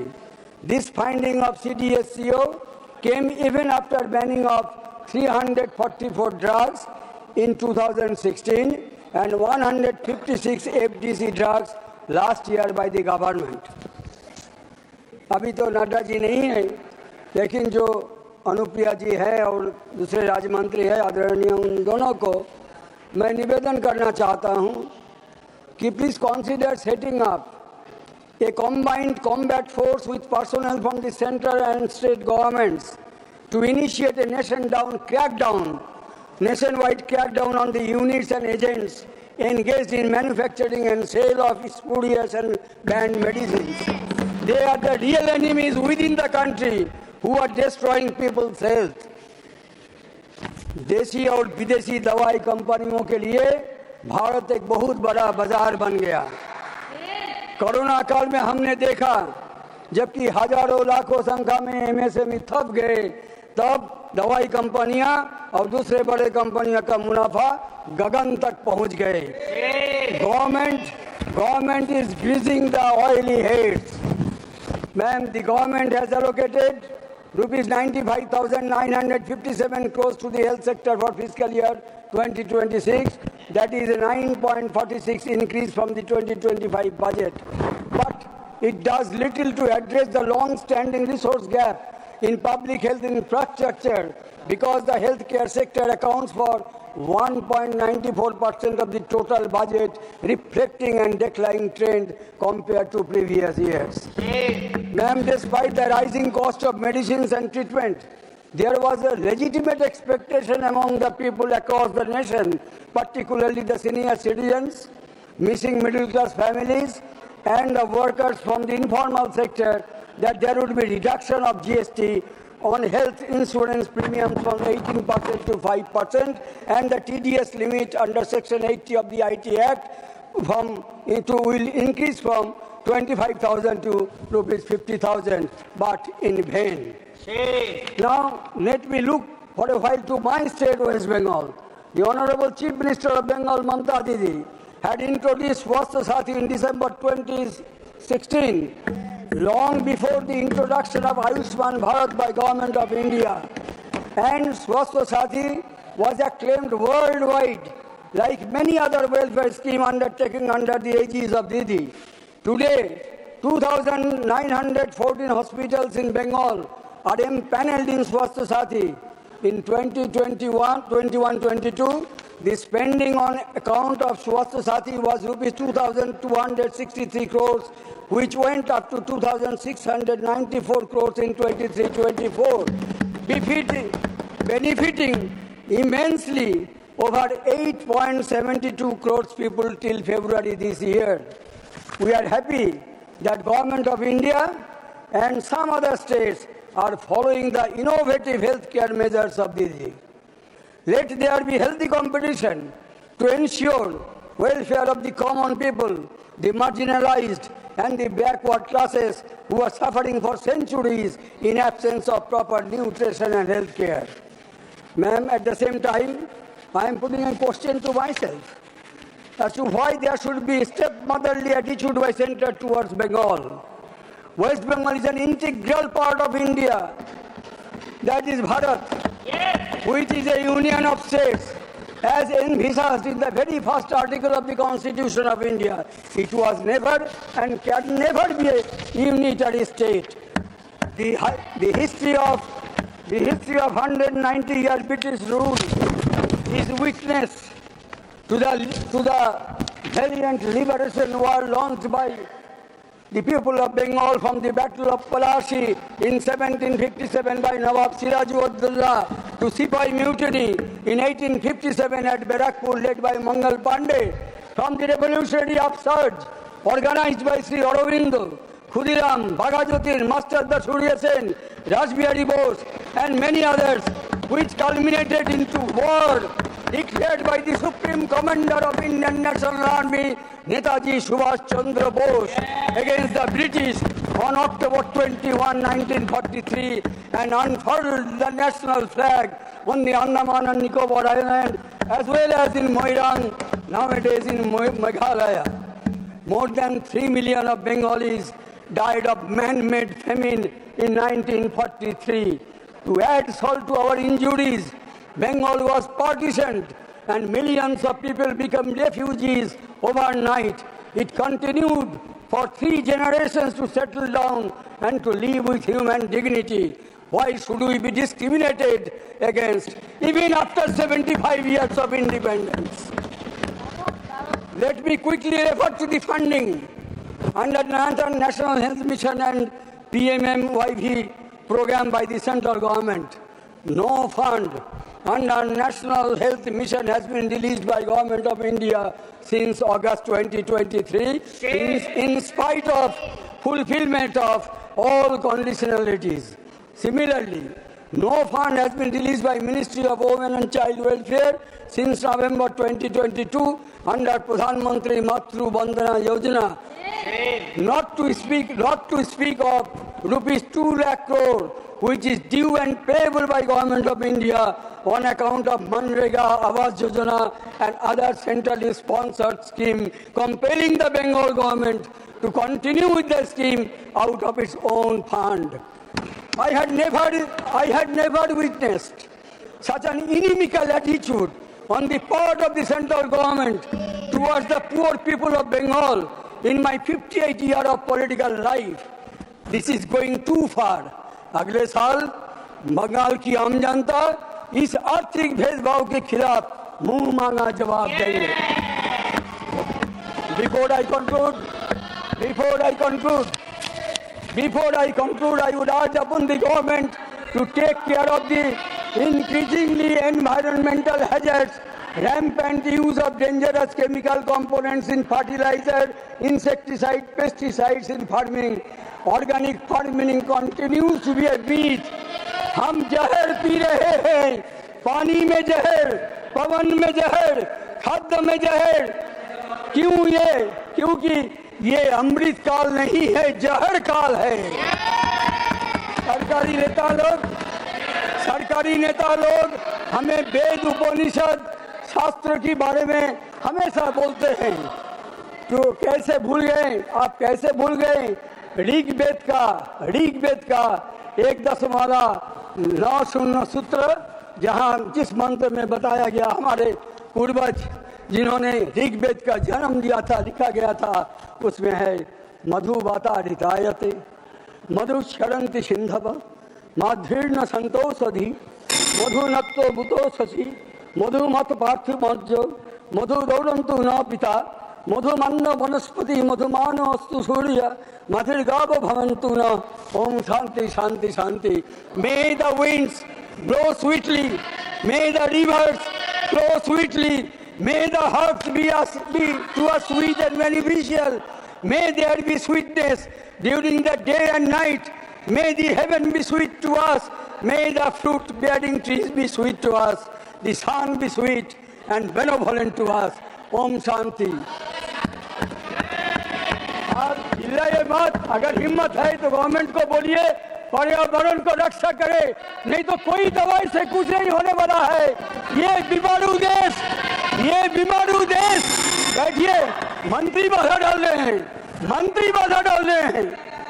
ये हो रहा है यहाँ, मंत्री बाधा दे रहे हैं.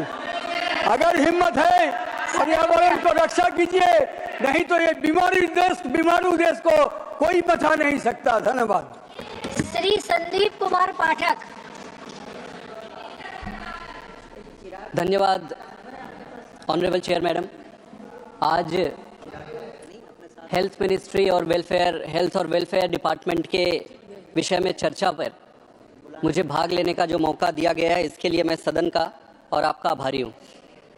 ऑनरेबल चेयर मैडम, हेल्थ का विषय एक ऐसा विषय है जिसको अगर हम राज्य के मैटर और केंद्र सरकार के मैटर में अगर बांट कर देखें तो ये देश कभी बर्दाश्त नहीं कर पाएगा. हमारे बच्चे, हमारे परिवार के लोग इस भावना से प्रताड़ित होते रहेंगे. इसलिए यह विषय किसी राज्य का नहीं है, यह विषय सिर्फ केंद्र का नहीं है, यह विषय इस पूरे देश का है. ऑनरेबल चेयर सर, इससे पहले कि मैं आगे की बात रखूं, मैं 2-3 चीज़ें आपके समक्ष लाना चाहता हूं. 2014 में गवर्नमेंट रन मास स्टरलाइजेशन कैंपेन छत्तीसगढ़ में 10 महिलाओं की मौत हो जाती है. पहले दिन वो सर्जरी कराकर जाते हैं, घर पहुंचने के बाद उनकी मौत हो जाती है. गोरखपुर के बीआरडी मेडिकल कॉलेज में 63 बच्चों की मौत हो जाती है. कारण क्या है कि ऑक्सीजन की जो सप्लाई है वो बंद हो जाती है, ऑक्सीजन कम पड़ जाता है. इसी हॉस्पिटल में 2016 में टोटल 5000 से ज़्यादा बच्चों की मौत होती है. इसी हॉस्पिटल में एक साल पहले 2014 में 6000 से ज़्यादा बच्चों की मौत होती है. ऑनरेबल चेयर सर, आप नांदेड़ के सरकारी हॉस्पिटल में देखें कि एक दिन में 33 लोगों की मृत्यु होती है और उनमें से 12 बच्चे होते हैं। कारण क्या होता है? कारण यह है कि मेडिकल स्टाफ है वो सफिशिएंट नहीं थे, डॉक्टर्स अवेलेबल नहीं थे, दूसरे डिस्ट्रिक्ट से रश आ गया। ये आज भारत देश की हेल्थ व्यवस्था या सिस्टम की एक पिक्चर है जो हम सबके सामने है। इससे मुझे लगता है कि हम सबको अपराध बोध से ग्रसित हो जाना चाहिए, और अगर हमें अभी भी इस बात का खुद पे ये नहीं है कि दुख नहीं हो रहा है, तो मुझे लगता नहीं है कि हम इस काबिल हैं कि इस देश को एक अच्छा स्वास्थ्य और एक अच्छा परिवार दे पाएं। ऑनरेबल चेयर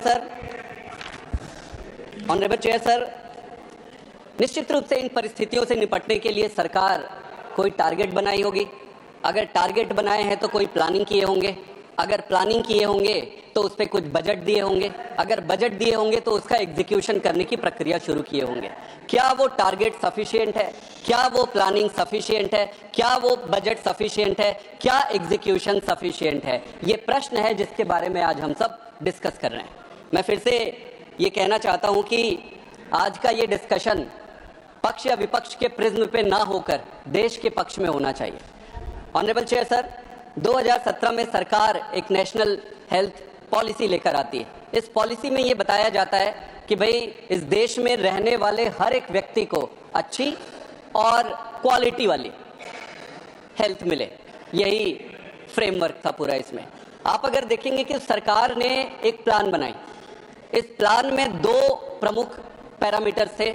एक तो था नेशनल हेल्थ मिशन और दूसरा ये लेकर आए आयुष्मान स्कीम लेकर आए। नेशनल हेल्थ मिशन का क्या आइडिया था? नेशनल हेल्थ मिशन का आइडिया ये था कि केंद्र सरकार नेशनल हेल्थ मिशन के माध्यम से सरकारों को इंफ्रास्ट्रक्चर डेवलपमेंट करने के लिए पैसे देगी, और ये पैसे प्राइमरी हेल्थ सेंटर और सेकेंडरी हेल्थ सेंटर जो जिला अस्पताल होती है उसके इम्प्रूवमेंट के लिए होनी चाहिए। आज स्थिति क्या है?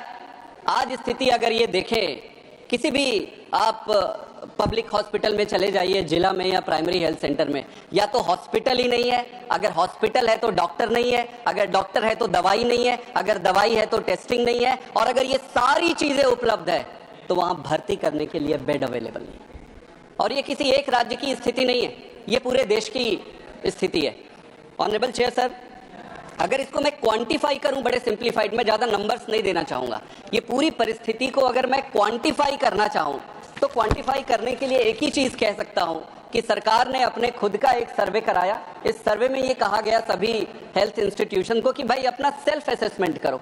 जब सेल्फ असेसमेंट किया गया तो ये पाया गया कि 80% से ज्यादा जो पब्लिक सेंटर्स थे, हॉस्पिटल्स थे, छोटे बड़े, वो फिट थे और अनफिट थे और सब स्टैंडर्ड थे।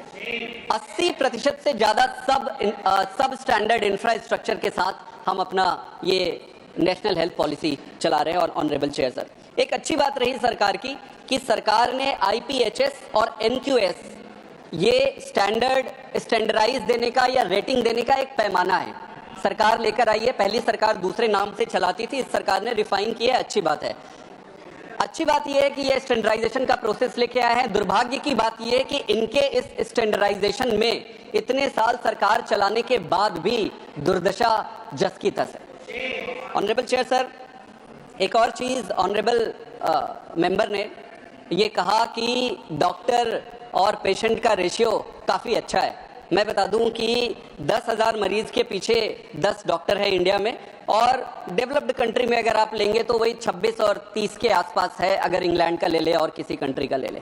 लेकिन आपको ये समझना पड़ेगा कि आप डेवलप्ड कंट्री के रेशियो और पेशेंट के कंपेयर नहीं कर सकते। वहां पे यूनिफॉर्मिटी है, मतलब शहर में भी उतने यही रेशियो है, गांव में भी है। हमारे देश में स्थिति यह है कि शहर में तो ओवर क्राउडेड है डॉक्टर्स का, गांव में आप जाते जाएंगे तो वहां पे स्कैर्सिटी है, वहां पे है नहीं।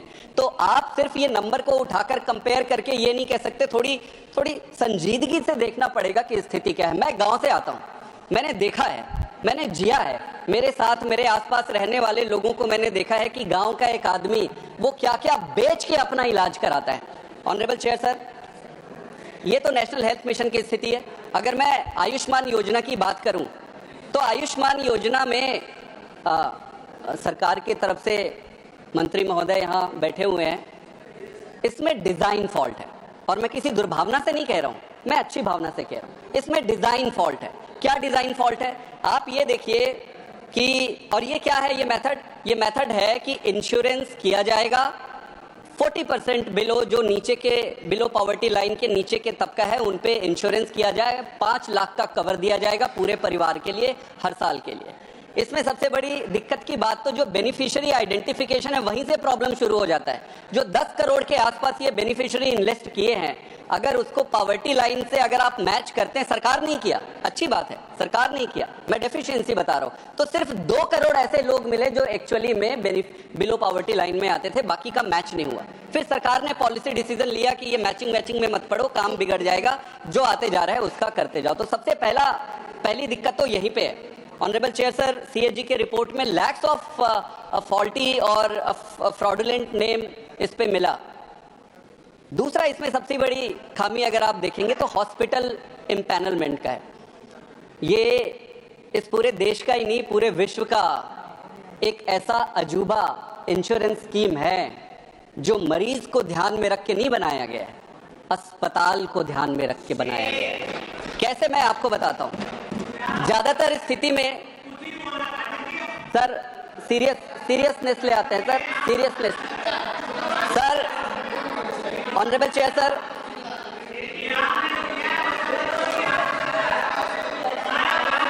ऑनरेबल चेयर सर, ये अजूबा स्कीम है।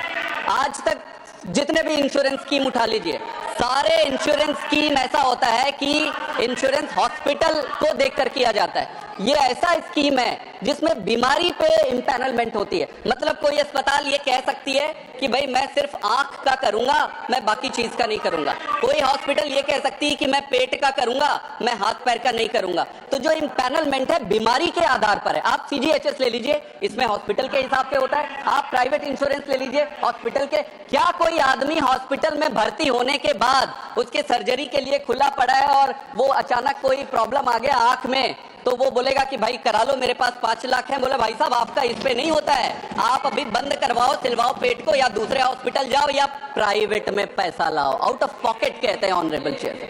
तो इसमें बड़ा डिजाइन फॉल्ट है। इसके अलावा एक और इंटरेस्टिंग चीज अगर आप देखेंगे कि इसमें हॉस्पिटल में एक और प्रॉब्लम है। जो मैच्योर्ड सिस्टम होता है, मैच्योर्ड सिस्टम क्या होता है? मैच्योर्ड सिस्टम में ऑपरेशन या बड़ी सर्जरी तब तक नहीं करते जब तक जरूरी ना हो।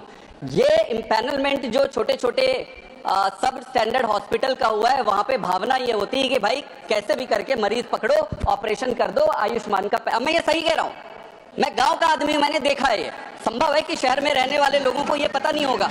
तो और जो इंपॉर्टेंट सर्जरी है ऑनरेबल चेयर सर, जो इंपॉर्टेंट सर्जरी हार्ट से रिलेटेड, उसमें 8,000 रुपए एक सर्जरी होता है। तो जो इंपॉर्टेंट सर्जरी जो होनी चाहिए वो हो नहीं सकती। जिसको दवाई से आप ठीक कर सकते हो वो वहां पे खींच के उसको ऑपरेट कर दिया जाता है। ऑनरेबल चेयर सर, प्लानिंग और क्लैरिटी में मैं एक चीज कहना चाहूंगा कि भाई देखो, इस देश की पूरे सोशियो इकोनॉमिक सिस्टम को 3 चरण में आप बांट सकते हैं। Lower income group, middle income group और higher income group.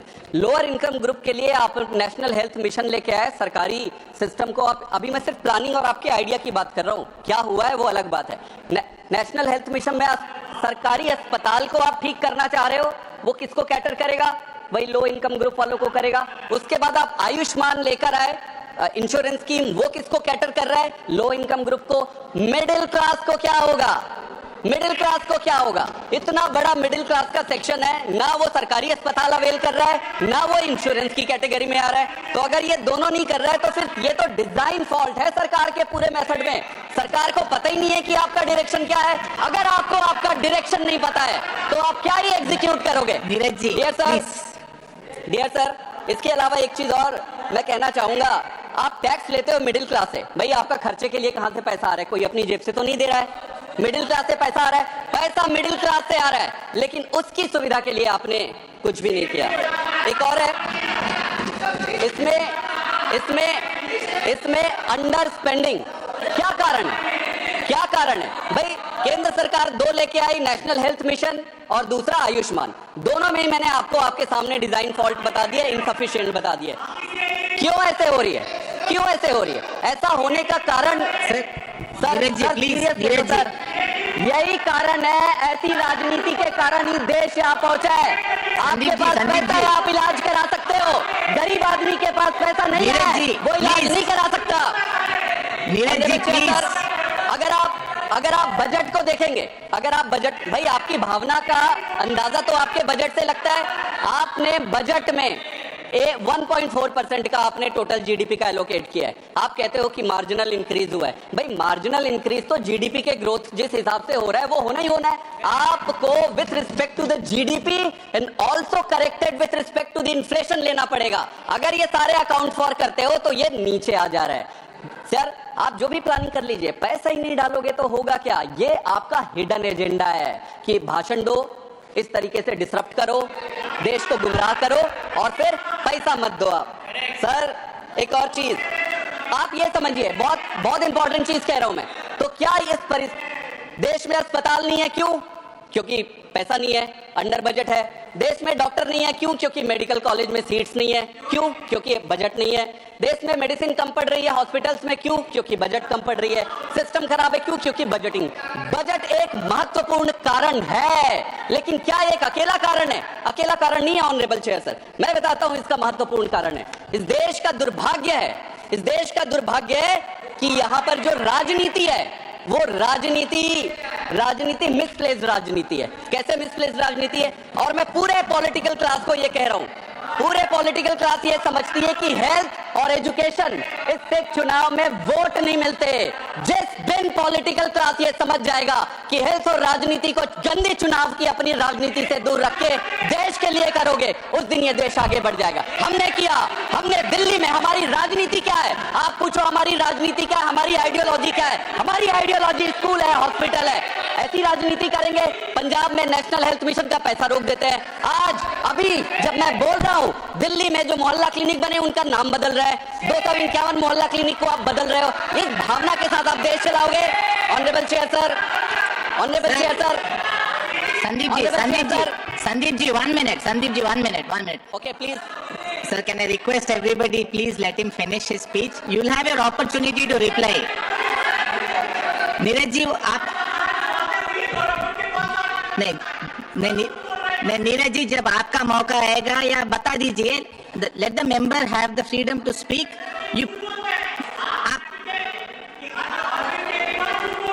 Neeraj ji मेरा आपसे विनती है कि जब आपका मौका आएगा आप बता दीजिए सच क्या है, आप उनको बात करने दीजिए। वो पॉज करेंगे। Sandeep ji please continue. Thank you sir. I request please let the member finish.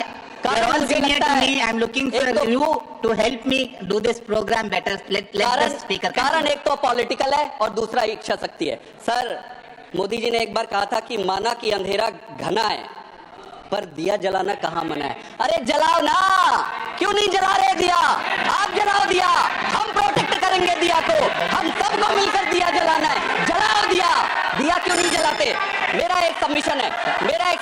Sandeep ji, I have a suggestion. No, please conclude in 30 seconds because I stopped you in between. Conclude in 30 seconds.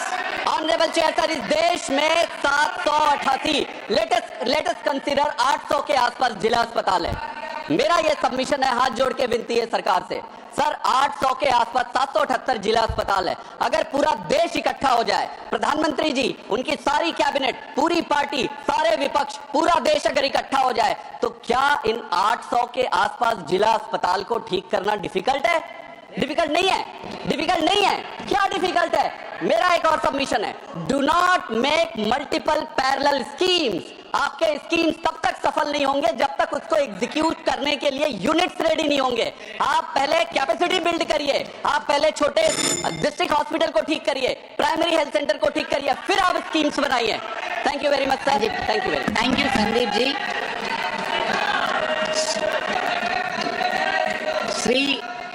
The next speaker is Sri Golla Babu Rao ji. Sir, you have 10 minutes.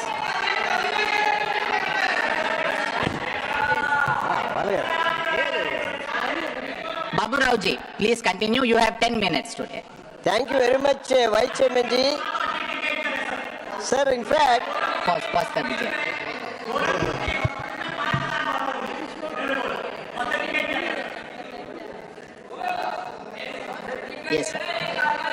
Thank you very much, Vice Chairman ji. It is a wonderful opportunity to speak on the health subject today. I really say that everybody knows the health is wealth. Even peace and prosperity is second, but health is most important to every human being. Coming to our national health policy, which is formulated in 2017, says preventive and promotive care to every citizen and free access to the health care in entire India. Coming to three stages of the national policy, primary health needs are still loggerhead. Even the poor people, if they go to any PSC, primary health center, even many hospitals, I know, even there are no medicine for snake bite. There are no medicine for at least diabetes. There are no complete doctors. There are no other health staff. For example, I tell my own Andhra Pradesh example.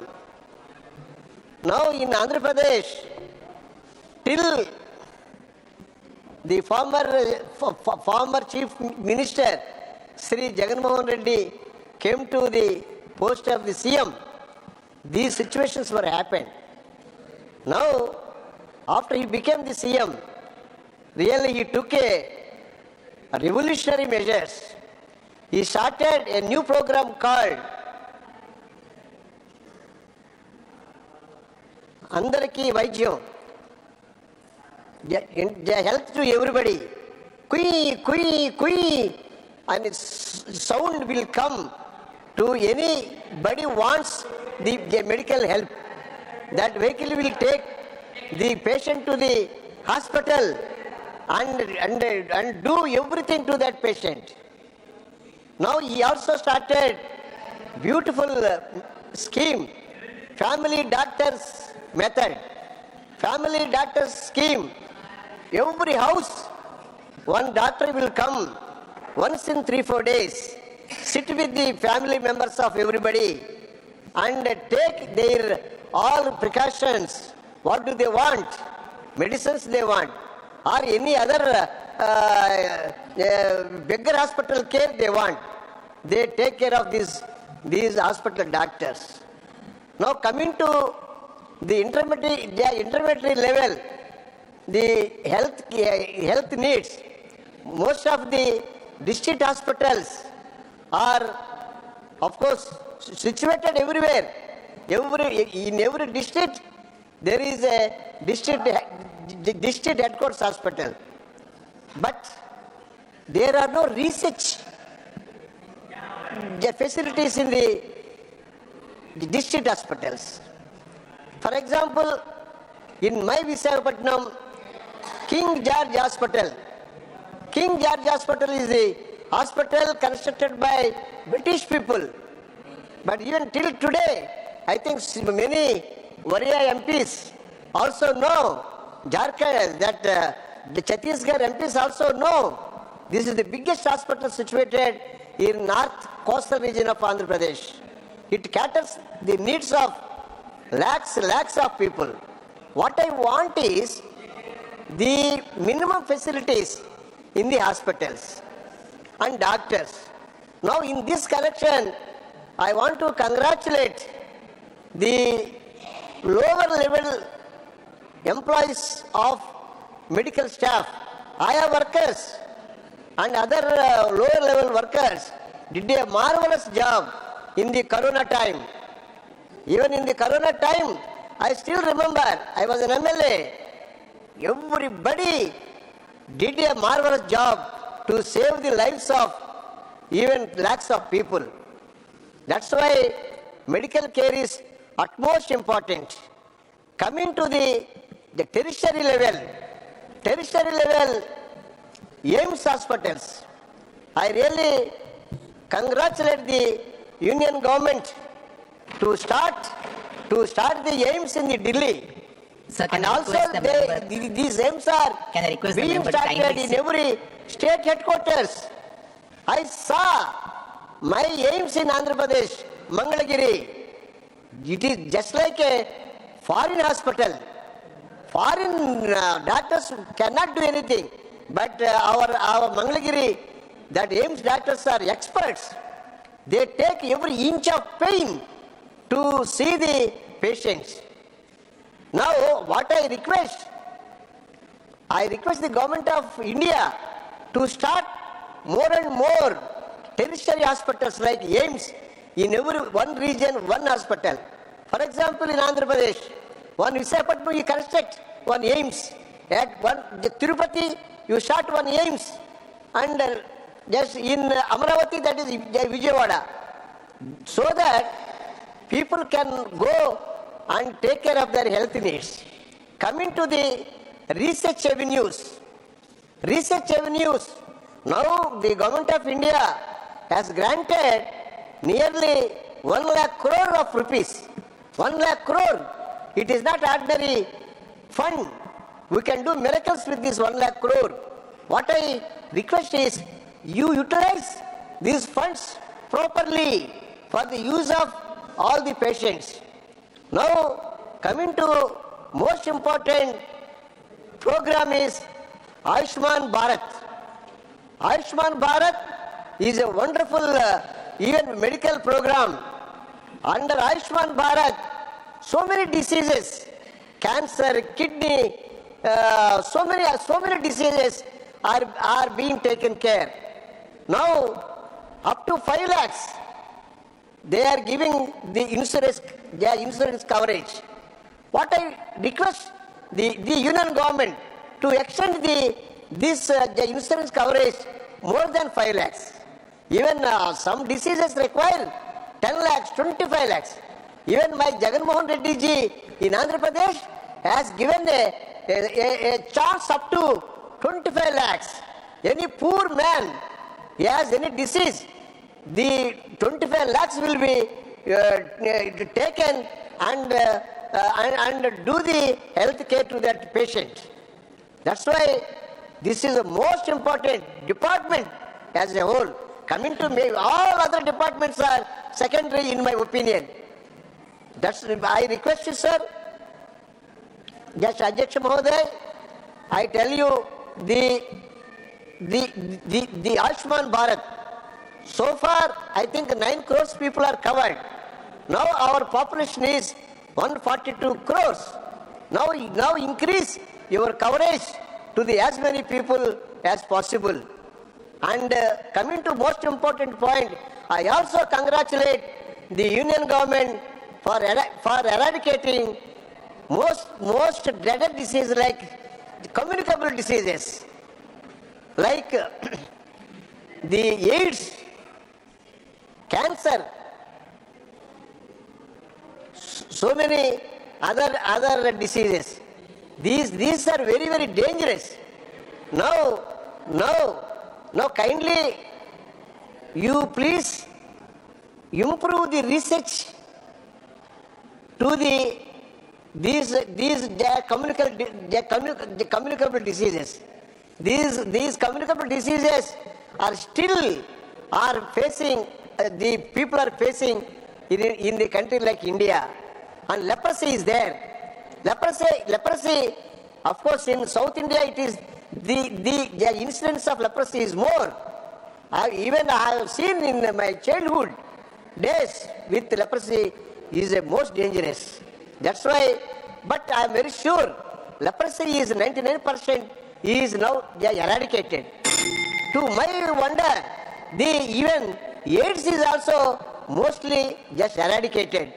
Now other diseases like diabetes or even cancer, or kidney problem or other even chronic diseases should be taken care of. So many lakhs of people are losing their lives, and we should also take care of these medical department, utmost care and just value to the every human being in the society. And so much, I thank you so much for giving me this opportunity to speak on the health subject. Thank you very much. Thank you, Babu Rauji, for leading to the warning bell. Sir, I congratulate you to occupy the seat of Vice Chairman from my party. From my party, on behalf of this House, I congratulate you once again. Thank you so much. If I may call upon the next speaker, Srimati Sulata Devji, you have 7 minutes, please. How much? 7 minutes, ma'am. 10. No, I'm sorry, it's 10 minutes. I'm yes, so sorry. Thank you, sir. Thank you. Thank you, Vice Chairman, sir. जय श्री जगन्नाथ. स्वास्थ्य ही संपदा, health is wealth, हमारे उड़िया में बोलते हैं स्वास्थ्य ही संपदा. हम अभी सुन रहे थे डॉक्टर भागवत कराड़ जी जो बीजेपी से बोल रहे थे. उन्होंने एक बात बोला कि उड़ीसा ने आयुष्मान योजना नहीं लगाया. मैं क्लियर कर देना चाहती हूँ कि BSKY जो बीजू स्वास्थ्य कल्याण योजना है हमारा, ये अगस्त 15, 2018 से स्टार्ट हुआ उड़ीसा में, जबकि आयुष्मान भारत को लॉन्च कर किया गया 28 सितंबर 2018. तो ये हमारा पहले लगा हुआ है. मैं तो बोलूँगी कि हमको देख के भी केंद्र सरकार ने आयुष्मान भी लगाया. मैं ममता योजना को आती हूँ. हमारे यहाँ ममता योजना भी है, जिसको प्रधानमंत्री मातृ वंदना योजना से भी यहाँ लगाया गया. मैं हमारे वहाँ पर संपूर्ण को देखकर प्रधानमंत्री पुष्टि योजना भी बनाया गया. अब मैं हेल्थ के जो ये है मैं उस पर आती हूँ. ऑक्सफैम 2024 में एक रिपोर्ट किया था कि भारतवर्ष में GDP के 1.9% ही एलोकेशन हो रहा है हेल्थ में. कम से कम 3% एलोकेशन होना चाहिए, मगर अभी भी हम कम हैं और हम बोल रहे हैं कि हम विकसित भारत बना रहे हैं. स्वास्थ्य तो ठीक नहीं, शिक्षा तो ठीक नहीं, फिर विकसित भारत कैसा विकसित हो ये भारत. अमेरिका जो कि 10% खर्चा कर रहा है. मेरे पास और भी कुछ डाटा है. टॉप 20 कंट्रीज जो हेल्थ के ऊपर खर्चा कर रहे ज़्यादा. पहले United States, Switzerland, German, Norway, Austria, Netherland, France, Belgium, Sweden, Luxembourg, Australia, Canada, Denmark, New Zealand, Ireland, Finland, United Kingdom, Iceland, Japan, South Korea. ये 20 है, मगर हम लोगों का भारत में जो है वो नीचे से 4 नंबर है. नीचे से 4 नंबर है हमारा हेल्थ का बजट. देखिए, हम जब ह्यूमन इंडेक्स, डेवलपमेंट इंडेक्स के बारे में आए तो इंडिया को 134 नंबर है, क्योंकि जहां हेल्थ के बजट में पैसा नहीं है, कम पैसा दिया जा रहा है, और जो दिया जा रहा है वो खर्चा कम हो रहा है. तो ऐसे कैसे होगा, डेवलप कैसे होगा? उसमें कभी डेवलपमेंट नहीं हो सकता, इसमें मानव संबल का विकास नहीं हो सकता. इसीलिए हम लोग ह्यूमन डेवलपमेंट इंडेक्स में आज 134 है, मगर पहले भारत ने 112 था ह्यूमन डेवलपमेंट इंडेक्स. आज हम और भी नीचे आ रहे हैं. पता नहीं क्यों ऐसा क्या हो रहा है. ऑक्सफैम ने ऑक्सफैम और कुछ ऑर्गेनाइजेशन ने एक PIL फाइल किया था सुप्रीम कोर्ट में कि कुपोषण में भारतवर्ष में सबसे ज़्यादा बच्चे मर रहे हैं. तो सुप्रीम कोर्ट ने गवर्नमेंट ऑफ इंडिया को रिटर्न में एफिडेविट करके देने के लिए बोले तथ्य. जो तथ्य मिला तो उसमें क्या हुआ ना, मंत्रालय का तथ्य है ये भारत में 0 से 5 साल के बच्चे 5 साल में 69% उनका कुपोषण में डेथ हुआ है 5 साल में। कैसे स्वास्थ्य के बारे में हम बोल रहे हैं, क्या स्वास्थ्य के बारे में हम बोल रहे हैं, क्या विकसित भारत के बारे में हम बोल रहे हैं? ये है विकसित भारत, इसको हम बोलेंगे, इसको लेके ये है, हम लोग बोलते हैं विश्व गुरु। खुद अब विश्व गुरु बोल देने से कोई विश्व गुरु नहीं हो जाता। विश्व गुरु होने के लिए काम करना पड़ता है, जो काम मेरे नवीन पटनायक जी ने किया है मुझे गर्व के साथ कहना पड़ रहा है। मैं कहती हूँ कि देखिए जो MMR है, आज भारत, जब मेरे नवीन पटनायक जी चार्ज लिए थे तो MMR जो है वो 3 डिजिट में था। आज उड़ीसा भारत वर्ष में MMR जो है उसको डिक्लाइन करने में सेकेंड हाईएस्ट स्टेट है उड़ीसा। IMR के ऊपर आते हैं इनफैक्ट मोर्टालिटी रेट जो था वो भी बहुत ज्यादा था। माननीय नवीन पटनायक जी जब प्रधानमंत्री बने, कैबिनेट में पहले बार बैठा है, जब पहला डिसीजन था बच्चे और माँ के मरने के जो ये है उसको पहले कम करना चाहिए। इसीलिए आज वो जो IMR है हाईएस्ट डिक्लाइन है उड़ीसा में, भारत वर्ष में। ये है गर्व के साथ कहती हूँ कि कहना बात करो कोई बात नहीं है, काम बात करना चाहिए, जो मेरे नेता का काम बात कर रहा है। और देखिए इंस्टीट्यूशनल बात जो 22% था 2019 और 21 को 92% हो गया है उड़ीसा का। वैक्सीनेशन इंक्रीज, वैक्सीनेशन बढ़ के 44% से 19 और 21 को देखे तो हाईएस्ट हो गया है 91%। ये है उड़ीसा, विकसित उड़ीसा।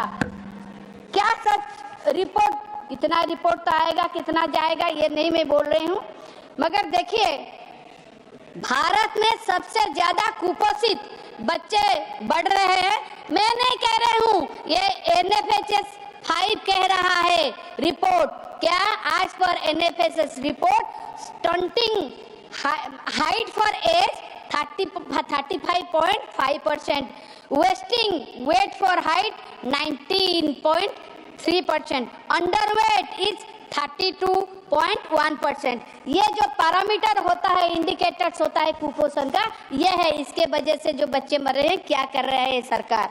और बात बोलेंगे कि देखिए जब BSY के बारे में बात हो रहा था, यहाँ पर आयुष्मान भारत के बारे में भी बात हो रहा था। मैं आपको एक बात बोलूंगी, खुद BSY जो स्कीम है हमारा उड़ीसा में, एक साल में 6,500 करोड़ का बजट एलोकेशन है। और आयुष्मान भारत में समग्र भारत वर्ष में देखे तो 7,000 करोड़ का बजट था।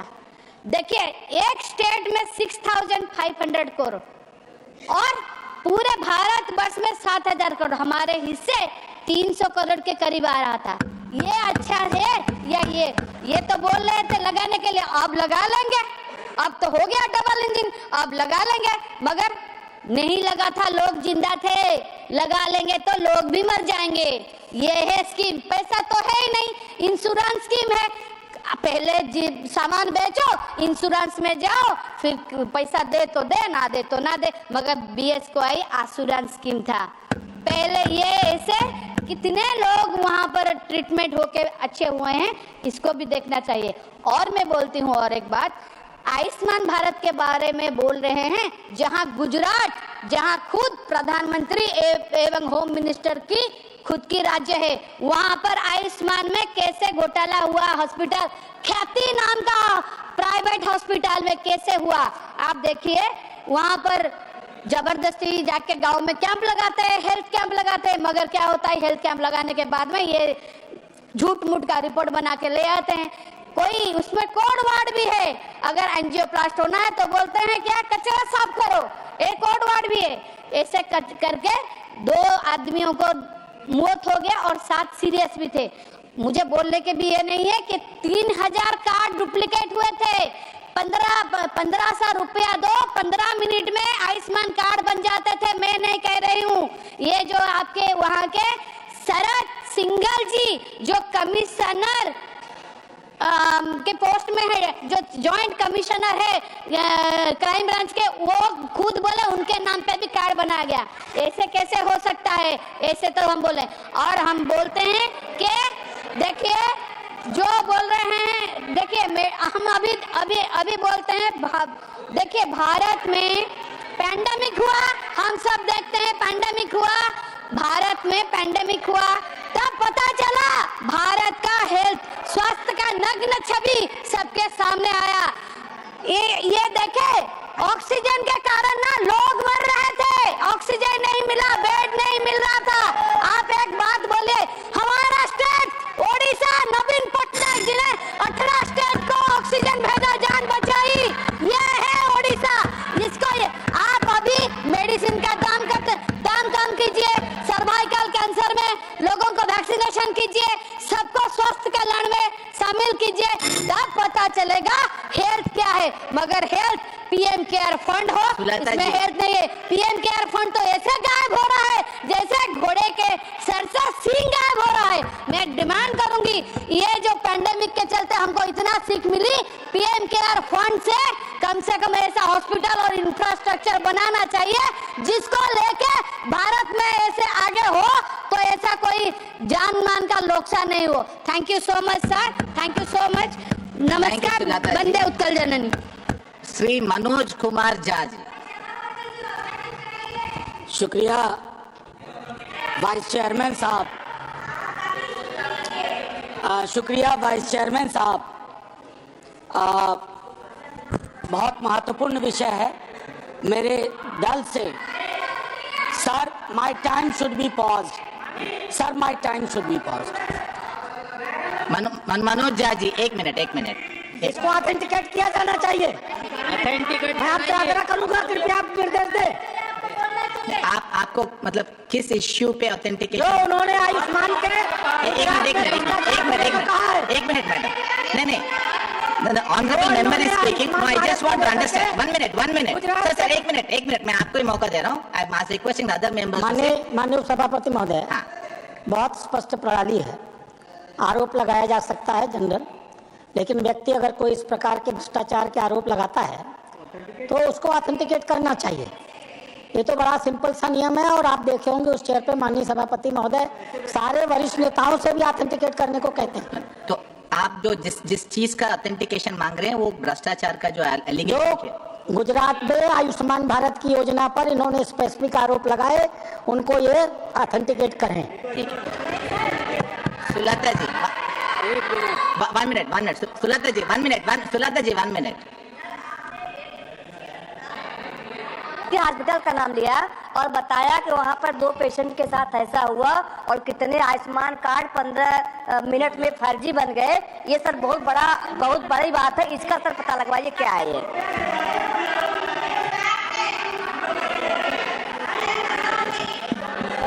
हाँ सुलता जी, एक मिनट देखिए,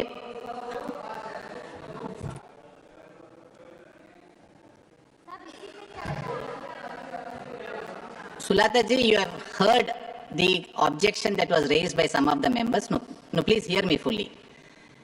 They are saying that certain allegations made by you are not correct. This will need to be examined by the chair. But from your side, you please furnish whatever information you relied on. This will be examined by the chair for the purpose of taking a decision. No, you may not have to respond now. See, there are 2 issues. Sulata ji 1 minute, नहीं Sulata ji 1 minute, Sulata ji 1 minute please मेरी बात सुनिए। Sir 1 minute, sir 1 minute. Sulata ji 2 issues है। Sir please, sir 1 minute. Sir please,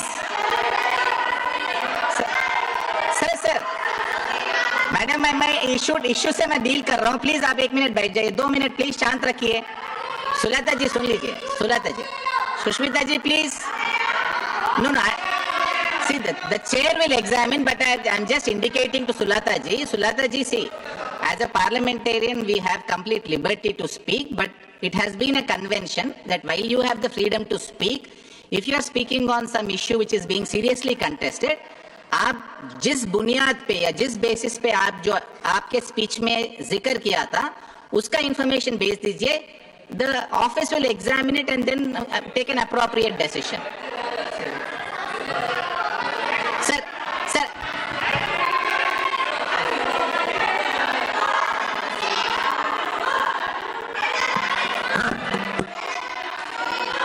From responding, sir. Sir. No. Shashmit ji, I am not. Shashmit ji, no, I am not permitted. Shashmit ji, I have not permitted you to speak, so you will not say you are not yielding. It is only when the chair permits. Shashmit ji, no, sorry. Shashmit ji, I have not permitted anybody else to speak. Shashmit ji, no. And Shashmit ji, 1 minute, please. No, I have not permitted. No, 1 minute. I have not permitted anyone to speak. 1 minute. No, 1 minute. Shashmit ji, please. Neeraj ji बैठिए आप. नीरज जी बैठिए. शश्मित जी, now please listen to me for 1 minute. Shashmit ji, no, 1 minute. Shashmit ji, please, 1 minute. Just give me 1 minute. No, I have not permitted anybody to speak. So the question of, no, 1 minute. I gave an opportunity. Shashmit ji, please listen to me. No, you hear what I am saying if you want to speak. No, Shashmit. 1 minute. Manoj Kumar Jha ji, 1 second. Please start the clock once again. Sir, no, sir. Sir, I have heard. No, I am sorry. Manoj Kumar Jha ji, your time will start now. Please start. No, it will restart. How can I speak in these kind of situations? Sir, please. Yes, sir. Shashmit ji, 1 minute. Shashmit ji, 1 minute. Sir, please sit. 1 minute, sir. Sir, allow the chair. To. Sir, allow. Sir, please allow the chair to deal with it. Shashmit ji, I will not. Sir, no. I have heard you. Sir, Neeraj ji, please. No, Neeraj ji, please. Please. Neeraj ji, 1 minute. Sir, Shashmit ji, please, 1 minute. Sir, I have heard you. 1 minute. I have heard you. Sir, 1 minute. Neeraj ji, 1 minute. Neeraj ji, 1 minute, please. Nagar ji, 1 minute. Sir, I have permitted you to speak. I just want to explain why I asked Sulata ji to give whatever basis. Only one reason. Sir, please, can I request? Sir, can I please request? Please, can I request you all to sit just 1 minute? Sir, please sit. Yes, sir. No, I have not allowed them to speak like I have not allowed Shashmit ji to speak. I have asked you to speak, sir, because you're a senior member. All that I am saying is, someone objected, they said letter authenticate. 1 minute. Shashmit ji, please. Sir, please sit. I am not concluding it. I am just responding to what the honorable member said. I said, when certain objections were taken with regard to factual inaccuracies, I have told Sulata ji that as a member of parliament, every member of parliament will have the freedom to speak. 1 minute. Now, when a member of parliament speaks, if I ask the member to respond to an allegation, I will be demeaning the member. Because I will respect the member, I will think the member knows what she speaks, and I respect the member to think that she has done her research before she spoke. Now, if someone makes an allegation, if I ask the member, please respond, I am demeaning Sulata ji. I don't want to demean a member of this house. So what I have said, please, Shashmit ji, I have told only one thing. Sulata ji, as a responsible member, you have spoken, you have the freedom to speak. There have been some complaints made about inaccuracies. Because this house is now following a convention of asking members to authenticate, did not even ask her to authenticate. I asked the honorable member, आप जिस basis पे, जिस बुनियाद पे आप जो आपके speech में बोले, मैं एलिगेशंस भी नहीं बोल रहा हूँ, वो आप चेयर को सबमिट कर दीजिए. The House will take a decision after taking a decision. It's very fair. I think it concludes this issue. I want Manoj Kumar Jha to take it over. I'm not letting any member hijack the House. Sir, I am running the House. Manoj Kumar Jha will speak and the time will start once again now, sir. Thank you. Thank you. Thank you, Honorable Deputy Chairman Sir, Vice Chairman Sir. पूरा तारतम्य ही टूट गया health और family welfare की बहस में. कहा तो हम ये सोच रहे थे कि शुरुआत एक मिनट सर, इनका टाइम अभी से शुरू कर दीजिए. आप यहाँ से शुरू कर लीजिए जी. तो कहते हैं ना कि कुछ कटी हिम्मतें सवाल में उम्र, कुछ उम्मीदें जवाब में. तो मंत्री महोदय 2 लोग थे यहाँ, तो अपनी बात वहां से रखना चाहता था. एक बहुत ही अनयूजुअल चीज से शुरू करूंगा अपनी बातचीत. माननीय उपसभापति महोदय, हाल के दिनों में एक किताब पढ़ी, बड़ी प्यारी किताब है. एक पत्रकार हैं, उल्लेख केरला के हैं. उन्होंने लिखा है मैड अबाउट क्यूबा. क्यूबा हम सबके बचपने से एक अट्रैक्शन का पॉइंट हुआ करता था. और उसमें बताऊं, खास तौर पर क्यूबन पब्लिक हेल्थ सिस्टम एक बड़े साम्राज्य से लड़ने के बावजूद क्यूबा ने यह सुनिश्चित किया कि उनके लोगों का जीवन स्तर मानवीय सूचकांक के हर चीज पर ऊपर जाए. ये क्यूबा ने किया. मैं एक छोटा उदाहरण दूंगा सर, 1-2 मिनट ले लूं तो माफ कर दीजिएगा सर. सहजन, जिसको मोरंगा भी कहते हैं, वो क्यूबा में नहीं होता था, लेकिन क्यूबन डॉक्टर्स ने रिसर्च करके बताया कि ये मेल न्यूट्रिशन को एड्रेस करने का बहुत महत्वपूर्ण साधन है और कई तरह के रोग निरोधक तत्व हैं इसमें. सर, केरला आई क्यूबा से टीम, तमिलनाडु गई और बेस्ट सीड्स लेकर के मोरंग के क्यूबा में गए. और आज क्यूबा में दर्जनों रिसर्च इंस्टीट्यूट हैं. मैं इसलिए कह रहा हूं कि आज हमारी जो हेल्थ सेक्टर की दिक्कतें हैं वो क्राइसिस ऑफ कैपिटलिज्म से भी पैदा हुई है. सर, मैं कैपिटलिज्म का घनघोर विरोधी नहीं हूं, लेकिन मैं देख रहा हूं सरकार की अपनी कमेटी कह रही है कि 80% Reliance is on private sector. Sir, एक नई व्यवस्था का जन्म हो रहा है, मेडिकल पॉवर्टी. लोग मेडिकल एक्सपेंस के कारण गरीब होते जा रहे हैं और इसका दर्द मुझसे बेहतर कोई नहीं समझ सकता इस सदन में. सर, प्रतिदिन हमारा 2 काम बिहार के सांसदों के हैं. एक है रेलवे PNR कंफर्म कराना और दूसरा है एम्स में भर्ती करवा दो किसी तरह. ये व्यवस्थाएं क्यों हो रही हैं सर? पब्लिक हेल्थ इंफ्रास्ट्रक्चर को माननीय स्वास्थ्य मंत्री जी आ गए, मैं हाथ जोड़ के कहूंगा सर, पब्लिक हेल्थ इंफ्रास्ट्रक्चर अगर हमारा टूट गया, इस देश का सपना टूटेगा. इस देश के करोड़ों लोग कुछ नहीं सोच पाएंगे, क्योंकि हर कोई बड़े बड़े 5 सितारा अस्पताल में जाने की हिम्मत नहीं करता है, और करता भी है तो जमीन बेच करके. So violence against health care professionals, पूरे देश से ऐसी खबरें आ रही है और यह भी इसी व्यवस्था की जनक है सर. इसी पूंजीवादी समाज की वजह से फार्मा इंडस्ट्री का कंट्रोल, फार्मा इंडस्ट्री का ग्रिप इतना जबरदस्त है, कई जगह पर तो सरकार बनाने बिगाड़ने लगे. उस संदर्भ में ये बात मैं रखना चाहता था. सर, हमारे अपने सरोकार में स्टैंडिंग कमेटी की रिपोर्ट थी NMC को लेकर के, जो चिंताएं थी, मैं चाहूंगा कि मैं उस पर विस्तार से ना जाऊं, आप खुद उसका, क्योंकि आपके पास वो रिपोर्ट है. Sir, contractuality of health care professional, इसकी वजह से भी क्या हो रहा है कि पब्लिक हेल्थ केयर प्रोफेशनल, चाहे डॉक्टर हो, एक्सपर्ट्स हो, टेक्नीशियंस हो, नर्सेस हो, वो प्राइवेट सेक्टर की ओर मूव कर रहे हैं. और ये लग रहा है जैसे कि किसी के इशारे पे हो रहा है, किसी के इरादे से हो रहा है. ये चिंता का विषय है. और एक तरह से जो मैंने पहले भी कहा कि गवर्नमेंट का एक डिस्कनेक्ट है प्रिवेंटिव पब्लिक हेल्थ से, और वो भी फार्मा इंडस्ट्री का. देखिए उसमें ग्रिप, फार्मा इंडस्ट्री के लिए जो रोग महत्वपूर्ण है, जिनकी दवाइयां महंगी है, जिनसे पैसे इकट्ठा होते हैं, धन इकट्ठा होते हैं, उन पे ज्यादा जोर है.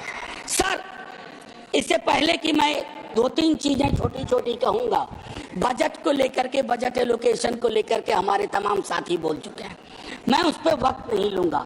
लेकिन सर कोविड वाले पीरियड में हमारा बजटरी एलोकेशन बढ़ा होगा, उसको बढ़ा था, उसको एपिसोडिक ना रहने दिया जाए, उसको एक निरंतरता प्रदान की जाए, बजटरी एलोकेशन बढ़ाया जाए। 5% जीएसटी यूनिफॉर्म की बात हुई थी मेडिकल गुड्स एंड सर्विसेज पे, उस पर विचार करिए, सलाह दे रहा हूं सर, सलाह दे रहा हूं। आज एक सुबह संयोगवश 0 आवर में था और आप थे माननीय मंत्री महोदय। आशा वर्कर्स और बाकी स्कीम वर्कर्स जो इस देश की योजनाओं को ढोती हैं, पहुंचाती हैं गांव गली कूचे, उनका मानदेय मैं समझता हूं कि सर पीनट्स के बराबर भी नहीं है। हालांकि मैं मूंगफली की भी तौहीन नहीं करना चाहता, लेकिन मैं ये कहता हूं कि आपको उसको बढ़ाना होगा और रिटायरमेंट बेनिफिट तय करना होगा। पब्लिक प्राइवेट पार्टनरशिप को लेकर के भी कुछ मेजर अनाउंसमेंट नहीं है, खास करके टायर 2 और टायर 3 सिटीज में मेडिकल एजुकेशन के मसले को लेकर। शुक्रिया बहुत बहुत, आप कैसे समझ गई? शुक्रिया सर। हो जा रहा है 10% R&D फंड उसके लिए। अब सर मैंने पहले कहा बिहार से आता हूं, हम लोग का बहुत बड़ा ताल्लुक है एम्स से। सर इससे पहले कि भूल जाऊं, एम्स कई जगह बना है, नए एम्स बने हैं, पुरानी सरकार ने बनाया, आपने भी बनाया। लेकिन सर मैं माफी के साथ एक कहता हूं, दिल्ली के एम्स की एक संस्कृति है, culture of all India institute of medical science. Culture surgically implanted नहीं हो सकता, ये ऑर्गेनिक पैदा करना होगा, कहीं ना कहीं वो कमी रह रही है। मैं एक कहूं कि बिहार में आपने सब राज्यों को कहा 8% खर्च करो, बिहार में 5.7% है। सर 1-2 मिनट बस माफी के साथ। हमारा NHM के अंदर lowest per capita grant Bihar को है। हम मुफ्त में बदनाम हुए बजट में, सब लोगों ने कहा बिहार को दे दिया, बिहार को दे दिया, तो बिहार अक्सर मुफ्त हुए बदनाम वाली कैटेगरी में आ जाता है। वो 217 रुपए पर कैपिटा ग्रांट सबसे कम है देश में। कम्युनिकेबल डिजीज का प्रिवेलेंस और उससे होने वाली डेथ में भी बिहार अव्वल नंबर पे है। मैं अक्सर आप लोग भी देखते होंगे कि देश में कहीं भी कोई मौत होगी तो आपको उसमें एक बिहारी जरूर मिल जाएगा। हमारी प्रिवेलेंस इतनी ज्यादा है, चाहे रोग का मामला हो, मौत का हो, ये सारी चीजें चिंता हमारी भी है सर। आपके ही निर्देश पे प्राइमरी हेल्थ सेंटर में कम से कम 4 से 6 बेड होने चाहिए। हमारे बिहार में सिर्फ 38% PHC के पास ये हालात है। Sir 1-1.5 minute. माननीय सभापति महोदय, वाइस चेयरमैन साहब, कम्युनिटी हेल्थ सेंटर का शॉर्टफॉल बिहार में 71% है। बीच में छोटी अवधि के लिए हमारे नेता प्रतिपक्ष स्वास्थ्य मंत्री थे बिहार के, कई व्यवस्थाएं बदल दी थी। जो अस्पतालों में एक रौनक, एक वेलकमिंग एटीट्यूड होना चाहिए था, वो बहाल हुआ। सर एक टिप्पणी में हमारे संदीप जी ने भी की। सर ये जो पहले हम लोग लाइफ इंश्योरेंस का एक स्लोगन पढ़ते थे, जीवन के साथ भी जीवन के बाद भी, आज उसके मानी बदल गए हैं sir.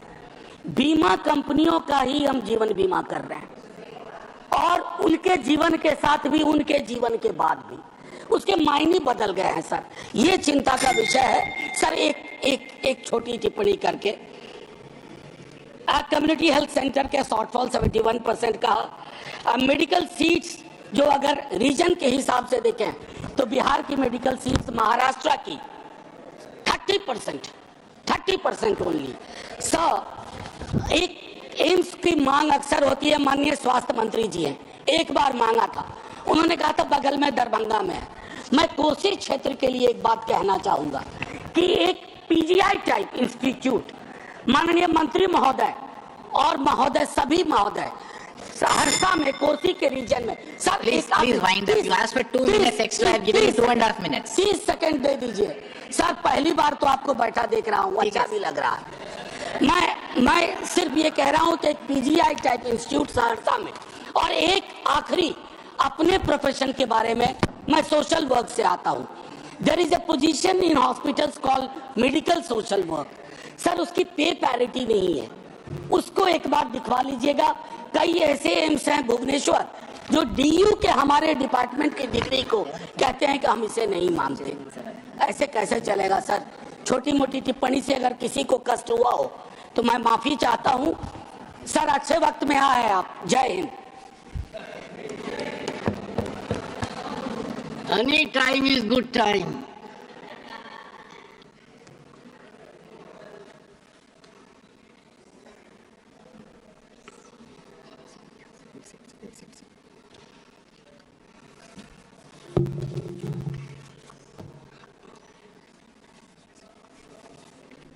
Honorable members, I am indeed honored, and so would the members of this August House, with the felicitation I am indicating from the chair. Honorable members, it is a privilege to honor Sri Ilaiyaraaja ji,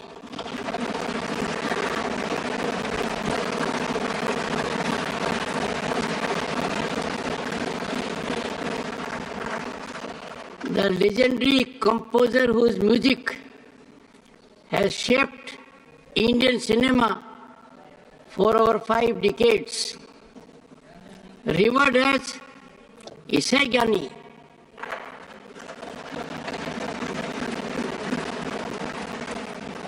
The musical genius, his extraordinary mastery of blending classical traditions with contemporary sounds has given rise to timeless melodies that transcend generations and borders. His compositions are much beyond songs. These are deeply felt emotions that have touched millions. He has composed over 8,600 songs.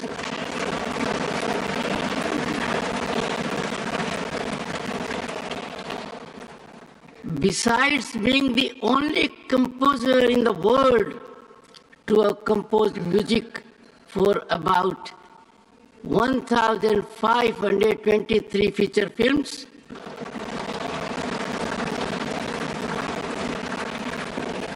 and in over 9 languages.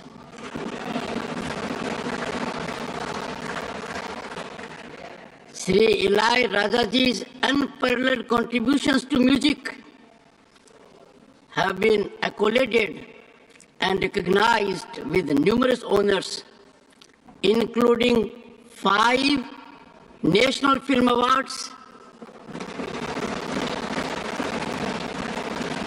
3 for the Best Music Direction, and 2 for Best Background Score. A gold medalist in classical guitar from Trinity College of Music, London, he has elevated Indian music to global recognition.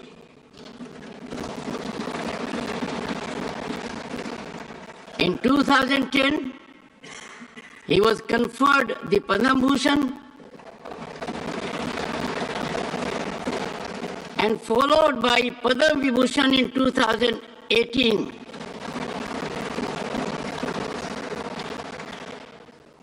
And in 2022, he was awarded an honorary doctorate by the Prime Minister, Shri Narendra Modi ji, in recognition of his remarkable legacy. Honorable members, I join you in proudly announcing that Sri Ilaiyaraaja ji is the first Indian to compose, record and perform live a full English classical symphony music titled Valiant this month in London,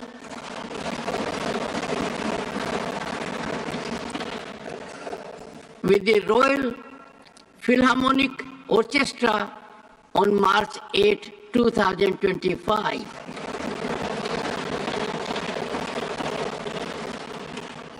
This symphony was composed by him in 34 days, which is a very unique achievement.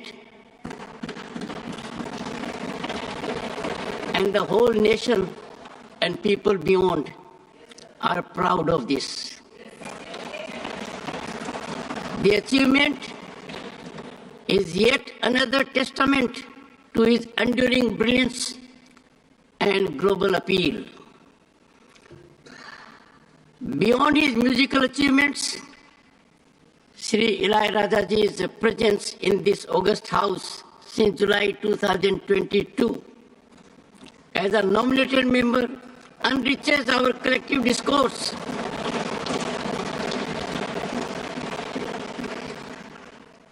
On behalf of this house, I extend my heartfelt felicitations to him. May his legacy continue to inspire, motivate, and may his melodies captivate the world for generations to come.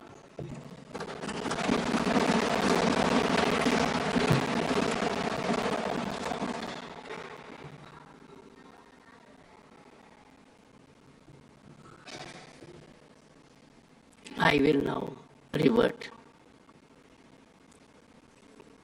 to continuation of the debate. But these are occasions when the world recognizes sublimity and depth of Bharat. And in the same line with equal recognition, I now invite Jayaji to take the floor. Thank you, sir. And what a pleasant coincidence. After Ilaiyaraaja's felicitation, we have Jayaji here contributing. I'm just saying, Vanakkam Periyanna, Ilaiyaraaja ji. Vanakkam Periyanna. I've had the opportunity of spending a lot of time with him. In fact, we've had the opportunity to work with his son as one of the composers of one of our films. I'm very happy and thankful to the government for bringing such illustrious people from this industry into this house. They are truly the representatives of the upper house, house of intellectuals. It makes me extremely happy. I congratulate the government for doing so. आपको शारीरिक स्वास्थ्य के लिए शुभकामनाएं। Sir, subject बहुत अच्छा है। वैसे तो बोलना चाहिए राम गोपाल जी को, चेयरमैन है हेल्थ कमेटी के, मगर मैंने हाईजैक कर लिया है। कितना अच्छा लगता है जब इस हाउस में खड़े होकर एमपीज अपने स्टेट की उन्नति के बारे में बात करते हैं और बढ़ाई करते हैं। दुर्भाग्यवश हम ये नहीं कर सकते सर।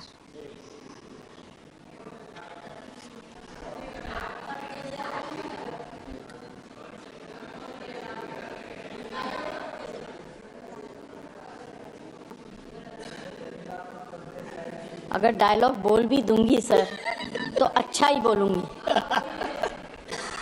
आप लोगों से तो अच्छा ही बोलूंगी।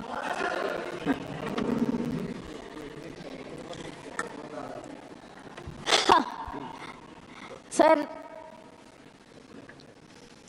respecting lives of people who bring us to this position is a very, very important duty. And let's together give them that respect that they have given us. To speak for them, to speak on behalf of them, and to take care of them. And I am sure that any government that comes in power, their basic interest is to provide good health care. पिछली बार जब आप मंत्री थे, स्वास्थ्य मंत्री, आपके साथ वार्तालाप करने का मौका मिला और साथ काम करने का भी मौका मिला। बट सर, सबने बहुत कुछ कह दिया। I just will bring in some emotional points, technical datas वगैरह ये सब बोल रहे हैं। 2-3 बहुत छोटी छोटी चीज़ें कहूँगी। First, how can we claim progress in medical facilities when mothers bleed to death in transit and children starve? Our infant mortality rate is higher than countries like Sri Lanka and China. And we also rank highest in wasted and stunted children under 5 years. I will not elaborate on it, क्योंकि इस house में जितने लोग बैठे हैं उम्मीद करती हूँ कि most of them are above intellectual level. They will understand what I'm trying to say. The next target or the next population that I would like to speak about are the elderly people, the senior citizens of this country who are grossly neglected. Especially senior citizens who live alone and in urban cities, क्योंकि छोटे शहरों में परिवार इकट्ठा रहता है, parents की देखभाल हो जाती है, मगर बड़े शहरों में पेरेंट्स जब सीनियर सिटीजन हो जाते हैं, उनके बच्चे या तो बाहर चले जाते हैं काम करने के लिए या उस शहर से कहीं और चले जाते हैं उन्नति के लिए, अपने प्रगति के लिए, और इसमें कोई बुरी बात नहीं है। मगर parents who live alone in flats, in houses, are completely ignored by the society, by all of us. एक बिल्डिंग में अगर कोई एल्डरली कपल रहता हो, कितने लोग हम लोगों में से ऐसे हैं जो जाके पता करते हैं कि आप कैसे हैं, आपने कुछ खाया, आपको किसी चीज़ की ज़रूरत है। उस तरह की भावना अब हमारे यहाँ से खत्म होने लगी। You can continue if you want for a minute. May I? हाँ। Thank you. अब तो सर बात यह है कि ऐसे लोग जो सेलिब्रिटीज का दिन है ना। सॉरी सर, सेलिब्रिटीज का दिन है। हाँ बोले। अच्छा, thank you. You consider me to be a celebrity? I thought I was a maybe. Sir, ये अर्बन एरियाज में जो सीनियर सिटीजन रहते हैं, they suffer from undetected dementia and Alzheimer's. There is need to conduct a census of such elderly people so that timely health care can be given and dignity upheld during the twilights of their lives. Next is organ donation. Sir, हमारे देश में awareness की कमी है, religious beliefs की वजह से and strict laws की वजह से more than 112,000 Indians are waiting for transplant and a new name added to the national transplant waiting list every 10 minutes. This requires urgent attention. हम फिजिकल हेल्थ के बारे में बात करते हैं कि किसको क्या बीमारी, बड़ी बड़ी बीमारियों के बारे में बात करते हैं, बट एक छोटी सी एलिमेंट है जिसके बारे में हम लोग उतना ध्यान नहीं देते हैं, बात करते हैं ध्यान नहीं देते, and that is mental elements. India allocates less than 1% of its total health budget to mental health. Sushmita, और आप खत्म कर लें तो मैं आगे बढ़ूं, because you are disturbing me.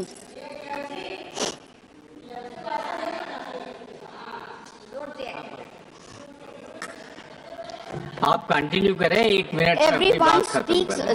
sir, less than 1% of its total health budget to mental health, while developed countries allocate 5 to 10%. Nearly 15% of Indians suffer from mental health disorders, and there is only one psychiatrist per 100,000 people. It's a very sad situation, sir, and completely ignored. Thank you Jaya ji, thank you. Conclude नहीं करूं? Conclude करिए ना, मैं तो ये कह रहा हूँ, आप सब कंक्लूड करिए। अरे राधा मोहन जी अगर मैंने सिफारिश कर रहे हैं तो बहुत बड़ी बात। अगर श्री बेटी को बुलवाया तो आपको तो फिर 10 मिनट बुलवाना पड़ेगा। अच्छा सर, मैं खुद अपने लाइफ में, मुझे याद है जब मेरे पति अस्पताल में बहुत बीमार थे, बम्बई में नहीं, उनको ऑक्सीजन की जरूरत थी 24 hours. He was in the very ICCU और I was personally supervising, there were no nurses available.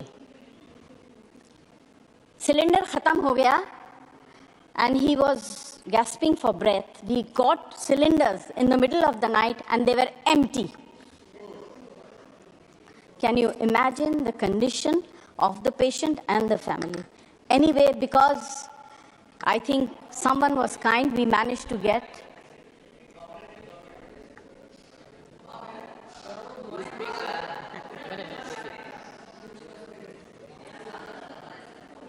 so this is very important, and this comes under the category of medicines as well. You get spurious medicines. In fact, medicine, a simple thing like Vicks is full of wax and scent. It is very, very bad. These things need to be controlled and taken care of. I don't want to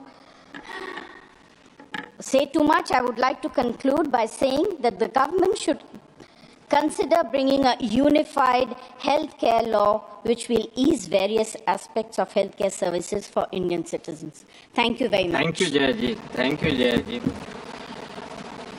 Mr. Irana Kadadi, for 10 minutes. धन्यवाद उपसभापति महोदय। आज मैं कर्नाटक से आ रहे हैं, इसलिए कन्नड़ में बोल सकते हैं। ಕೇಂದ್ರ ಸರ್ಕಾರದ ಆರೋಗ್ಯ ಮತ್ತು ಕುಟುಂಬ ಕಲ್ಯಾಣ ಸಚಿವಾಲಯದ ಬಜೆಟ್ ಚರ್ಚೆಯಲ್ಲಿ ನನಗೆ ಮಾತನಾಡಲು ಅವಕಾಶ ನೀಡಿದ್ದಕ್ಕಾಗಿ ನಾನು ತಮಗೆ ಕೃತಜ್ಞತೆಗಳನ್ನು ಅರ್ಪಿಸುತ್ತೇನೆ।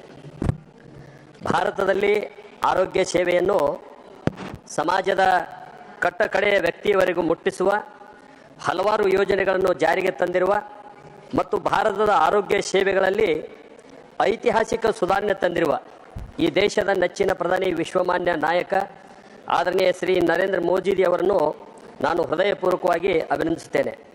ಹಾಗೂ ರಾಜ್ಯಸಭೆಯ ಸಭಾನಾಯಕರು, ಕೇಂದ್ರದ ಆರೋಗ್ಯ ಸಚಿವರಾಗಿ ತಮ್ಮ ಅತ್ಯುತ್ತಮ ಸೇವೆಯನ್ನು ಸಲ್ಲಿಸುತ್ತಿರುವ ಆರೋಗ್ಯ ಇಲಾಖೆಯ ಗೌರವಾನ್ವಿತ ಸಚಿವರಾದ ಆದರಣೀಯ ಶ್ರೀ ಜಗತ್ ಪ್ರಕಾಶ್ ನಡ್ಡಾಜಿ ಅವರನ್ನು ಕೂಡ ನಾನು ಹೃದಯಪೂರ್ವಕವಾಗಿ ಅಭಿನಂದಿಸುತ್ತೇನೆ। ಇಂದು ಭಾರತ ಆರೋಗ್ಯ ನೀತಿಯು ಕೇವಲ ಚಿಕಿತ್ಸೆಗೆ ಮಾತ್ರ ಸೀಮಿತವಾಗಿಲ್ಲ, ಬದಲಾಗಿ ರೋಗ ತಡೆಗಟ್ಟುವಿಕೆ, ಆಧುನಿಕ ವೈದ್ಯಕೀಯ ಸೌಲಭ್ಯಗಳು, ವೈದ್ಯಕೀಯ ಶಿಕ್ಷಣದ ಆಮೂಲಾಗ್ರ ಬದಲಾವಣೆ ಮಾಡುವ ಮೂಲಕ ಅದರ ವಿಸ್ತರಣೆಯನ್ನು ಮಾಡುವುದು ಮತ್ತು ಡಿಜಿಟಲ್ ಆರೋಗ್ಯ ಸೇವೆಗಳಿಗೆ ಆದ್ಯತೆ ನೀಡಲಾಗುತ್ತಿರುವುದು ಅತ್ಯಂತ ಪ್ರಶಂಸನಾರ್ಹ ಕ್ರಮವಾಗಿದೆ ಎಂದು ನಾನು ಭಾವಿಸುತ್ತೇನೆ। ಕೇಂದ್ರ ಸರ್ಕಾರ ಈ ವರ್ಷದ ಬಜೆಟ್ನಲ್ಲಿ ಆರೋಗ್ಯ ಕ್ಷೇತ್ರಕ್ಕೆ 99,858.56 ಕೋಟಿಗಳ ಐತಿಹಾಸಿಕ ಹಂಚಿಕೆಯನ್ನು ಮಾಡಿದೆ। ಇದು ಕಳೆದ 10 ವರ್ಷಗಳ ಹಿಂದಿನ ಬಜೆಟ್ಗಿಂತ ಪ್ರತಿಶತ 190ರಷ್ಟು ಹೆಚ್ಚಾಗಿದೆ। ಈ ಬಜೆಟ್ನ ಮೂಲಕ ಆರೋಗ್ಯ ಸೇವೆಗಳನ್ನು ವಿಸ್ತರಿಸುವುದಲ್ಲದೆ ವೈದ್ಯಕೀಯ ಸೌಲಭ್ಯಗಳನ್ನು ಆಧುನೀಕರಣಗೊಳಿಸುವ ಮೂಲಕ ಸಮಾಜದ ಅತ್ಯಂತ ಕಟ್ಟಕಡೆಯ ಬಡವರಿಗೂ ಕೂಡ ಚಿಕಿತ್ಸೆಯನ್ನು ಅತಿ ಹೆಚ್ಚು ಸುಲಭವಾಗಿ ಲಭ್ಯವಾಗುವಂತೆ ನೋಡಿಕೊಳ್ಳಲಾಗುತ್ತಿದೆ।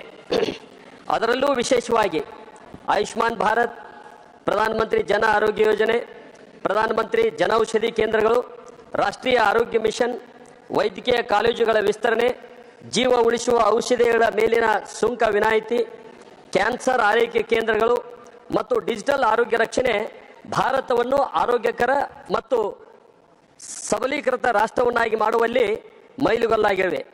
ಈ ಬಜೆಟ್ ಆರೋಗ್ಯ ಸೇವೆಗಳ ಲಭ್ಯತೆಯನ್ನು ಹೆಚ್ಚಿಸುವುದಲ್ಲದೆ ರೋಗಿಗಳ ಚಿಕಿತ್ಸೆಯನ್ನು ಅಗ್ಗ ಮತ್ತು ಪರಿಣಾಮಕಾರಿಯಾಗಿಸಲು ಈ ಎಲ್ಲ ಯೋಜನೆಗಳನ್ನು ಜಾರಿಗೆ ತರಲಾಗಿದೆ।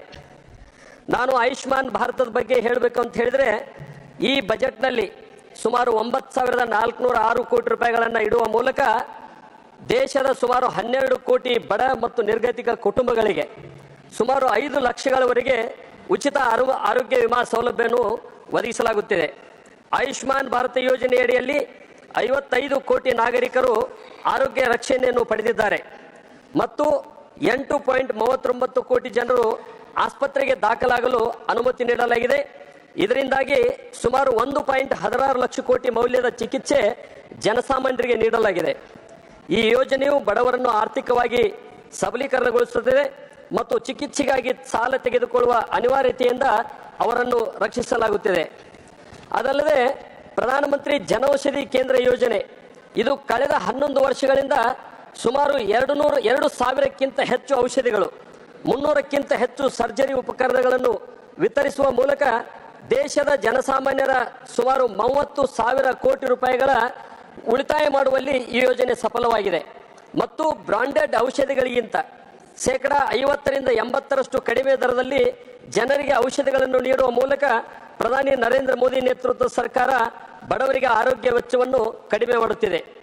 ದೇಶದಾದ್ಯಂತ ಈಗಾಗಲೇ 15,000ಕ್ಕಿಂತ ಹೆಚ್ಚು ಕೇಂದ್ರಗಳು ಪ್ರಾರಂಭಗೊಂಡಿದ್ದು ಮುಂಬರುವ 2 ವರ್ಷಗಳಲ್ಲಿ ಇನ್ನೂ 10,000 ಜನೌಷಧಿ ಕೇಂದ್ರಗಳನ್ನು ಸ್ಥಾಪನೆ ಮಾಡುವ ಮೂಲಕ ಜನಸಾಮಾನ್ಯರ ಆರ್ಥಿಕ ಹೊರೆಯನ್ನು ಕಡಿಮೆ ಮಾಡುವಲ್ಲಿ ಇದು ಸಫಲವಾಗಿದೆ. ಕಡಿಮೆ ವೆಚ್ಚದಲ್ಲಿ ಔಷಧಗಳು ಕೈಗೆಟುಕಿದಾಗ ಔಷಧಿಯ ಗುಣಮಟ್ಟ ಕಡಿಮೆ ಇರಬಹುದೆಂದು ಜನರ ಮಾನಸಿಕತೆಯನ್ನು ಈ ಔಷಧಗಳು ದೂರ ಮಾಡಿವೆ. ಔಷಧಿಗಳು ಕೂಡ ವಿಶ್ವ ಆರೋಗ್ಯ ಸಂಸ್ಥೆಯಿಂದ ಪ್ರಮಾಣೀಕೃತಗೊಂಡಿರುವಂಥದ್ದೆಂದು ನಾನು ಈ ಮೂಲಕ ಹೇಳಲಿಕ್ಕೆ ಬಯಸ್ತೇನೆ.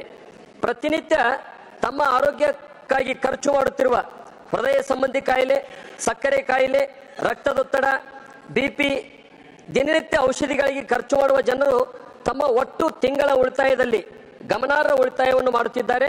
ಈ ಯೋಜನೆಯ ಮೂಲಕ ಇದು ಬಡ ಜನರಿಗೆ ದೊಡ್ಡ ಪ್ರಮಾಣದಲ್ಲಿ ಸಹಾಯವಾಗಿದೆ. ಡಿಜಿಟಲ್ ಆರೋಗ್ಯ ಸೇವೆಯನ್ನು ಬಲಪಡಿಸಲು ಪ್ರಾಥಮಿಕ ಆರೋಗ್ಯ ಕೇಂದ್ರಗಳಲ್ಲಿ ಡಿಜಿಟಲ್ ಮೂಲ ಸೌಕರ್ಯಕ್ಕೆ ಆದ್ಯತೆ ನೀಡಲಾಗಿದೆ. ಈ ಶ್ರಮ್ ಪೋರ್ಟಲ್ ಮೂಲಕ ಕೂಲಿ ಕೆಲಸಗಾರರು ಅದರಲ್ಲಿ ತಮ್ಮ ಹೆಸರನ್ನು ನೋಂದಣಿ ಮಾಡುವ ಮೂಲಕ ಆರೋಗ್ಯ ವಿಮೆಯ ಪ್ರಯೋಜನವನ್ನು ಪಡೆಯಬಹುದು. ಇದು ಅಸಂಘಟಿತ ವಲಯದ ಲಕ್ಷಾಂತರ ಕಾರ್ಮಿಕರಿಗೆ ಸಾಮಾಜಿಕ ಭದ್ರತೆಯನ್ನು ಒದಗಿಸುತ್ತದೆ ಮತ್ತು ಅವರಿಗೆ ಉತ್ತಮ ಆರೋಗ್ಯ ಸೇವೆಗಳನ್ನು ಕೂಡ ನೀಡಲಾಗುತ್ತದೆ. ಮುಂದಿನ 3 ವರ್ಷಗಳಲ್ಲಿ ದೇಶದಾದ್ಯಂತ ಎಲ್ಲ ಜಿಲ್ಲಾ ಆಸ್ಪತ್ರೆಗಳಲ್ಲಿ ಡೇ ಕೇರ್ ಕ್ಯಾನ್ಸರ್ ಕೇಂದ್ರಗಳನ್ನು ಸ್ಥಾಪಿಸಲಾಗುವುದು. 2025-26ರಲ್ಲಿ ಹೊಸ 200 ಕೇಂದ್ರಗಳನ್ನು ಸ್ಥಾಪಿಸಲಾಗುವುದು ಎಂಬ ಕ್ರಮ ಸ್ವಾಗತಾರ್ಹವಾಗಿದೆ. ಈ ಕ್ರಮವು ಕ್ಯಾನ್ಸರ್ ರೋಗಿಗಳಿಗೆ ಅವರ ಸ್ವಂತ ಜಿಲ್ಲೆಗಳಲ್ಲಿ ಸುಧಾರಿತ ಚಿಕಿತ್ಸೆಯನ್ನು ಒದಗಿಸಲು ಮತ್ತು ದೊಡ್ಡ ಆಸ್ಪತ್ರೆಗಳಲ್ಲಿ ಜನದಟ್ಟಣೆಯನ್ನು ಕಡಿಮೆ ಮಾಡಲು ಸಹಾಯ ಮಾಡುತ್ತದೆ. 36 ಜೀವ ಉಳಿಸುವ ಔಷಧಿಗಳನ್ನು ಈಗ ಮೂಲ ಕಸ್ಟಮ್ಸ್ ಇಂದ BCD ಬೇಸಿಕ್ ಇದರಿಂದ ನಾವು ಹೊರಗೆ ವಿನಾಯಿತಿ ನೀಡಲಾಗುತ್ತಿದ್ದು ಕ್ಯಾನ್ಸರ್, ಅಪರೂಪದ ಕಾಯಿಲೆಗಳು ಮತ್ತು ಇತರ ಗಂಭೀರ ಕಾಯಿಲೆಗಳಿಂದ ಬಳಲುತ್ತಿರುವ ರೋಗಿಗಳಿಗೆ ಹೆಚ್ಚಿನ ಪರಿಹಾರ ದೊರೆಯಲಿದೆ. ಇದು ದುಬಾರಿ ಔಷಧಿಗಳನ್ನು ಅವಲಂಬಿಸಿರುವ ರೋಗಿಗಳ ಆರ್ಥಿಕ ಹೊರೆಯನ್ನು ಕಡಿಮೆ ಮಾಡುತ್ತದೆ ಮತ್ತು ಅಗತ್ಯ ಔಷಧಿಗಳಿಗೆ ಅವರಿಗೆ ಸುಲಭವಾಗಿ ದೊರೆಯುವಂತಾಗುತ್ತದೆ. ರಾಷ್ಟ್ರೀಯ ಆರೋಗ್ಯ ಮಿಷನ್ ಯೋಜನೆಯ ಬಜೆಟ್ನಲ್ಲಿ 37,227 ಕೋಟಿ ಹಂಚಿಕೆ ಮಾಡಲಾಗಿದೆ. ಇದು ಗ್ರಾಮೀಣ ಮತ್ತು ನಗರ ಪ್ರದೇಶಗಳಲ್ಲಿ ಪ್ರಾಥಮಿಕ ಮತ್ತು ಮಾಧ್ಯಮಿಕ ಆರೋಗ್ಯ ಸೇವೆಗಳನ್ನು ಬಲಪಡಿಸುವಲ್ಲಿ ಪ್ರಮುಖ ಪಾತ್ರ ವಹಿಸುತ್ತದೆ. ಆದರೆ ನಾನು ಕರ್ನಾಟಕದಿಂದ ಬಂದಿದ್ದರಿಂದ ಕೆಲವು ವಿಷಯಗಳನ್ನು ಈ ಸದನದ ಗಮನಕ್ಕೆ ನಾನು ತರಲಿಕ್ಕೆ ಬಯಸ್ತೇನೆ. ಕರ್ನಾಟಕದಲ್ಲಿ ನಮ್ಮ ಅನೇಕ ಯೋಜನೆಗಳಿದ್ದಾವೆ. ಆ ಯೋಜನೆಗಳನ್ನು ಉಪಯೋಗ ಮಾಡಿಕೊಳ್ಳಲಾರದಂಥ ಹಿನ್ನೆಲೆಯಲ್ಲಿ ಸುಮಾರು ಕರ್ನಾಟಕದಲ್ಲಿ ಕಳೆದ 19 ತಿಂಗಳಲ್ಲಿ 736ಕ್ಕೂ ಹೆಚ್ಚು ಬಾಣಂತಿಯರ ಸಾವು ಸಂಭವಿಸಿದೆ. ಸುಮಾರು 1100ಕ್ಕೂ ಹೆಚ್ಚು ನವಜಾತ ಶಿಶುಗಳು ಸಾವನ್ನಪ್ಪಿವೆ. ಈ ಎಲ್ಲವೂ ಕೂಡ ನಮ್ಮ ಕೇಂದ್ರ ಸರ್ಕಾರದ ಹಲವಾರು ಯೋಜನೆಗಳನ್ನು ಜಾರಿಗೆ ತರದೇ ಇರುವಂತಹ ಪರಿಣಾಮದಿಂದ ಈ ಘಟನೆಗಳು ಸಂಭವಿಸಿದೆ. ಇಂದ್ರಧನುಷ್ ಮತ್ತು ಇನ್ನಿತರ ಯೋಜನೆಗಳನ್ನು ಉಪಯೋಗ ಮಾಡಿಕೊಳ್ಳಲು ಸರ್ಕಾರ ವಿಫಲವಾಗಿದೆ ಅನ್ನೋದನ್ನು ಕೂಡ ನಾನು ಸದನ ಗಮನಕ್ಕೆ ತರಲಿಕ್ಕೆ ಬಯಸ್ತೇನೆ. ಅದಲ್ಲದೆ ಕೇಂದ್ರ ಸರ್ಕಾರ 2023ರ ಫೆಬ್ರವರಿಯಲ್ಲಿ ಜಾರಿಗೆ ಮಂಜೂರಿ ನೀಡಿರತಕ್ಕಂಥ ಬೆಳಗಾವಿಯ 100 ಹಾಸಿಗೆಗಳ ESI ಆಸ್ಪತ್ರೆಯನ್ನು ಸ್ಥಾಪಿಸಲು ಅನುಮೋದನೆ ನೀಡಿದರೂ ಕೂಡ ಜಮೀನು ಒದಗಿಸುವಲ್ಲಿ ವಿಫಲವಾಗಿ ಸುಮಾರು ಜಿಲ್ಲೆಯ 3 ಲಕ್ಷಕ್ಕಿಂತ ಹೆಚ್ಚು ESI ಕಾರ್ಡ್ದಾರರಿಗೆ ನಾವು ಆಸ್ಪತ್ರೆಯ ಅನುಕೂಲಗಳನ್ನು ಒದಗಿಸುವಲ್ಲಿ ಸರ್ಕಾರ ವಿಫಲ ಆಗಿದೆ ಅನ್ನುವಂಥದ್ದನ್ನು ಕೂಡ ನಾನು ಈ ಸದನ ಗಮನಕ್ಕೆ ತರಲಿಕ್ಕೆ ಬಯಸ್ತೇನೆ. ಅದಲ್ಲದೆ ಹಲವಾರು ವೈದ್ಯಕೀಯ ವ್ಯವಸ್ಥೆಗಳು ಕೂಡ ದುರ್ಲಕ್ಷ್ಯಕ್ಕೆ ಒಳಗಾದ ಕಾರಣದಿಂದ ಇವತ್ತು ಜನರು ತೊಂದರೆಗೊಳಗಾಗಿದ್ದಾರೆ.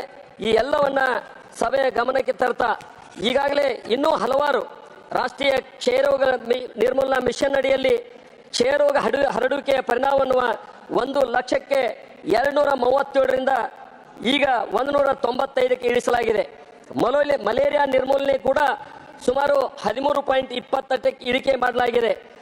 ಇಷ್ಟೆಲ್ಲ ವ್ಯವಸ್ಥೆ ಮಾಡಿದರೂ ಕೂಡ ಹೃದಯ ಸಂಬಂಧಿ ಚಿಕಿತ್ಸೆಗಳು, ಕ್ಯಾನ್ಸರ್ನಂಥ ಭೀಕರ ಕಾಯಿಲೆಗೆ ತುತ್ತಾದವರಿಗೆ ಮತ್ತು ಕಿಡ್ನಿ ಬದಲಾವಣೆ ಈ ಥರದ ಅನೇಕ ಚಿಕಿತ್ಸೆಗಳು ಕೂಡ ಮಾನ್ಯ ಪ್ರಧಾನಮಂತ್ರಿಗಳು ಕೂಡ ಅವರ ರಾಷ್ಟ್ರೀಯ ಪರಿಹಾರ ನಿಧಿಯಿಂದ ಕೂಡ ಹಲವಾರು ಮಂಜೂರಾತಿಗಳನ್ನು ನೀಡುವುದನ್ನು ಕೂಡ ನಮ್ಮ ಗ್ರಾಮೀಣ ಪ್ರದೇಶದ ಜನರು ಅದರ ಅನುಭವವನ್ನು ಪಡೆದಿದ್ದಾರೆ ಅಂತ ಹೇಳಿ ನಾನು ಹೇಳಲಿಕ್ಕೆ ಬಯಸ್ತೇನೆ.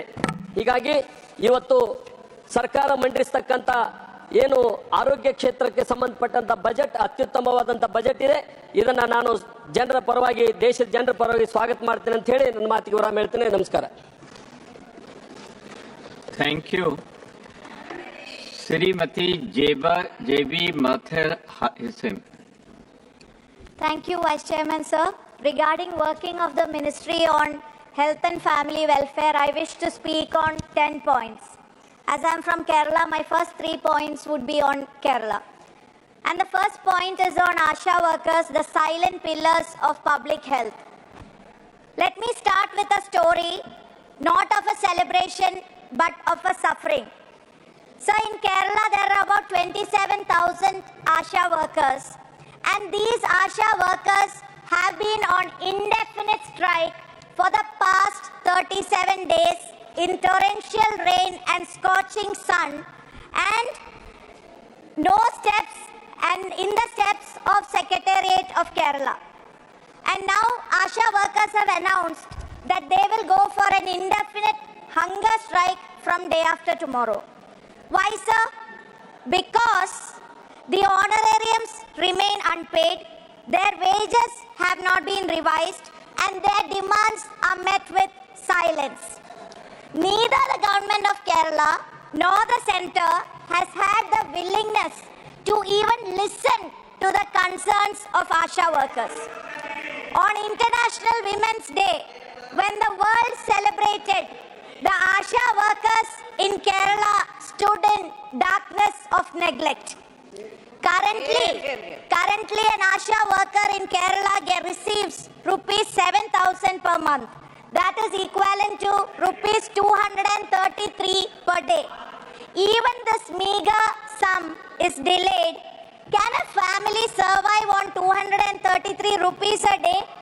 And even for this meager amount, Kerala government had brought a circular which they had to withdraw under pressure yesterday because of the ongoing protest of ASHA workers. 20 years ago, when under NRHM, when ASHA workers became a scheme workers, and when they were as voluntary part-time service. Please. They are the first-time responders बैठे आप लोग भी बात करें, मेहरबानी करें. issue. During COVID-19, like angels, ASHA workers went from door to door, identifying patients and quarantine, treatment, giving them medicine, PPE kit. And not just for COVID, they have been at the front line of battle, whether it's dengue, malaria, tuberculosis, cholera, leprosy, Nipah, taking even pregnant women to hospitals and even vaccination. Sir, as a 3-term municipal councillor, I have had first-hand experience and I've watched them from close quarters, and this is not a part-time job, and it is undoubtedly a full-time job. But their shifts are endless, sir. Even after going home, they have to do the data entry and reporting. So their responsibilities are boundless, yet their compensation remains disgracefully inadequate.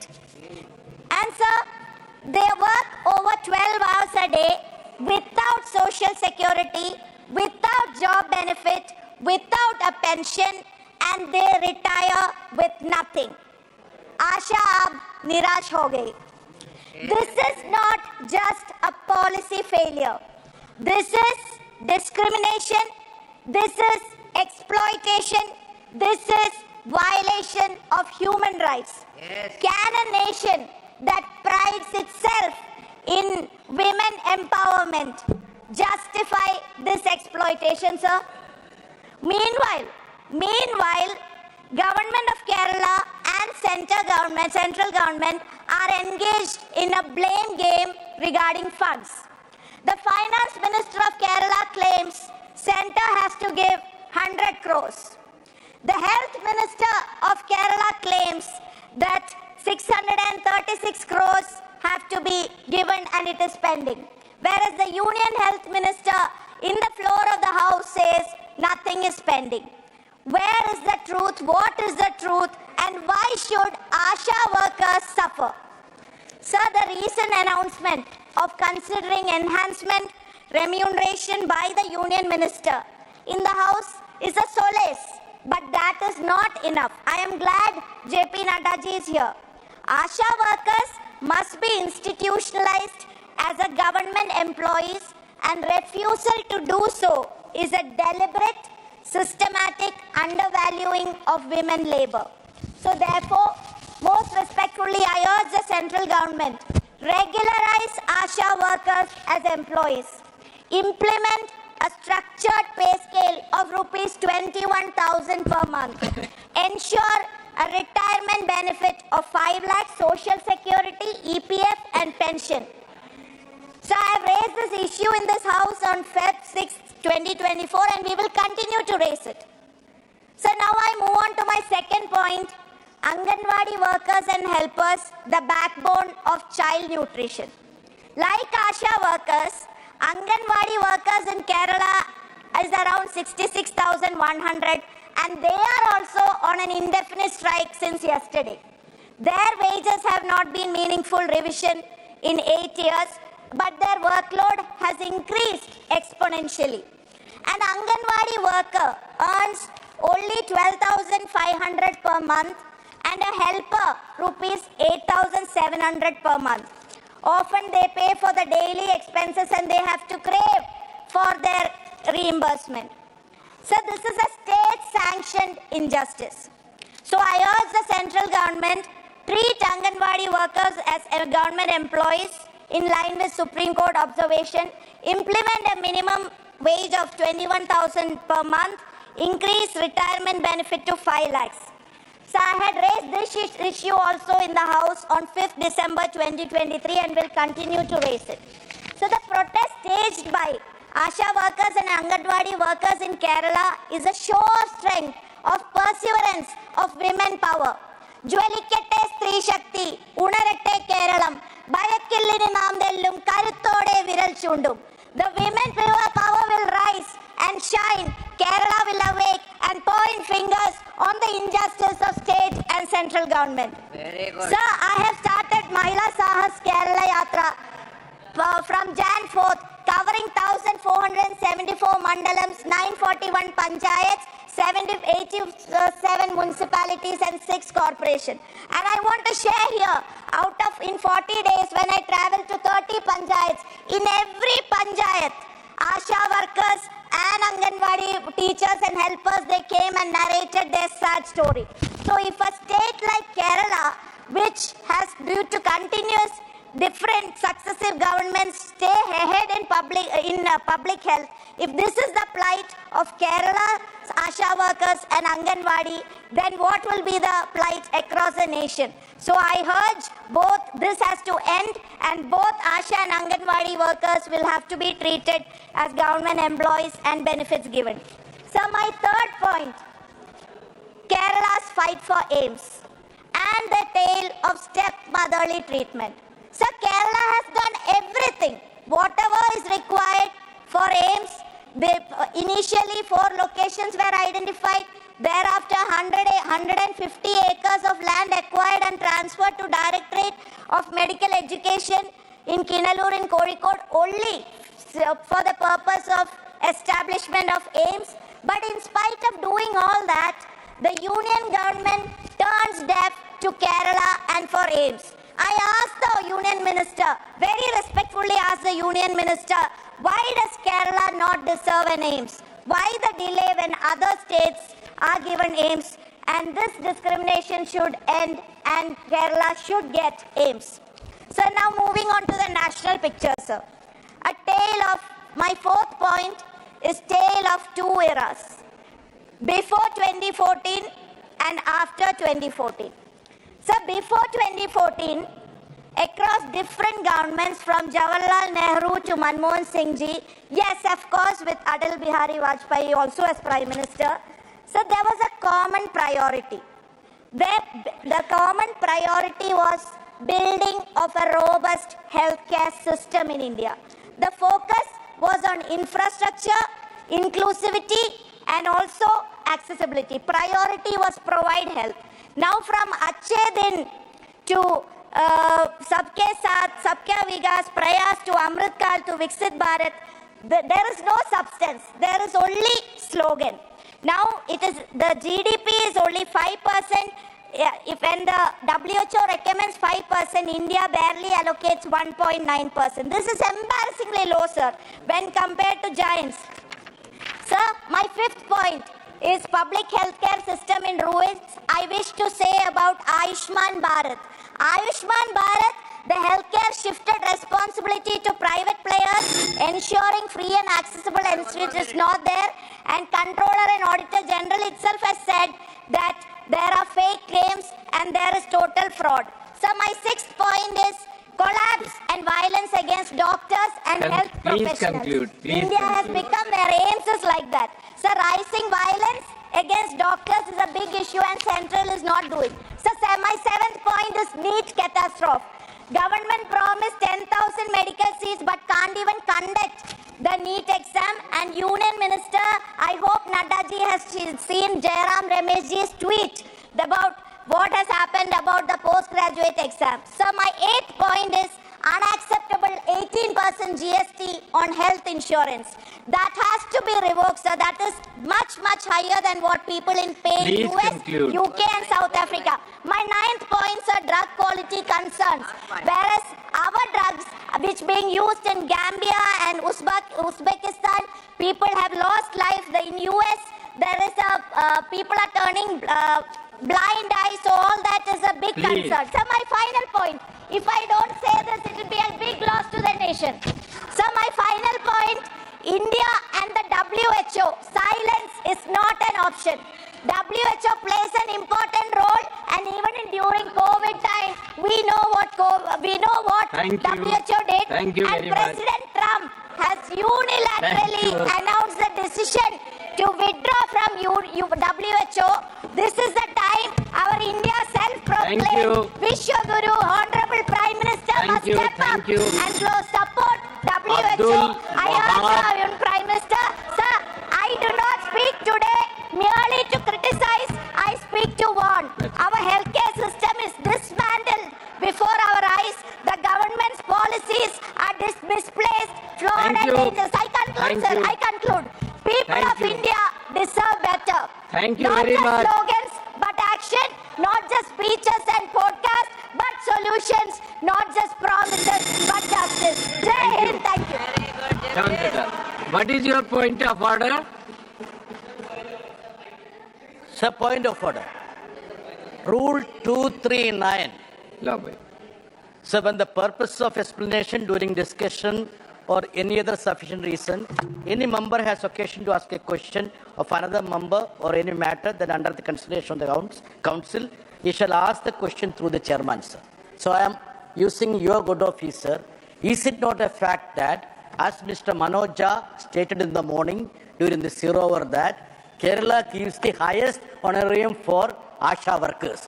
And second, is it not a fact that Congress is in hand and glove with the BJP in Kerala to distort the LDF administration there? And three, will they have the guts to take on the BJP? Will they come to Delhi and fight BJP instead of taking on? This is not point of order, please. Sir, 239. This is not point of order. No point of order. Sir, 239. Yes. Please, no point of order. Thank you. Thank you, sir. Mr. Abdul Wahab. Sir बार बार यही हो रहा है sir BJP के बाद कांग्रेस के बाद तृणमूल कांग्रेस की टर्न आता, आपने काल भी वो तोड़ दिया था, आज भी तोड़ा क्यों sir? Hello, there is no point and there is no order. What is the reason? It's chairman's discretion, but please maintain the convention, sir. Please. Okay, if I am sitting on the chair, I am also bound by the chairman discretion. Please, Abdullah. No point, no order. Respected Vice Chairman Saab. आप आगे देख के बोलिए, पीछे क्यों देख रहे हैं? Thank you. No.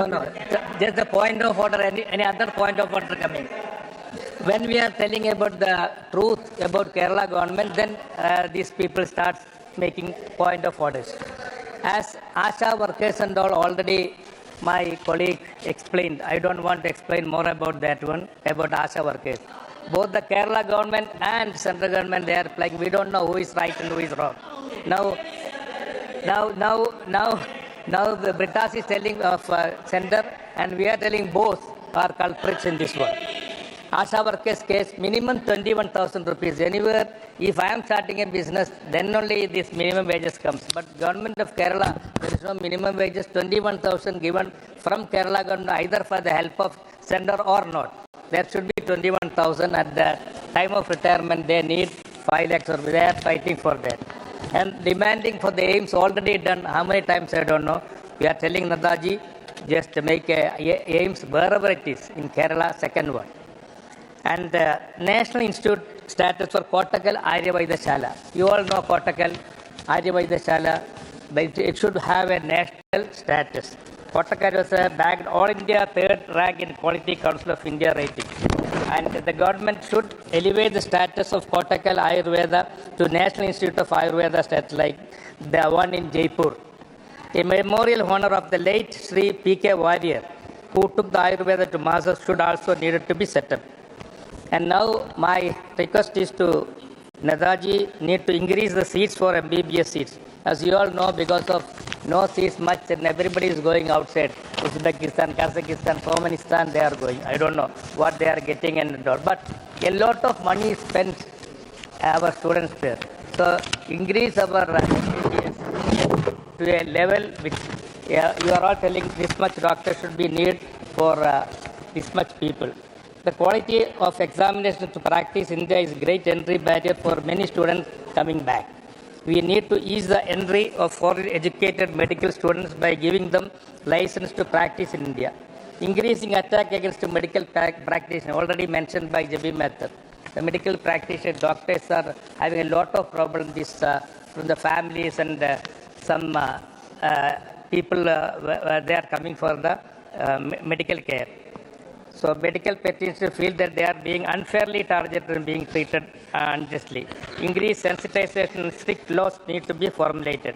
The pathetic working condition of nurses and other medical staffs in India. Nurses have been one of the most exploited community by private hospitals in India. The minimum wage for nurses in all private hospitals should be also kept at least Indian rupees 21,000. Union government should intervene to make their working conditions better and ensure these countries are not exploited anymore in the hands of private hospitals. One more request. CGS, this facility for us, for the government employees for us, it is not there in Kerala much.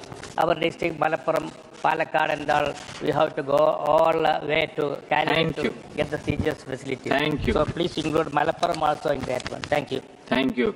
Mr. Mohammad Nadimul Haq Saab. Sir, vice chairman sir, मैं अपनी party all India Trinamool Congress और हमारी leader Mamata Banerjee का तहे दिल से शुक्रिया अदा करता हूं कि आज मुझे ये बोलने का मौका दिया। सर, कहते हैं कि जान है तो जहान है और यही सेहत का राज है। मरकजी हुकूमत अवामी सेहत को मजबूत बनाने के बड़े बड़े दावे करती है, लेकिन हकीकत बिल्कुल मुख्तलिफ है और मुल्क में सेहत आमा की इंतहाई अबतर हालत को उजागर करती है। मेरी पार्टी ने बार बार लाइफ और मेडिकल इंश्योरेंस के प्रीमियम में वो कहा है कि 18% GST को हटाया जाए, लेकिन अभी तक इस पर कोई अमल नहीं हुआ। सर, हुकूमत नेशनल हेल्थ पॉलिसी के तहत पब्लिक हेल्थ के अखराजात को जीडीपी के 2.5% का दावा करती थी, लेकिन जब बजट पेश हुआ तो हम लोग देख रहे हैं कि 0.28% सिर्फ हेल्थ पर जीडीपी का हिस्सा जो है वो हेल्थ पर उसके लिए मुख्तस किया गया, उसके लिए रिजर्व किया गया है, जबकि वर्ल्ड एवरेज कम से कम 6% होता है सर। और ये हुकूमत के यूनिवर्सल हेल्थ केयर पर एक बहुत बड़ा धब्बा है सर। मुल्क में बहुत सारे प्रीमियर मेडिकल इंस्टीट्यूशंस हैं जिसमें से एम्स भी है, और अगर उसकी हालत देखिए तो एम्स में आज के दिन में 18,256 असामियाँ खाली है, और कल्याणी एम्स में सर 151 फैकल्टी और 812 नॉन फैकल्टी मेंबर्स की भी असामियाँ खाली है। तो ये कैसे ये हुकूमत हेल्थ के लिए ये सहूलत सा फराहम करेगी अगर जो हॉस्पिटल में जो जगह खाली है वही अगर भर्ती नहीं हो। मेंटल हेल्थ अगर देखा जाए तो जो जिसको कहते हैं कि जहनी सेहत, उसमें भी जो हेल्थ का बजट है उसमें सिर्फ 1% उसका खर्च किया जाता है, उससे भी बल्कि कम। तो इसमें भी इंसाफ नहीं हो रहा है सर।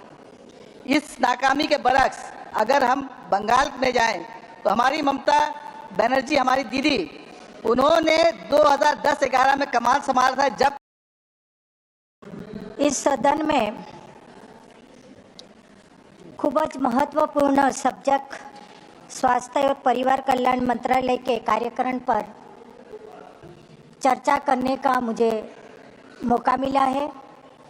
आपके माध्यम से आपको प्रणाम करते हुए हमारा देश के यशस्वी प्रधान माननीय मोदी जी को, हमारे वित्त मंत्री जी को और हमारे कल्याणकारी आरोग्य मंत्री जी को मैं धन्यवाद करना चाहती हूँ।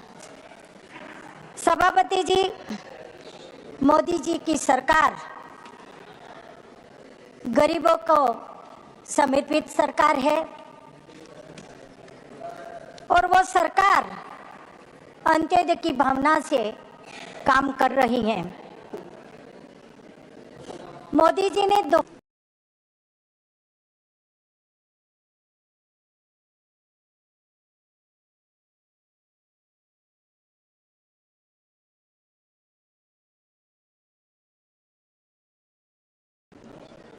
तब से लगातार, तब पहले से 2014 पहले ये जो सामने बैठे बड़ी बड़ी बातें कर रहे हैं, उनका बजट कितना था? उनका बजट था 37,330 करोड़। और मोदी जी ने जब धुरा संभाली और लगातार बजट बढ़ता गया, और इस साल का जो 25-26 वर्ष का जो बजट है वो बजट है 99,859.56 करोड़ माननीय अध्यक्ष के। उसका मतलब यही हुआ, ये सतत बढ़ता बजट हम सब देख रहे हैं। उतना ही नहीं, ये बजट के जरिए ये आरोग्य का कवच प्रत्येक देशवासियों को भी मिल रहा है। माननीय सभापति जी, समग्र देशवासियों उस बजट का लाभ भी उठा रहे हैं। हमारे प्रधानमंत्री जी दूरगामी दृष्टि से काम कर रहे हैं। हमारे कई माननीय सदस्य जी कुपोषण के बारे में बोल रहे थे, माता मृत्यु दर के बारे में भी बोल रहे थे, नवजात शिशु के बारे में बोल रहे थे, लेकिन किसी ने उपाय सोचा खरा? मैं आज गौरव से कहूंगी, सदन में हमारा देश के प्रधानमंत्री बने तब पहले गुजरात के मुख्यमंत्री थे, तब से वो चिंतित थे, वो गुजरात में भी काम कर रहे थे। लेकिन प्रधानमंत्री बनने के बाद गर्भ में रहेला बच्चा, माता दोनों सुरक्षित रहे, बच्चा सुरक्षित जन्मे और साथों साथ वो सशक्त भी जन्मे।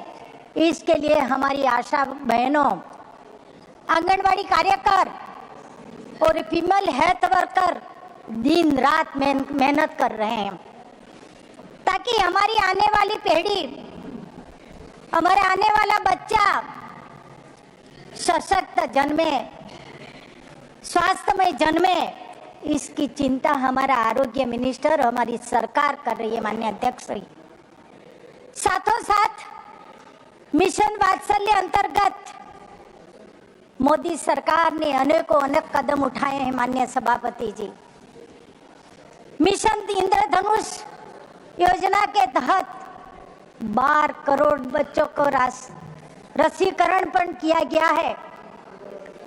माननीय सभापति जी, मैं गुजरात से आती हूँ और 2014 में केंद्र सरकार ने राष्ट्रीय बाल स्वास्थ्य कार्यक्रम एक जारी किया था।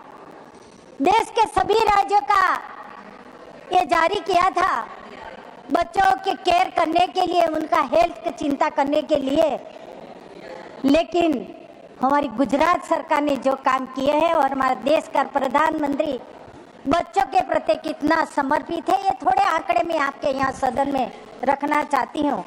तो गुजरात सरकार ने नवजात शिशु और आंगनवाड़ी से लेकर 18 साल के बच्चों का, उन्होंने जो स्कूले जाते थे, नहीं जाते थे, पाठशाला में पढ़ते थे, मदरसा में पढ़ते, कहीं भी पढ़ते थे, उन लोगों का वो हेल्थ चेकअप करवाया, जो आज गुजरात सरकार कर भी रही, प्रति वर्ष कर रहे हैं। और उन्होंने जो बच्चों का स्क्रीनिंग कराया गवर्नमेंट की जो मोबाइल हेल्थ टीम के माध्यम से, माननीय सभापति जी, उनको जो चेकअप करा वो आंकड़े थे 1 करोड़ लगभग 61 लाख बच्चों का स्क्रीनिंग कराया। और स्क्रीनिंग बाद जो आंकड़े हमें आए, बच्चे स्कूल जाते थे, अठे-कठे थे, उनमें कोई तकलीफ नहीं थी, माँ बाप को भी कोई उसमें दिक्कतें दिखाई नहीं दी थी। लेकिन जब स्क्रीनिंग किया, हेल्थ चेकअप किया और जो आंकड़े आई, जो हमें उनमें डिजीज दिखाई दी, वो बहुत चिंताजनक है। और उसमें जो बच्चे चेकअप किया उनका मैं आंकड़ा यहाँ रखना चाहती हूँ, जो 206 किडनी के बीमारी दिखाई दी तो उस किडनी का ट्रांसप्लांट करने का काम किया। 37 लीवर की बीमारी आई तो उनका ट्रांसप्लांट, 3260 कॉन्क्लियर इम्प्लांट की तकलीफ दिखाई दी, 211 bone marrow transplant, 20,981 kidney related treatment, 11,215 cancer related treatment और माननीय सभापति जी 1,67,379 हृदय रिलेटेड बीमारी। हम ये बता सकते हैं कि जो बच्चे बिल्कुल हेल्थ दिखाई देते थे, ये सेंटर से देश के यशस्वी प्रधानमंत्री जी ने सभी राज्यों का ये काम करने का भेजा है। लेकिन गुजरात ने जो कामगिरी अति प्रशंसनीय की, सेंट्रल ने राष्ट्रीय अवार्ड भी गुजरात को दिया है। और आगे मैं ये बताना चाहती हूँ कि और जो हमारा मोदी सरकार जो काम कर रही है, मैं ट्राइबल एरिया से आती हूँ, मैं कुछ बिंदु रखना चाहती हूँ माननीय सभापति जी। सिकल सेल एनीमिया, हमारा यशस्वी हेल्थ मिनिस्टर यहाँ बैठे हैं। ये जो सिकल सेल एनीमिया है ज़्यादातर ट्राइबल लोगों में दिखाई देता है। देश आज़ाद हुआ, ये जो बीमारियां हैं कई सरकारों आई लेकिन अनदेखा करा, ये बीमारियां बढ़ती गई। लेकिन हमारे देश में प्रधानमंत्री ने, हमारे आरोग्य मिनिस्टर माननीय नड्डा जी ने जो ट्राइबल बहुमूल्य राज्यों हैं, बहुमूल्य बस्ती वाले राज्यों हैं, उनका चिन्हित करके उनका सिकल सेल एनीमिया मिशन तहत उनका टेस्टिंग करवाया। माननीय सभापति जी लगभग 5 करोड़ लोगों का स्क्रीनिंग हुआ। आपको जानकर हैरानी होगा, ये चेकअप कराने के बाद, टेस्टिंग कराने के बाद उसमें कितने लोग इफेक्टेड हुए, 2 करोड़ आदिवासी लोग इफेक्टेड हुए। यदि उसका स्क्रीनिंग नहीं होता, उसका टेस्टिंग नहीं करवाते, तो वैसे ये रोग जेनेटिकल है, ये वारसागत है, चेपी रोग नहीं है, लेकिन उनका रोकथाम अति आवश्यक है। तो ये उनको कार्ड जारी करा गया है। आने वाले दिन में उन लोगों के साथ सहानुभूति पूर्वक कार्यवाही कराई जाएगा। ये प्रशंसनीय कामगिरी हमारा हेल्थ डिपार्टमेंट ने किया है। आपके माध्यम से मैं देश के प्रधान को धन्यवाद देना चाहती हूँ। दूसरा काम, माननीय सभापति जी, आज सुबह में क्वेश्चन भी आया था कैंसर रिलेटेड। कैंसर एक असाध्य रोग है। जिसको कैंसर होता है वो अपनी जात को मानते हैं कि मेरा जिंदगी खत्म हो जाएगा, लेकिन उनका उपाय ग्रामीण क्षेत्र के लोग कैंसर को जानते नहीं, मानते नहीं वह सुविधा पहले थी। आज तो मैं धन्यवाद करूँगी कि हमारा वेलनेस सेंटर इतने बड़े गांव हर एक एरिया में हो गया है, तो उनको नज़दीक में सुश्रुता प्राप्त हो, उनकी दवाइयाँ प्राप्त हो, उनका टेस्ट की सुविधा हो। तो प्रत्येक अस्पतालों में कैंसर केयर यूनिट की जो स्थापना करने वाले हैं, लगभग 372 अस्पतालों में तो उसका हो गया है, लेकिन आने वाले दिनों में उसका बजट में जोगवाई है कि प्रत्येक जिला कक्षा की हॉस्पिटलों में ये कैंसर की सुविधा प्राप्त होगी, कीमोथेरेपी की सुविधा प्राप्त होगी। तो मैं मानती हूँ कि प्रत्येक गरीब लोगों की ये सुविधा प्राप्त होगी। उतना ही नहीं, ये जो जन औषधि केंद्र है, उनका केंद्रों के माध्यम से सस्ती दवाई भी प्राप्त हो, ये सुविधा इस बजट में किया है। माननीय सभापति जी, माननीय देश के प्रधानमंत्री जी गरीबों के प्रति जितना समर्पित है, उतना ही गरीबों की सस्ती दवा प्राप्त हो, सुलभता थी प्राप्त हो, और इसलिए उन्होंने जन औषधि केंद्रों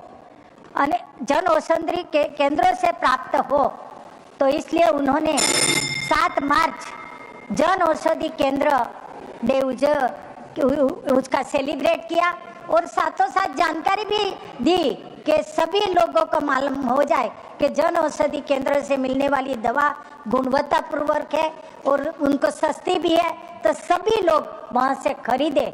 वही भी प्रोविजन इस बजट में भी किया है, जानकारी भी दी है। माननीय सभापति जी, बोलने का तो बहुत है। आरोग्य में सरकार ने बहुत काम किया है, गरीबों के लिए भी काम किया है। आयुष्मान कार्ड न भूतो न भविष्य दी, गरीबों के लिए बहुत उपयोगी है। सीनियर सिटीजन के लिए प्रोविजन किया है, गिग श्रमिक के लिए भी प्रोविजन किया है।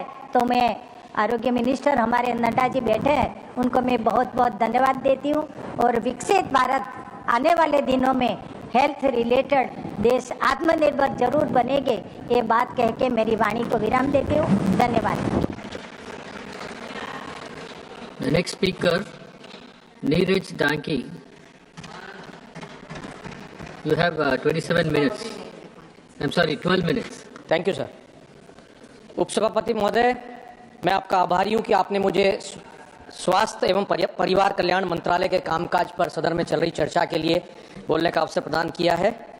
स्वास्थ्य विभाग एक बहुत ही महत्वपूर्ण विभाग है और हम सबकी यही मान्यता है कि एक स्वास्थ्य हजार नियामत, अर्थात स्वास्थ्य मनुष्य की पूंजी है। आदमी चाहे लाख दौलतमंद हो जाए, धनी हो जाए, अगर तंदुरुस्त नहीं है तो कुछ भी नहीं है, और स्वास्थ्य है तो सब कुछ है। और तंदुरुस्ती से बढ़कर कोई आशीर्वाद, कोई दौलत उसके मुकाबले नहीं है, ये मैं कहना चाहूँगा। स्वास्थ्य बजट पर इसीलिए जब चर्चा होती है तो देश को और सरकार को जो है पूरी तरीके से जो ध्यान सरकार का होना चाहिए वो स्वास्थ्य सेवा प्रदान करने के लिए ही होना चाहिए। स्वास्थ्य विभाग में कई सुधार लाने की भी आवश्यकता है। हम सभी लोग जानते हैं कि दवाइयाँ और जीवन रक्षक औषधियाँ जो है आज की तारीख में बहुत ज़्यादा महंगी हो गई है, वो आम आदमी के और गरीब लोगों के पहुँच से बाहर हो गई है। इस वजह से जो है स्वास्थ्य लाभ उनको नहीं मिल पाता गरीब लोगों को। इस पर विशेष रूप से ध्यान देने की आवश्यकता है। सिर्फ बजट वृद्धि जो है वही प्रणालीगत सुधार नहीं ला सकती। स्वास्थ्य बजट में 11% वृद्धि की गई है और 1,03,851 करोड़ कर दिया गया है, जिसमें आयुष्मान भारत PMJY व्यय भी शामिल है। इसलिए जब हम समायोजित करते हैं तो ये वास्तविक वृद्धि जो है वो 9% के लगभग है और ये 140 करोड़ लोगों के देश के लिए पर्याप्त नहीं है, ऐसा मेरा मानना है।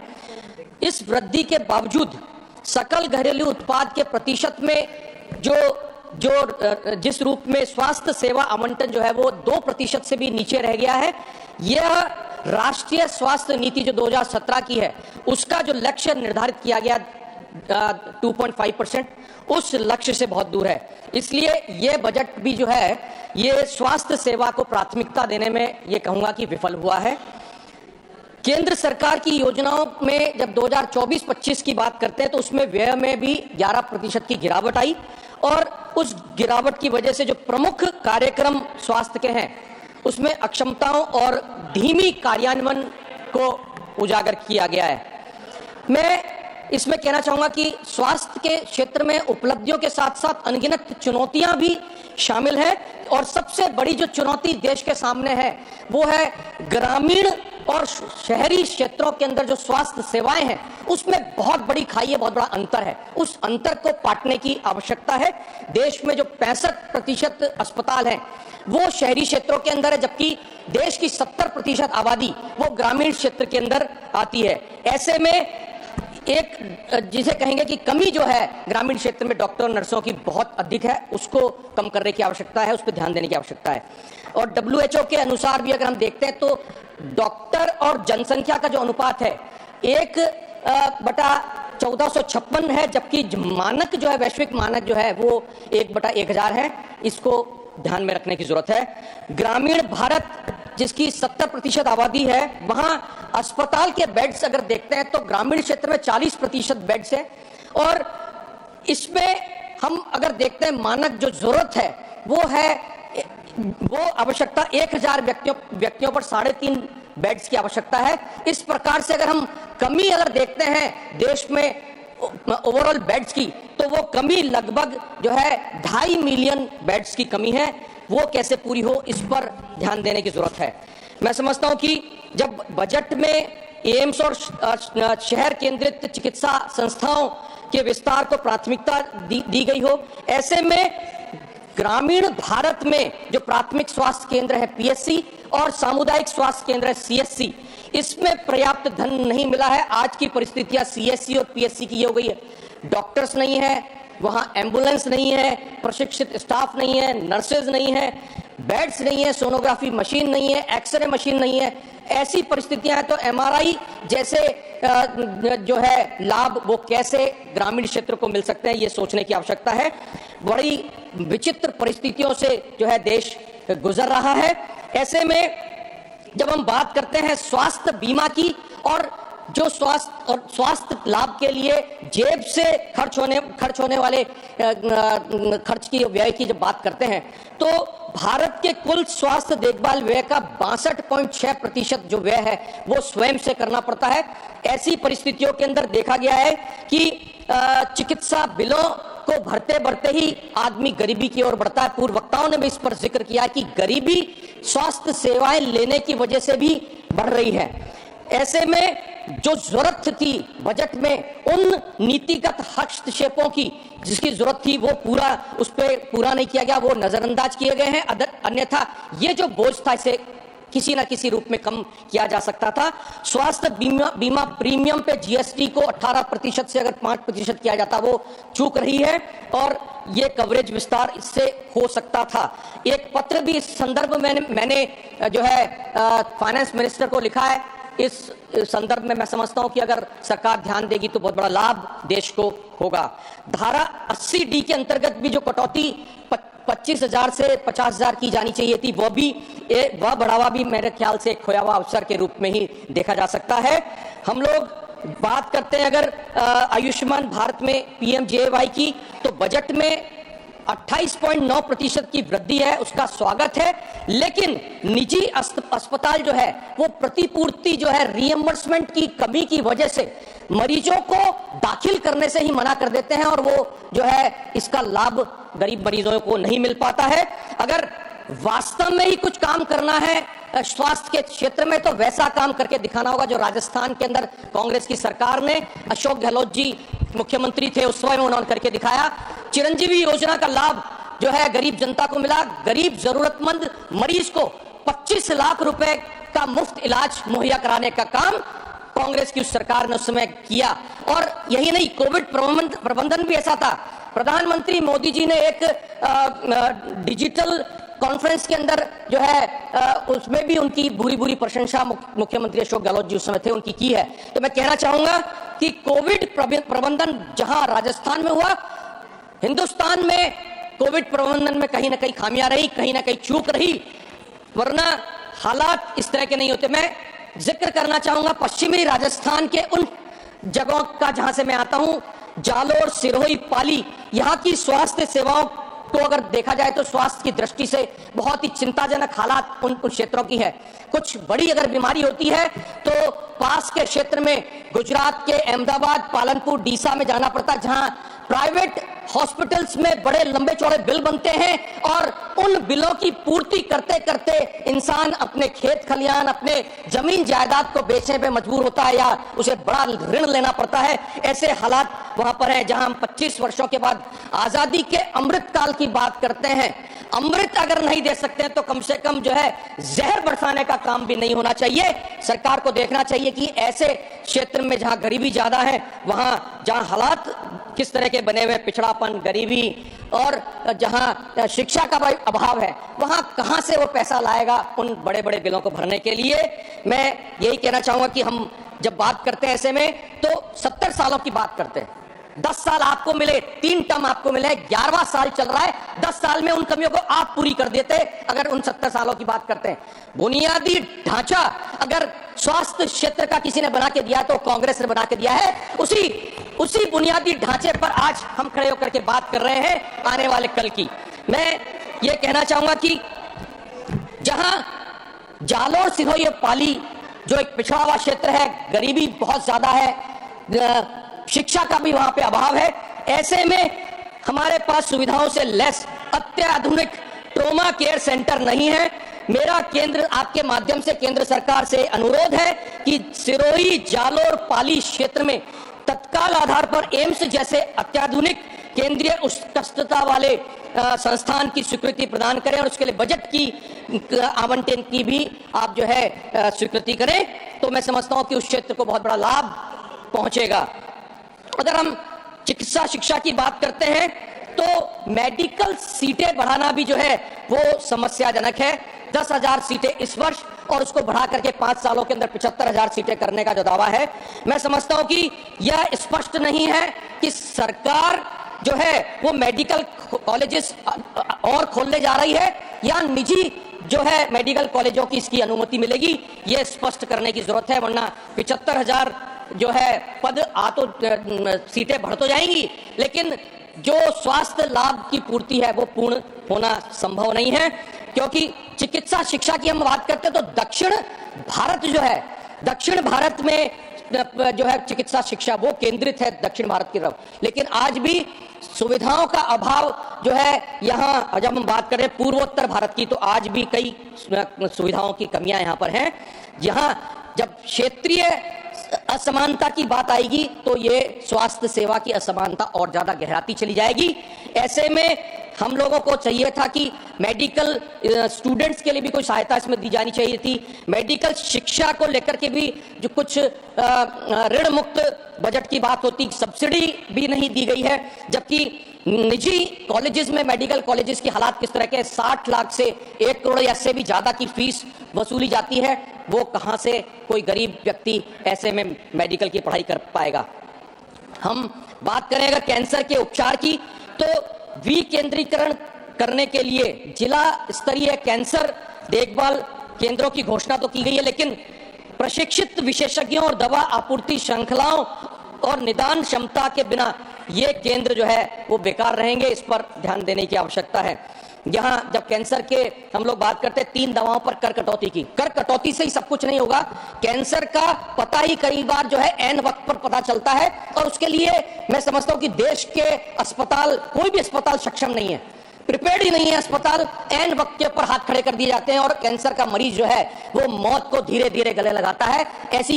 ऐसे हालात कैंसर पेशेंट के बन जाते हैं। तो इसके लिए ये चाहिए कि प्रारंभिक चरण में ही कैंसर के निदान का पता कैसे लगे, तो उस पर जो है वो अधिक एक बजटीय आवंटन किया जाना चाहिए था, ताकि कैंसर रोगियों को जो है मौत के मुंह से बचाया जा सके। हम लोग अगर बात करते हैं जिला अस्पतालों के लिए कोई पीपीपी मॉडल होना चाहिए था। किसी बड़ी सार्वजनिक निजी भागीदारी की घोषणा भी नहीं की गई है, वो भी एक कमी रही है। मैं समझता हूं कि ऐसे में कई ऐसे, एम्स की हम बात करते हैं, एम्स में अनगिनत रिक्त पद पड़े हुए हैं। आज अगर बात करते हैं एम्स में पदों की, तो दिल्ली में 34% संकाय के रिक्त पद अभी भी पड़े हुए हैं और यही हालात अन्य जो है पूर्ण रूप से संचालित एम्स और एम्स जैसी संस्थाओं के भी इसी तरह के हालात हैं। लगभग 60% तक संकाय के पद जो है वो रिक्त पड़े हुए हैं। इस पर ध्यान देने की आवश्यकता है। एक विशेष रूप से कहना चाहूंगा, एनटीए जो नीट और CUIT जैसी राष्ट्रीय स्तर की प्रवेश परीक्षाओं को आयोजित करने के लिए व्यापक जिम्मेदार है, लेकिन एनटीए एक बहुत ही छोटा संगठन है और इस कमजोर संगठन के अधिकांश कार्य जो है आउटसोर्स किए जाते हैं। ऐसे में ज्वलंत जो उदाहरण नीट के पेपर लीक का, वो भी यही कारण है। ऐसे में सरकार को अपनी ही संस्थाओं में प्रवेश के लिए परीक्षा को सीमित करना चाहिए और उन संस्थानों को विकेंद्रित करना चाहिए जहां राज्य बोर्ड परीक्षाओं में प्राप्त अंकों के आधार पर राज्य अपनी सीट जो है वो आवंटन प्रवेश के लिए देती है। इसलिए ऐसे में केंद्र से मेरा निवेदन रहेगा उपसभापति महोदय आपके माध्यम से कि नीट जैसी परीक्षाओं का आयोजन ही बंद कर देना चाहिए और विकेंद्रीकृत परीक्षा प्रणाली जो है उसे चुना जाना चाहिए। सरकार स्वयं सक्षम होनी चाहिए इस कार्य के लिए। उपसभापति महोदय, मैं अंत में ये कहना चाहूंगा, कुछ सुधारात्मक सुझाव हैं जिसमें स्वास्थ्य बजट में जीडीपी के 2.5% तक बढ़ाए जाने की बात है। CSR फंड्स को जो है ग्रामीण क्षेत्रों के अंदर इस्तेमाल करने की बात है। चिकित्सा आयोग जो है उसमें संसाधनों सहित मेडिकल कॉलेज स्थापित करने के लिए प्रोत्साहित किया जाए। इसी तरीके से डॉक्टर्स की और नर्सेस की अधिक से अधिक भर्ती जो है वो ग्रामीण क्षेत्रों में है, उनको अच्छी सैलरी दी जाए ताकि शहरी क्षेत्र से उनका जो लगाव है वो कम हो, ग्रामीण क्षेत्रों में भी डॉक्टर बैठने के लिए जाएं। प्राथमिक स्वास्थ्य केंद्र तक हमें जो है आयुष्मान भारत का डिजिटल मिशन पहुंचाना चाहिए। इसी तरीके से जो है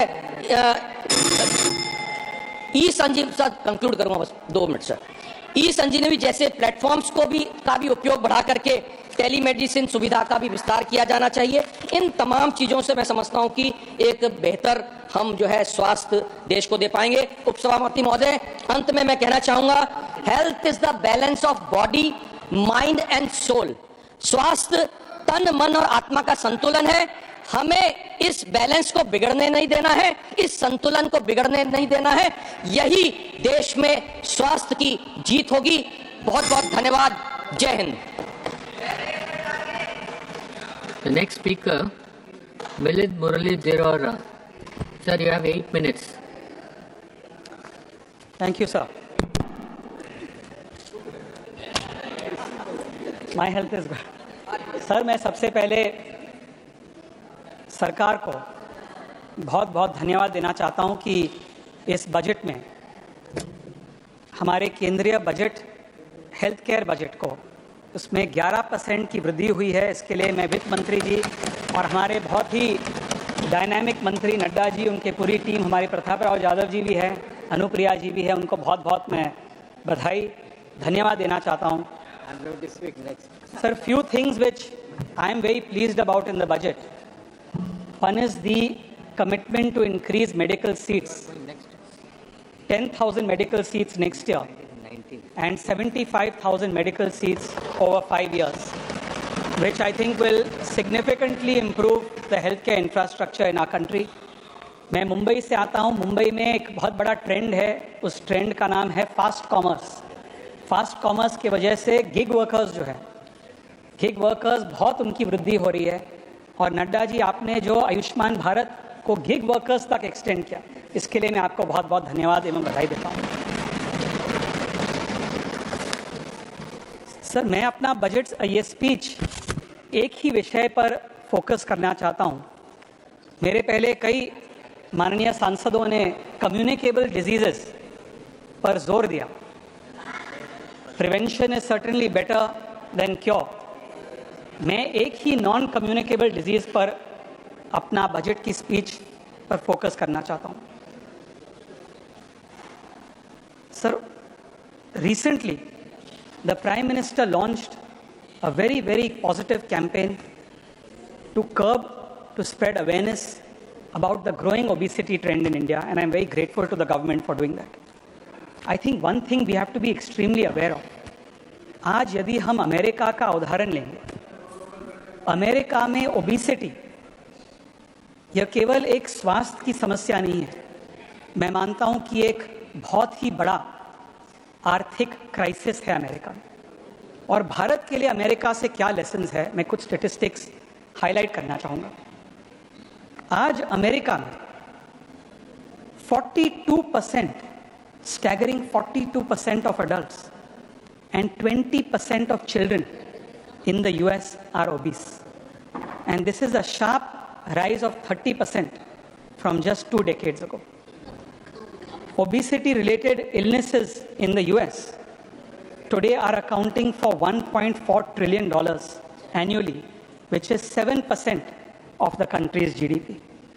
In fact, 1 in 3 deaths in the US, if you take all deaths, accidents, diseases, 1 in 3 deaths can be linked to obesity-driven diseases like diabetes and heart disease.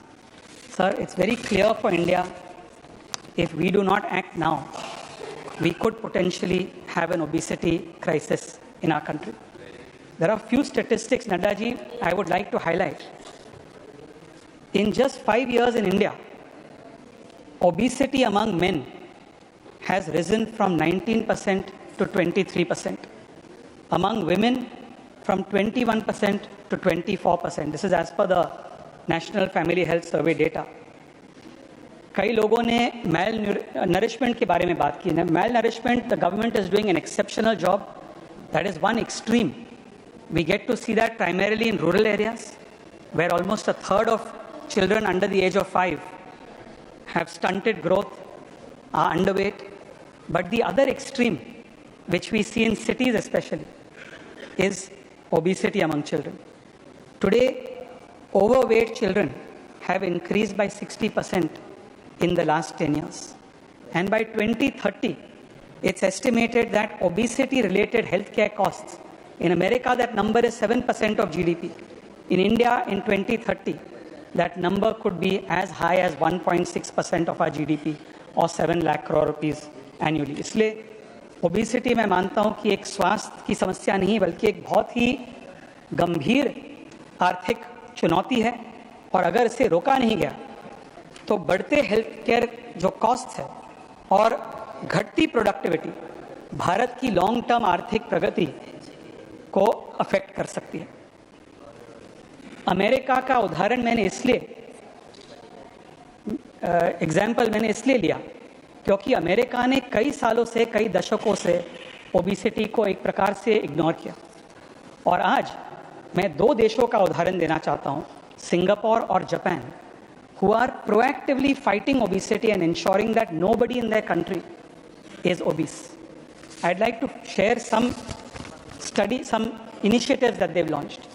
सबसे पहले जो नई सरकार है यूएस में, नड्डा जी जो हेल्थ सेक्रेटरी है, कुछ समय पहले उनको कंफर्म किया गया, रॉबर्ट कैनेडी जूनियर, उन्होंने सार्वजनिक रूप से कई बार कहा कि his mandate is to prevent obesity in America, and they have a slogan there called MAGA, Make America Great Again. His campaign is called MAHA, Make America Healthy Again. Few initiatives that they've announced. One is to impose hefty taxes on sugary drinks. Second is calorie labeling in restaurants to help consumers make more informed and healthier choices. Their school nutrition programs, very stringent audits that they are implementing. But Japan has some very interesting policies. Japan में एक law है, कानून है, metabolism law. उस कानून 40 वर्ष से अधिक उम्र के लोगों के लिए रेगुलर कमर माप करना उन्होंने अनिवार्य बनाया. Can you imagine? 40 years and above, regular waistline measurements have become mandatory. They are mandating that companies in the workplace must implement healthier choices. Japan has another big problem. They have an aging population. So the government has massive interventions, lifestyle interventions, to ensure that people get married, people have children, but also to ensure that workplaces are healthier. But I think the most stringent regulations are from a small country, Singapore. Singapore has recently completely banned advertisements on high sugar products that are targeting children. They have, Naddaji, if you remember once during a question, I had raised a point, उनकी जो FSSAI equivalent है, उन्होंने एक nutri grade labelling system स्थापित किया है. For parents, जब वे convenience store में जाते हैं, किराना स्टोर में जाते हैं, सुपर मार्केट में जाते हैं, sometimes parents don't know what is a healthy product, what is unhealthy product. They think a fruit juice, which is actually a sugary drink, is a healthy drink for my child. They have mandated a nutri labeling, simple, A to D, A, B, C, D. For example, a cola drink will be labeled D, very large D letter, so the parent will know in 1 second that is an unhealthy product. A freshly squeezed juice, for example, squeezed that morning, that will be labeled A. The parent will know that is a healthy product. And in between will be B and C. Therefore, my suggestion would be few very bold reforms to align with the Prime Minister's vision to ensure that India is obesity free in the coming years. We don't have the health crisis that we have in the US. Very, very briefly. One is, I think, an increase on taxes on sugary drinks, ultra-processed foods to curb and to reduce consumption. Secondly, getting FSSAI to have mandatory front-of-pack warning labels on high sugar, high salt, and trans fat foods which cause obesity. Thirdly, in primary healthcare centers, routine body mass index and metabolic health screenings to know if a child is developing obesity at an early age.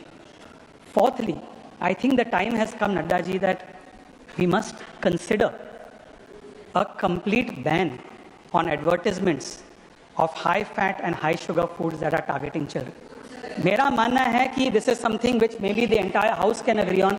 Sir, आज विश्व में लोग क्या कह रहे हैं कि sugar is the new tobacco.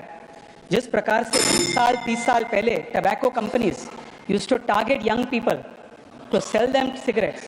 Today, that is what is happening with sugary foods. The last point, midday meal scheme is doing exceptionally well. Government of India is ensuring that it's implemented well.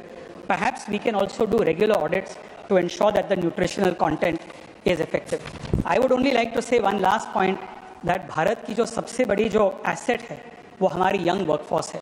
Europe, US, China, Japan, all countries are facing an aging population. Just like education is very important, skilling is very important. Making sure that they are healthy, the next generation are not stunted, they are not malnourished, they are not obese. This, in my opinion, is very critical.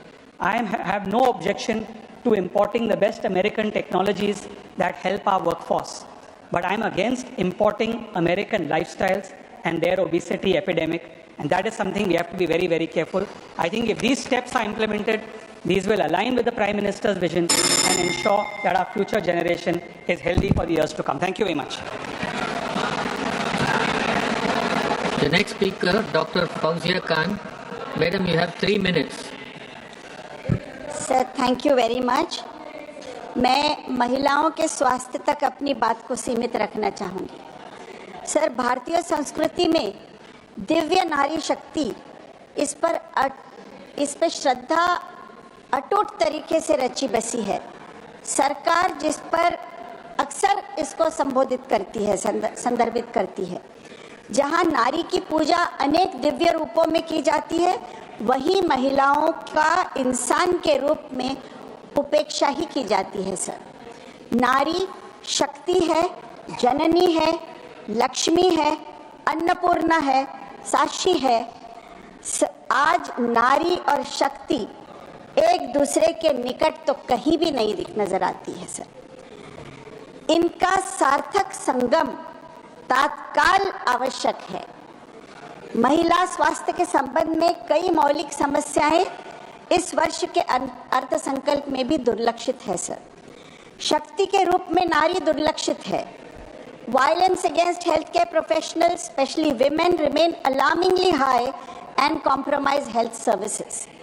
Sir, जननी के रूप में नारी की सुरक्षा की सशक्तिकरण का सरकार दावा करती तो है, पर MMR जरूर बढ़ा है, इससे इनकार नहीं किया जा सकता है, कम हुआ है, परंतु कुछ राज्यों में ये संख्या काफी चिंताजनक है।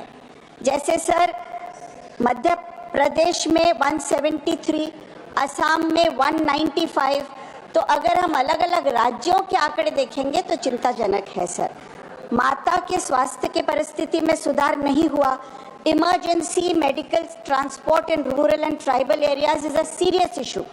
Mental health post-childbirth, particularly postpartum depression, remains largely unaddressed, exacerbated by limited policy focus. Sir, the National Mental Health Program, there are cuts in the budget. अर्थ संकल्प ने लक्ष्मी को जो दुर्लक्षित किया है, तब सभी दुर्लक्षित हो रहा है। Insufficient budgetary allocations continue to be the trend, sir. The National Health Policy of 2017 recommended a combined health expenditure of 2.5% of the GDP by 2025, yet the current allocation stands at 0.27% of the GDP. Moreover, allocations as a percentage of GDP and total budget have steadily declined since 2022, undermining health infrastructure and service delivery. Annapurna भी दुर्लक्षित है। Anaemia 14 से 49 years के बीच में बढ़ोतरी हो रही है, 51.5% in 2015-16 to 57% in 2019-21. Sir, Shastri के प्रोटेक्टर ऑफ चिल्ड्रन भी दुर्लक्षित है। Malnutrition under 5 years, sir, please give me just 1 minute. Malnutrition under 5 years, stunted children increasing from 35.5% in 2021 to 37% in 2024. In 2024, 6 children were wasted and 17% were underweight. Although HPV vaccine was a highlight in pre-election budget, there has been no follow-up action. Indigenously developed HPV vaccine remains outside the universal immunization program with no clarity on dedicated funding for its nationwide rollout. Sir, at the end, I'll only read out my recommendations. Increase budgetary commitment to reach the target of 2.5% of GDP expenditure in 2025. Strengthen health infrastructure. Improve antenatal and postnatal services and swift action on HPV vaccine rollout. India needs to strengthen its nursing care to match global standards. Medical colleges are increasing, but what about specialty faculty? They are not there. So we are compromising on the quality of medical education. We have to focus on that.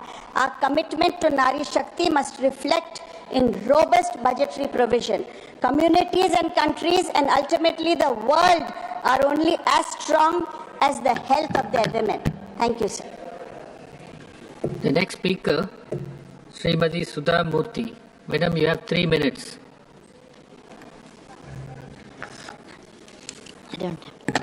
Sir, thank you for the time. I want to congratulate Naddaji and our Prime Minister for Jan Aushadhi. Because I work in rural area and in the city also, it has helped a lot to poorest of the poor people. I only request that it should be extended in a remote and rural area. Sir, one may have money, robust health, beauty, everything, but if one is not mentally sound, then they will never enjoy life. Mental illness is one of the major factors today. It's prevailing in our country in a different stages of life. When children are young, with the digital devices, addiction, and when women become mothers, they have post-delivery depressions, old age, loneliness, depression, in between middle age, there's some other depression. So people look down upon mental illness and the awareness is very poor. Because of that, there are many people who suffer but they don't even express. In Janaushadhi, I found out even the depression tablets have become extremely cheap, and in my work I found out that helped a lot, less than a cup of coffee, I tell that. NIMHANS in Bangalore is a central government institute for health, and it's extremely well known. And many people from our neighboring countries like Pakistan, Bangladesh, Nepal, people come, the patients come there and take treatment. It's one of the finest institute, but we require many such institutes in India because our population is very large. One NIMHANS or two NIMHANS will not be sufficient. We should have many more NIMHANS, mental education institute, curing hospitals in India. And I want to request government, please look into that matter. Number one, making awareness program. Second, giving little more money for such hospitals. Third one is for research. Because the research in West is so different than the research in India. Because our cultural conditions are different, our way of thinking is different, and our family situations are different. So our problems are different. So I request that we should look into Janaushadhi in rural area and distant area, and lot more money should be spent on mental illness.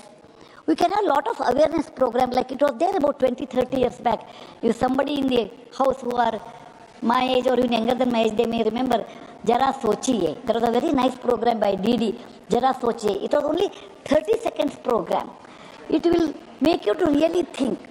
And I would request, sir, particularly Naddaji, that we should introduce such programs, Jara Sochiye, on mental illness, particularly for women, because women are not very expressive. And they think it's a taboo to talk about it. Something is wrong. They will put me in the mental hospital. What will happen to my children? All these taboos will come. So please see that there should be a Jara Sochiye kind of a program, 30 seconds. I will take 1 more minute, sir. And that should be compulsory in all the channels. It is not only government. All the channels should experiment or introduce such things where it is a curable disease. Mental illness is a curable disease. You have to express yourself. Take medicine, like when you have fever, you take medicine. When you have headache, you take a medicine. When your mind is ill, take a medicine. Be normal. Lead a normal life. Don't get into taboo. These things should come out, and there should be a program. Thank you very much for giving me this time. On the behalf of all those patients with whom I work, they cannot express their gratitude to our Prime Minister and Naddaji because they have made mental depression tablets so cheap. Many people have gone back to the normal way of living without even knowing that they had a mental depression. Thank you. Jai Hind. Next speaker, Sri Praful Patel. He is not present. The next speaker, Deepak Prakash. Sir, you have 10 minutes. बहुत बहुत धन्यवाद उपसभापति महोदय, आपने मुझे महत्वपूर्ण विषय पर बोलने का अवसर दिया। साथ में मैं दिल की गहराई से मैं साधुवाद देना चाहता हूं अपने सदन के नेता और स्वास्थ्य एवं परिवार कल्याण के मंत्री सम्मानित नड्डा जी को। उन्होंने मुझे महत्वपूर्ण विषय पर बोलने के लिए अवसर दिया, इसके लिए मैं दिल की गहराई से उनका अभिनंदन करना चाहता हूं। महोदय, हमारे शास्त्रों के अनुसार आरोग्यम परम भाग्यम स्वास्थ्यम सर्वाद साधनम, अर्थात स्वास्थ्य परम धन है और अच्छे स्वास्थ्य के हर अच्छे काम पूरा किया जा सकता है। और इसको धरातल पर अगर किसी ने उतारने का काम है तो दुनिया के सर्वाधिक लोकप्रिय नेता श्रीमान प्रधानमंत्री नरेंद्र मोदी जी का है। महोदय, इस स्वास्थ्य एवं परिवार कल्याण मंत्रालय का तो उपलब्धियों का भंडार है। अगर चर्चा की जाए तो 3-4 दिन तक ये चर्चा चल सकती है। इसलिए मैं कहना चाहता हूं कि चाहे कोरोना का कालखंड हो और सबसे अच्छा मैनेजमेंट दुनिया में अगर किसी देश ने दिखाने का काम किया तो भारतवर्ष था, और वो प्रधानमंत्री नरेंद्र मोदी के नेतृत्व में दिखाया गया। महोदय, चाहे वैक्सीनेशन का सवाल हो, चाहे घर में बैठे हुए लोगों को हमारे राष्ट्रीय अध्यक्ष के रूप में नड्डा जी ने पार्टी के एक एक कार्यकर्ताओं को सेवा ही संगठन के माध्यम से नर सेवा नारायण सेवा का संकल्प देने का दिलाने का काम किया। पार्टी का एक एक कार्यकर्ता उस जमीन तक पहुंचने का काम किया और उनके लिए सेवा का संकल्प लेकर काम किया। महोदय, चाहे आधारभूत संरचना बढ़ाने का हो मेडिकल क्षेत्र में, नरेंद्र मोदी जी के नेतृत्व में आगे बढ़ता चला गया। महोदय, चाहे डॉक्टर हो चाहे स्वास्थ्य कर्मी, उसकी गुणवत्ता को बढ़ाने का काम अगर किसी ने किया तो हमारे मंत्री श्रीमान जगत प्रकाश नड्डा जी के नेतृत्व में बढ़ते चला गया। महोदय, चाहे मेडिकल टूरिज्म की बात है इस बजट के अंदर, दुनिया के आज विकासशील देश के जो बीमार से ग्रसित लोग हैं वो भारत की ओर मुखातिब हो रहे हैं, भारत की ओर मुखातिब हो रहे हैं। महोदय, चाहे वो बजट बढ़ाने का हो, 2013-14 से 14 में जब उनकी सरकार थी उससे 167% ये सरकार ने बढ़ा करके गरीब और मध्यम वर्गों के प्रति संकल्प दर्शाने का काम किया। इसके लिए मैं विशेष रूप से अपने मंत्री जी और निर्मला सीतारमण जी को मैं बधाई देना चाहता हूं। महोदय, चाहे प्रसव काल में महिलाओं के लिए योजनाओं बनाने का सवाल हो, चाहे एम्स बढ़ाने का सवाल हो, पहले के समय में देश के विभिन्न जिलों से विभिन्न स्थानों से सांसदों के घर में मरीज आते थे एम्स में इलाज कराने के लिए। आज 23 एम्स प्रधानमंत्री नरेंद्र मोदी के नेतृत्व में और श्री जगत प्रकाश नड्डा जी के देखरेख में आगे बढ़ रहा है। मोदी, ये है कमाल, ये है मोदी मैजिक। महोदय, मेडिकल कॉलेज आज 259 जिलों में आज जो कार्यरत है, ये कोई छोटी बात नहीं है महोदय। आज मेडिकल कॉलेज बढ़ रहे हैं और साथ साथ मेडिकल कॉलेज में छात्र की संख्या भी बढ़ रही है। इसके लिए मैं विशेष रूप से मैं माननीय मंत्री श्रीमान जगत प्रकाश नड्डा जी को मैं बधाई देना चाहता हूं, उनकी सराहना करना चाहता हूं। पूरी दुनिया आज, खासकर WHO का जो रिपोर्ट है, दुनिया के बड़े बड़े अखबारों में जर्नल में जो लेख आ रहे हैं, भारत को आज हेल्थ सेक्टर में एक मॉडल के रूप में देखा जा रहा है, मॉडल के रूप में देखा जा रहा है। महोदय, ऐसे कई उपलब्धियां हैं, समय का अभाव है। जब हमारे उपलब्धियां नहीं, ये देश की उपलब्धियां हैं, और जब इस देश की उपलब्धियों पर कुछ हमारे मित्र कांग्रेस के लोग, TMC के लोग, हमारे विपक्ष के लोग जब आलोचना करते हैं तो मैं ईश्वर से प्रार्थना करता हूं कि उनकी बुद्धि को सद्बुद्धि देने का काम करें। महोदय, मैं वो दिन भूल नहीं सकता हूं, 23 सितंबर 2018, देश के इतिहास में वो स्वर्णिम काल था, स्वर्णिम दिन था। भगवान बिरसा मुंडा के जन्म स्थल, सिद्धू कान्हू का कर्म भूमि, तिलका माझी का कर्म भूमि है। आयुष्मान भारत जिसे हम PMJAY का अगर लॉन्च किसी ने किया तो प्रधानमंत्री नरेंद्र मोदी ने रांची की धरती पर किया, भगवान बिरसा मुंडा की धरती पर करने का काम। और बोलने में मुझे बहुत हर्ष हो रहा है, फक्र भी हो रहा है। उस वक्त के कार्यकाल के हमारे मंत्री, स्वास्थ्य मंत्री श्रीमान जगत प्रकाश नड्डा जी तो आज यहाँ पर उपलब्ध। महोदय, पहले क्या होता था, पहले गरीब के घर में बीमारी आती थी, और जब बीमारी आती थी तो उसके यहाँ आपदा आता था, और वो अपने जमीन को, अपने घर को, अपने मकान को गिरवी रखता था। सोना चांदी अगर है तो वो भी गिरवी होता था। उतनी बात तो छोड़ दीजिए महोदय, अगर उसके यहाँ बर्तन है तो वो भी गिरवी चला जाता था। और आज वो फक्र के साथ आयुष्मान कार्ड लेकर के जब वो हॉस्पिटल में जाता है तो मोदी कार्ड कहलाता है, मोदी कार्ड कहलाता है। ये है मोदी कमाल। दोस्तों, मोदी मैजिक जिसको हमारी दीदी कह रही है। महोदय, सौभाग्य से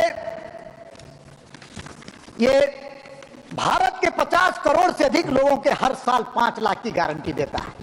अब तो देता ही है, लेकिन साथ साथ आपने नई घोषणा हमारे भारत की सरकार ने की, नरेंद्र मोदी जी ने की है, तो उसमें हमारे मंत्री जी का बहुत बड़ा योगदान है। मैं उनकी भी बहुत अंतरात्मा से मैं उनको बधाई देना चाहता हूँ। अब 70 वर्ष के जो बुजुर्ग हैं, अब वो बेसहारा नहीं है, अब वो बेसहारा नहीं है। उनको सहारा देने के लिए देश के यशस्वी प्रधानमंत्री नरेंद्र मोदी है। अब उनको भी वो गारंटी मिलेगी 5 लाख की। हाँ, 70 साल के ऊपर। साथ ही साथ हमारे जो वर्कर है उनको भी उसमें शामिल किया गया है महोदय। मजदूरों की भी चिंता अगर करने वाला है तो भारत की सरकार, प्रधानमंत्री नरेंद्र मोदी जी का है महोदय। अब हमारे कांग्रेस के लोग आलोचना कर रहे हैं, हमारे उपलब्धियों पर ईर्ष्या कर रहे हैं।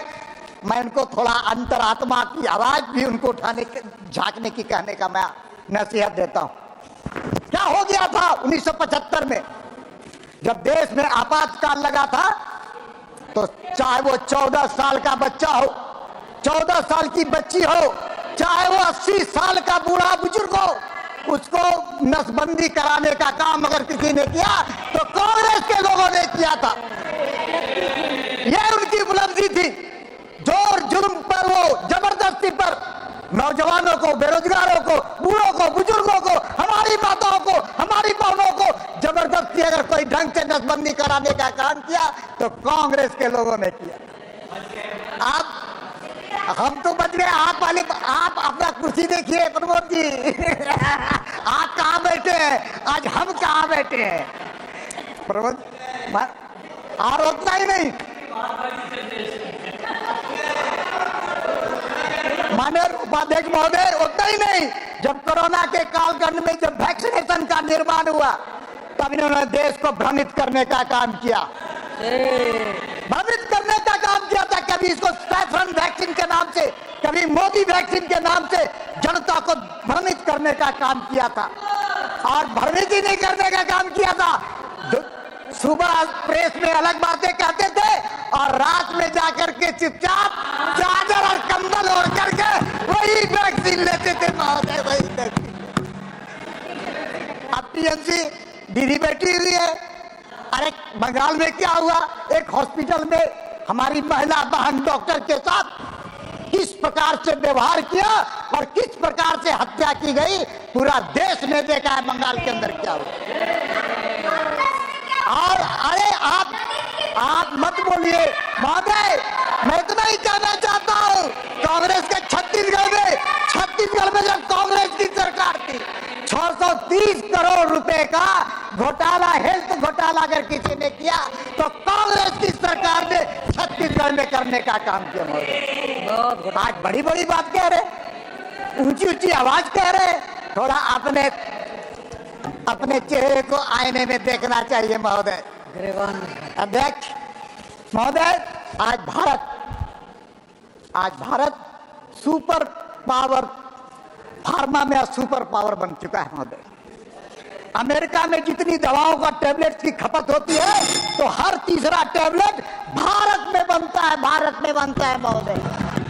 अमेरिका में जितनी जेनरिक दवाओं की खपत होती है उसमें 40% जेनरिक दवाएं भारत में बनी होती है। 1969 में दुनिया के बाजार में फार्मा उद्योग में जो हिस्सेदारी थी वो 5% थी। आज 2020 में 85% हिस्सेदारी भारत की है महोदय, भारत की है महोदय। मेडिकल टूरिज्म को बढ़ावा देने का इसमें उल्लेख किया गया है महोदय, कोई छोटी बात नहीं। आज देश के विकासशील देश भारत की ओर मुखातिब हो रहे हैं और भारत की सरकार उसको दोनों हाथों से उनको बुला रही है और उनको चिकित्सा की उपलब्धता कराने का काम कर रहे हैं महोदय। भारत में टूरिज्म को बढ़ावा देने के लिए मोदी सरकार ने हिल इंडिया कार्यक्रम लेकर के आई है। इसके तहत कई स्तर पर काम किए जा रहे हैं। एक तरफ तो विदेश मंत्रालय के साथ मिलकर वीजा नियमों में आसानी लाई जा रही है महोदय, और ताकि भारत में इलाज करने आ रहे लोगों को किसी प्रकार का दिक्कत का सामना न करना पड़े महोदय। वहीं दूसरे तरफ मरीज दुनिया के अन्य देशों से भारत को इलाज कराने के लिए आ रहे हैं उनके लिए विदेशी मुद्रा लेकर आने के नियमों में भी सरलता लाई गई है महोदय। मेडिकल शिक्षा में भी ऊंची छलांग लगाने का काम भारत की सरकार मोदी जी के नेतृत्व में हुआ है। 2014 में मात्र 143 जिलों में मेडिकल कॉलेज था और आज सीना तान करके हम बोलते हैं कि 2024 में 259 जिलों में मेडिकल कॉलेज है। और उतना ही नहीं, आगे की योजनाएं भी बहुत अच्छी है महोदय। इस वित्तीय वर्ष में देश भर के कॉलेज में, अस्पतालों में 10,000 मेडिकल सीटों को जोड़ने का भी प्रस्ताव है महोदय। अगले 5 वर्षों में कुल 75,000 सीटें जोड़ी जाएगी महोदय। ये है मोदी का मैजिक, जिसको दुनिया चलाने का काम कर रही है। आइए, बहुत बहुत धन्यवाद, आपने मुझे बोलने का अवसर दिया। Sir, next speaker, Mr. Thambi Dorai. Sir, you have 5 minutes, sir. Thank you, Honorable Vice Chairman, sir. On behalf of my party, ADMK party, and my leader, Edappadi Palaniswamy, I raise to participate in the discussion of the functioning of the Ministry of Health and Welfare. I am happy to see that Nadaji is heading the Health Ministry and Family Welfare under the leadership of Modi ji. Already he served previously also when I was Deputy Speaker, I have seen as a Health Minister. Now I am also once again seeing the leader of the House heading this government. Sir. Honorable Prime Minister announced during his period to increase the MBBS seat 1,20,000 in the country, MBBS seats. And also he expressed another 75,000 is going to during the period. I appreciate that the government has come forward to increase.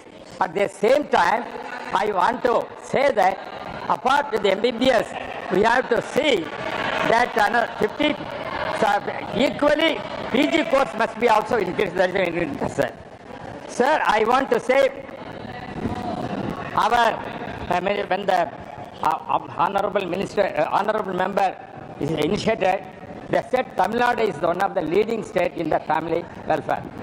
Sir, this is due to the effort of the ADMK party and ADMK government, especially when Madam Jayalalitha was the heading that, she introduced the cradle baby scheme to save the female children. That is the thing.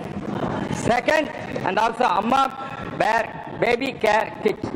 When the pregnancy is taken place, at that time, to give all the facilities for that family, patient, and also to give that protection for the mother. And also, Amma insurance scheme, she also increased for health sector. And Amma pharmacy, sir, she started many programs. But the DMK government closed down. The DMK government closed all the things which protected our Amma. Sir, Edappadi Palaniswamy, during his period, 23 medical colleges brought. But, sir, I want to know, we are criticizing, we are for aims, Madurai has come. But I want to know from the DMK people, whether they started any medical college during the Corona period. They could not even start to single medical college during the period. They failed. And also the promise, the election manifesto. Sir, nothing will go on record about the NEET except examination. you talk on the ministry. About the NEET examination. Mr. Thambi Dorai, nothing will go on record. So many things that... No, I am telling, sir, they have tell, sir, for example, sir, they are creating, they are disturbing. I want to say, sir, because NEET examination all introduced by the DMK and Congress government, they introduced examination. But they are telling, they are campaigning to abolish the thing for signature. They are getting your deputy chief minister Tamil Nadu getting signature. What happened signature, sir? What are the things they have done? They are the misleading. Mr. Thambi Dorai, the whole please speak country. on the ministry. Yes, sir, that will leave. Sorry, Edappadi Palaniswamy brought the reservation for the poor students who are studying government schools on 1% reservation given. That is the achievement of the ADMK government. But they cannot claim during the DMK period, there is no safety for the doctors. There is no safety for the doctors. And also hospitals are ransacked by the hooligans. It's going on. That is why the protection is necessary for that. that our members. please speak on the ministry. This is the fact I want to tell that doctors are humiliated. There are any hospitals ransacked during the DMK period. They have no protection for that. Therefore, I request the Honorable Minister, take care of the serious thing and protect our hospitals which are running. Sir, most of the hospitals has come. The private sector during the MDR period, medical college also started, but the DMK government failed to bring one medical college during the period and could not abolish the NEET examination. Which are the things kindly speak on the ministry. The manifesto they said they failed, but here they are making shout. Sir, we are proud. ADMK government is proud. Brought all the schemes for the medical revolution has taken place, and also central government cooperated and given 11 medical colleges. The discussion will be continued tomorrow. The remaining speakers will have the chance to speak tomorrow, and the reply will also be given by the Honourable Minister tomorrow. The House stands adjourned to meet at 11 a.m. on Wednesday, 19th March 2025.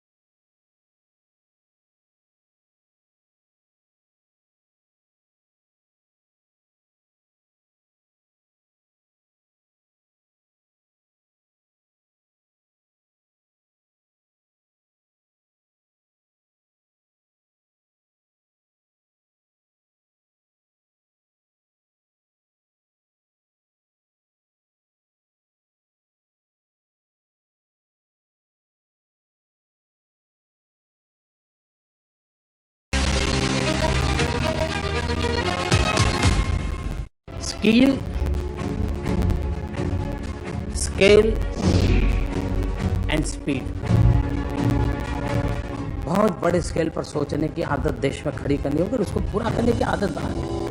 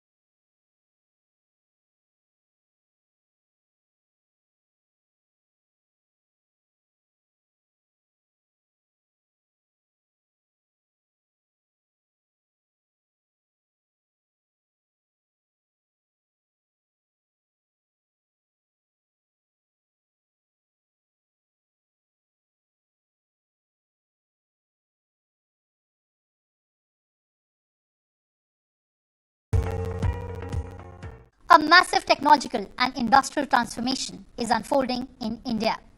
India now produces 97% of its total mobile phone demand locally. Mobile phone manufacturing in value terms jumped 21-fold to 4.1 lakh crore rupees in India in the last 10 years. India is pushing to boost domestic manufacturing of IT hardware, military aircraft and semiconductors through various incentive schemes and initiatives. India's manufacturing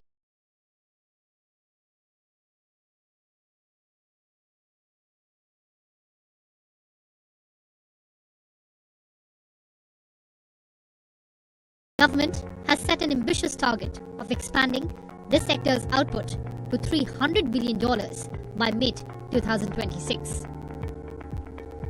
The expansion of India's manufacturing ecosystem has become an increasing strategic imperative for the government, particularly as it seeks to curb over-reliance on imports and to attract multinationals diversifying their supply chains. The government views electronics manufacturing as an important route to achieving its economic goals and sees the sector as a high potential contributor to growth in gross domestic product and exports. India's stable policy climate, synergies between the central and state governments on the overarching direction of industrial growth and holistic operational policy measures have fueled the demand for translocating manufacturing to India. A growing push towards supply chain diversification by large firms in the aftermath of COVID-19 pandemic and globally emerging geopolitical lines have further facilitated this.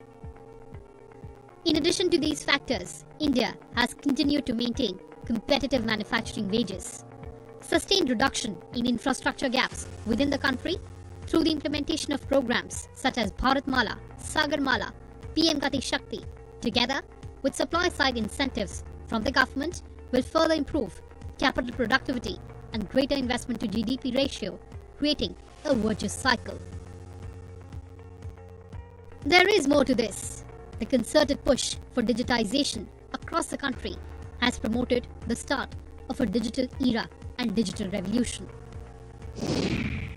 With the needle moving on the Digital India initiative, people of all age groups desire an improved quality of life.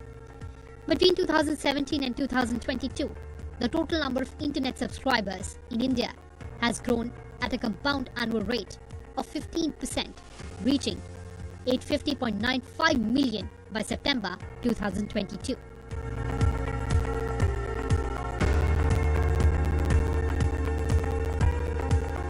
India continues to rank high on several macroeconomic parameters: financial attractiveness, consumption pattern, skills and availability, and need for technology. हमारे लिए technology देश के सामान्य से सामान्य नागरिक को empower करने का एक सशक्त माध्यम है। हमारे लिए टेक्नोलॉजी देश को आत्मनिर्भर बनाने का प्रमुख आधार है।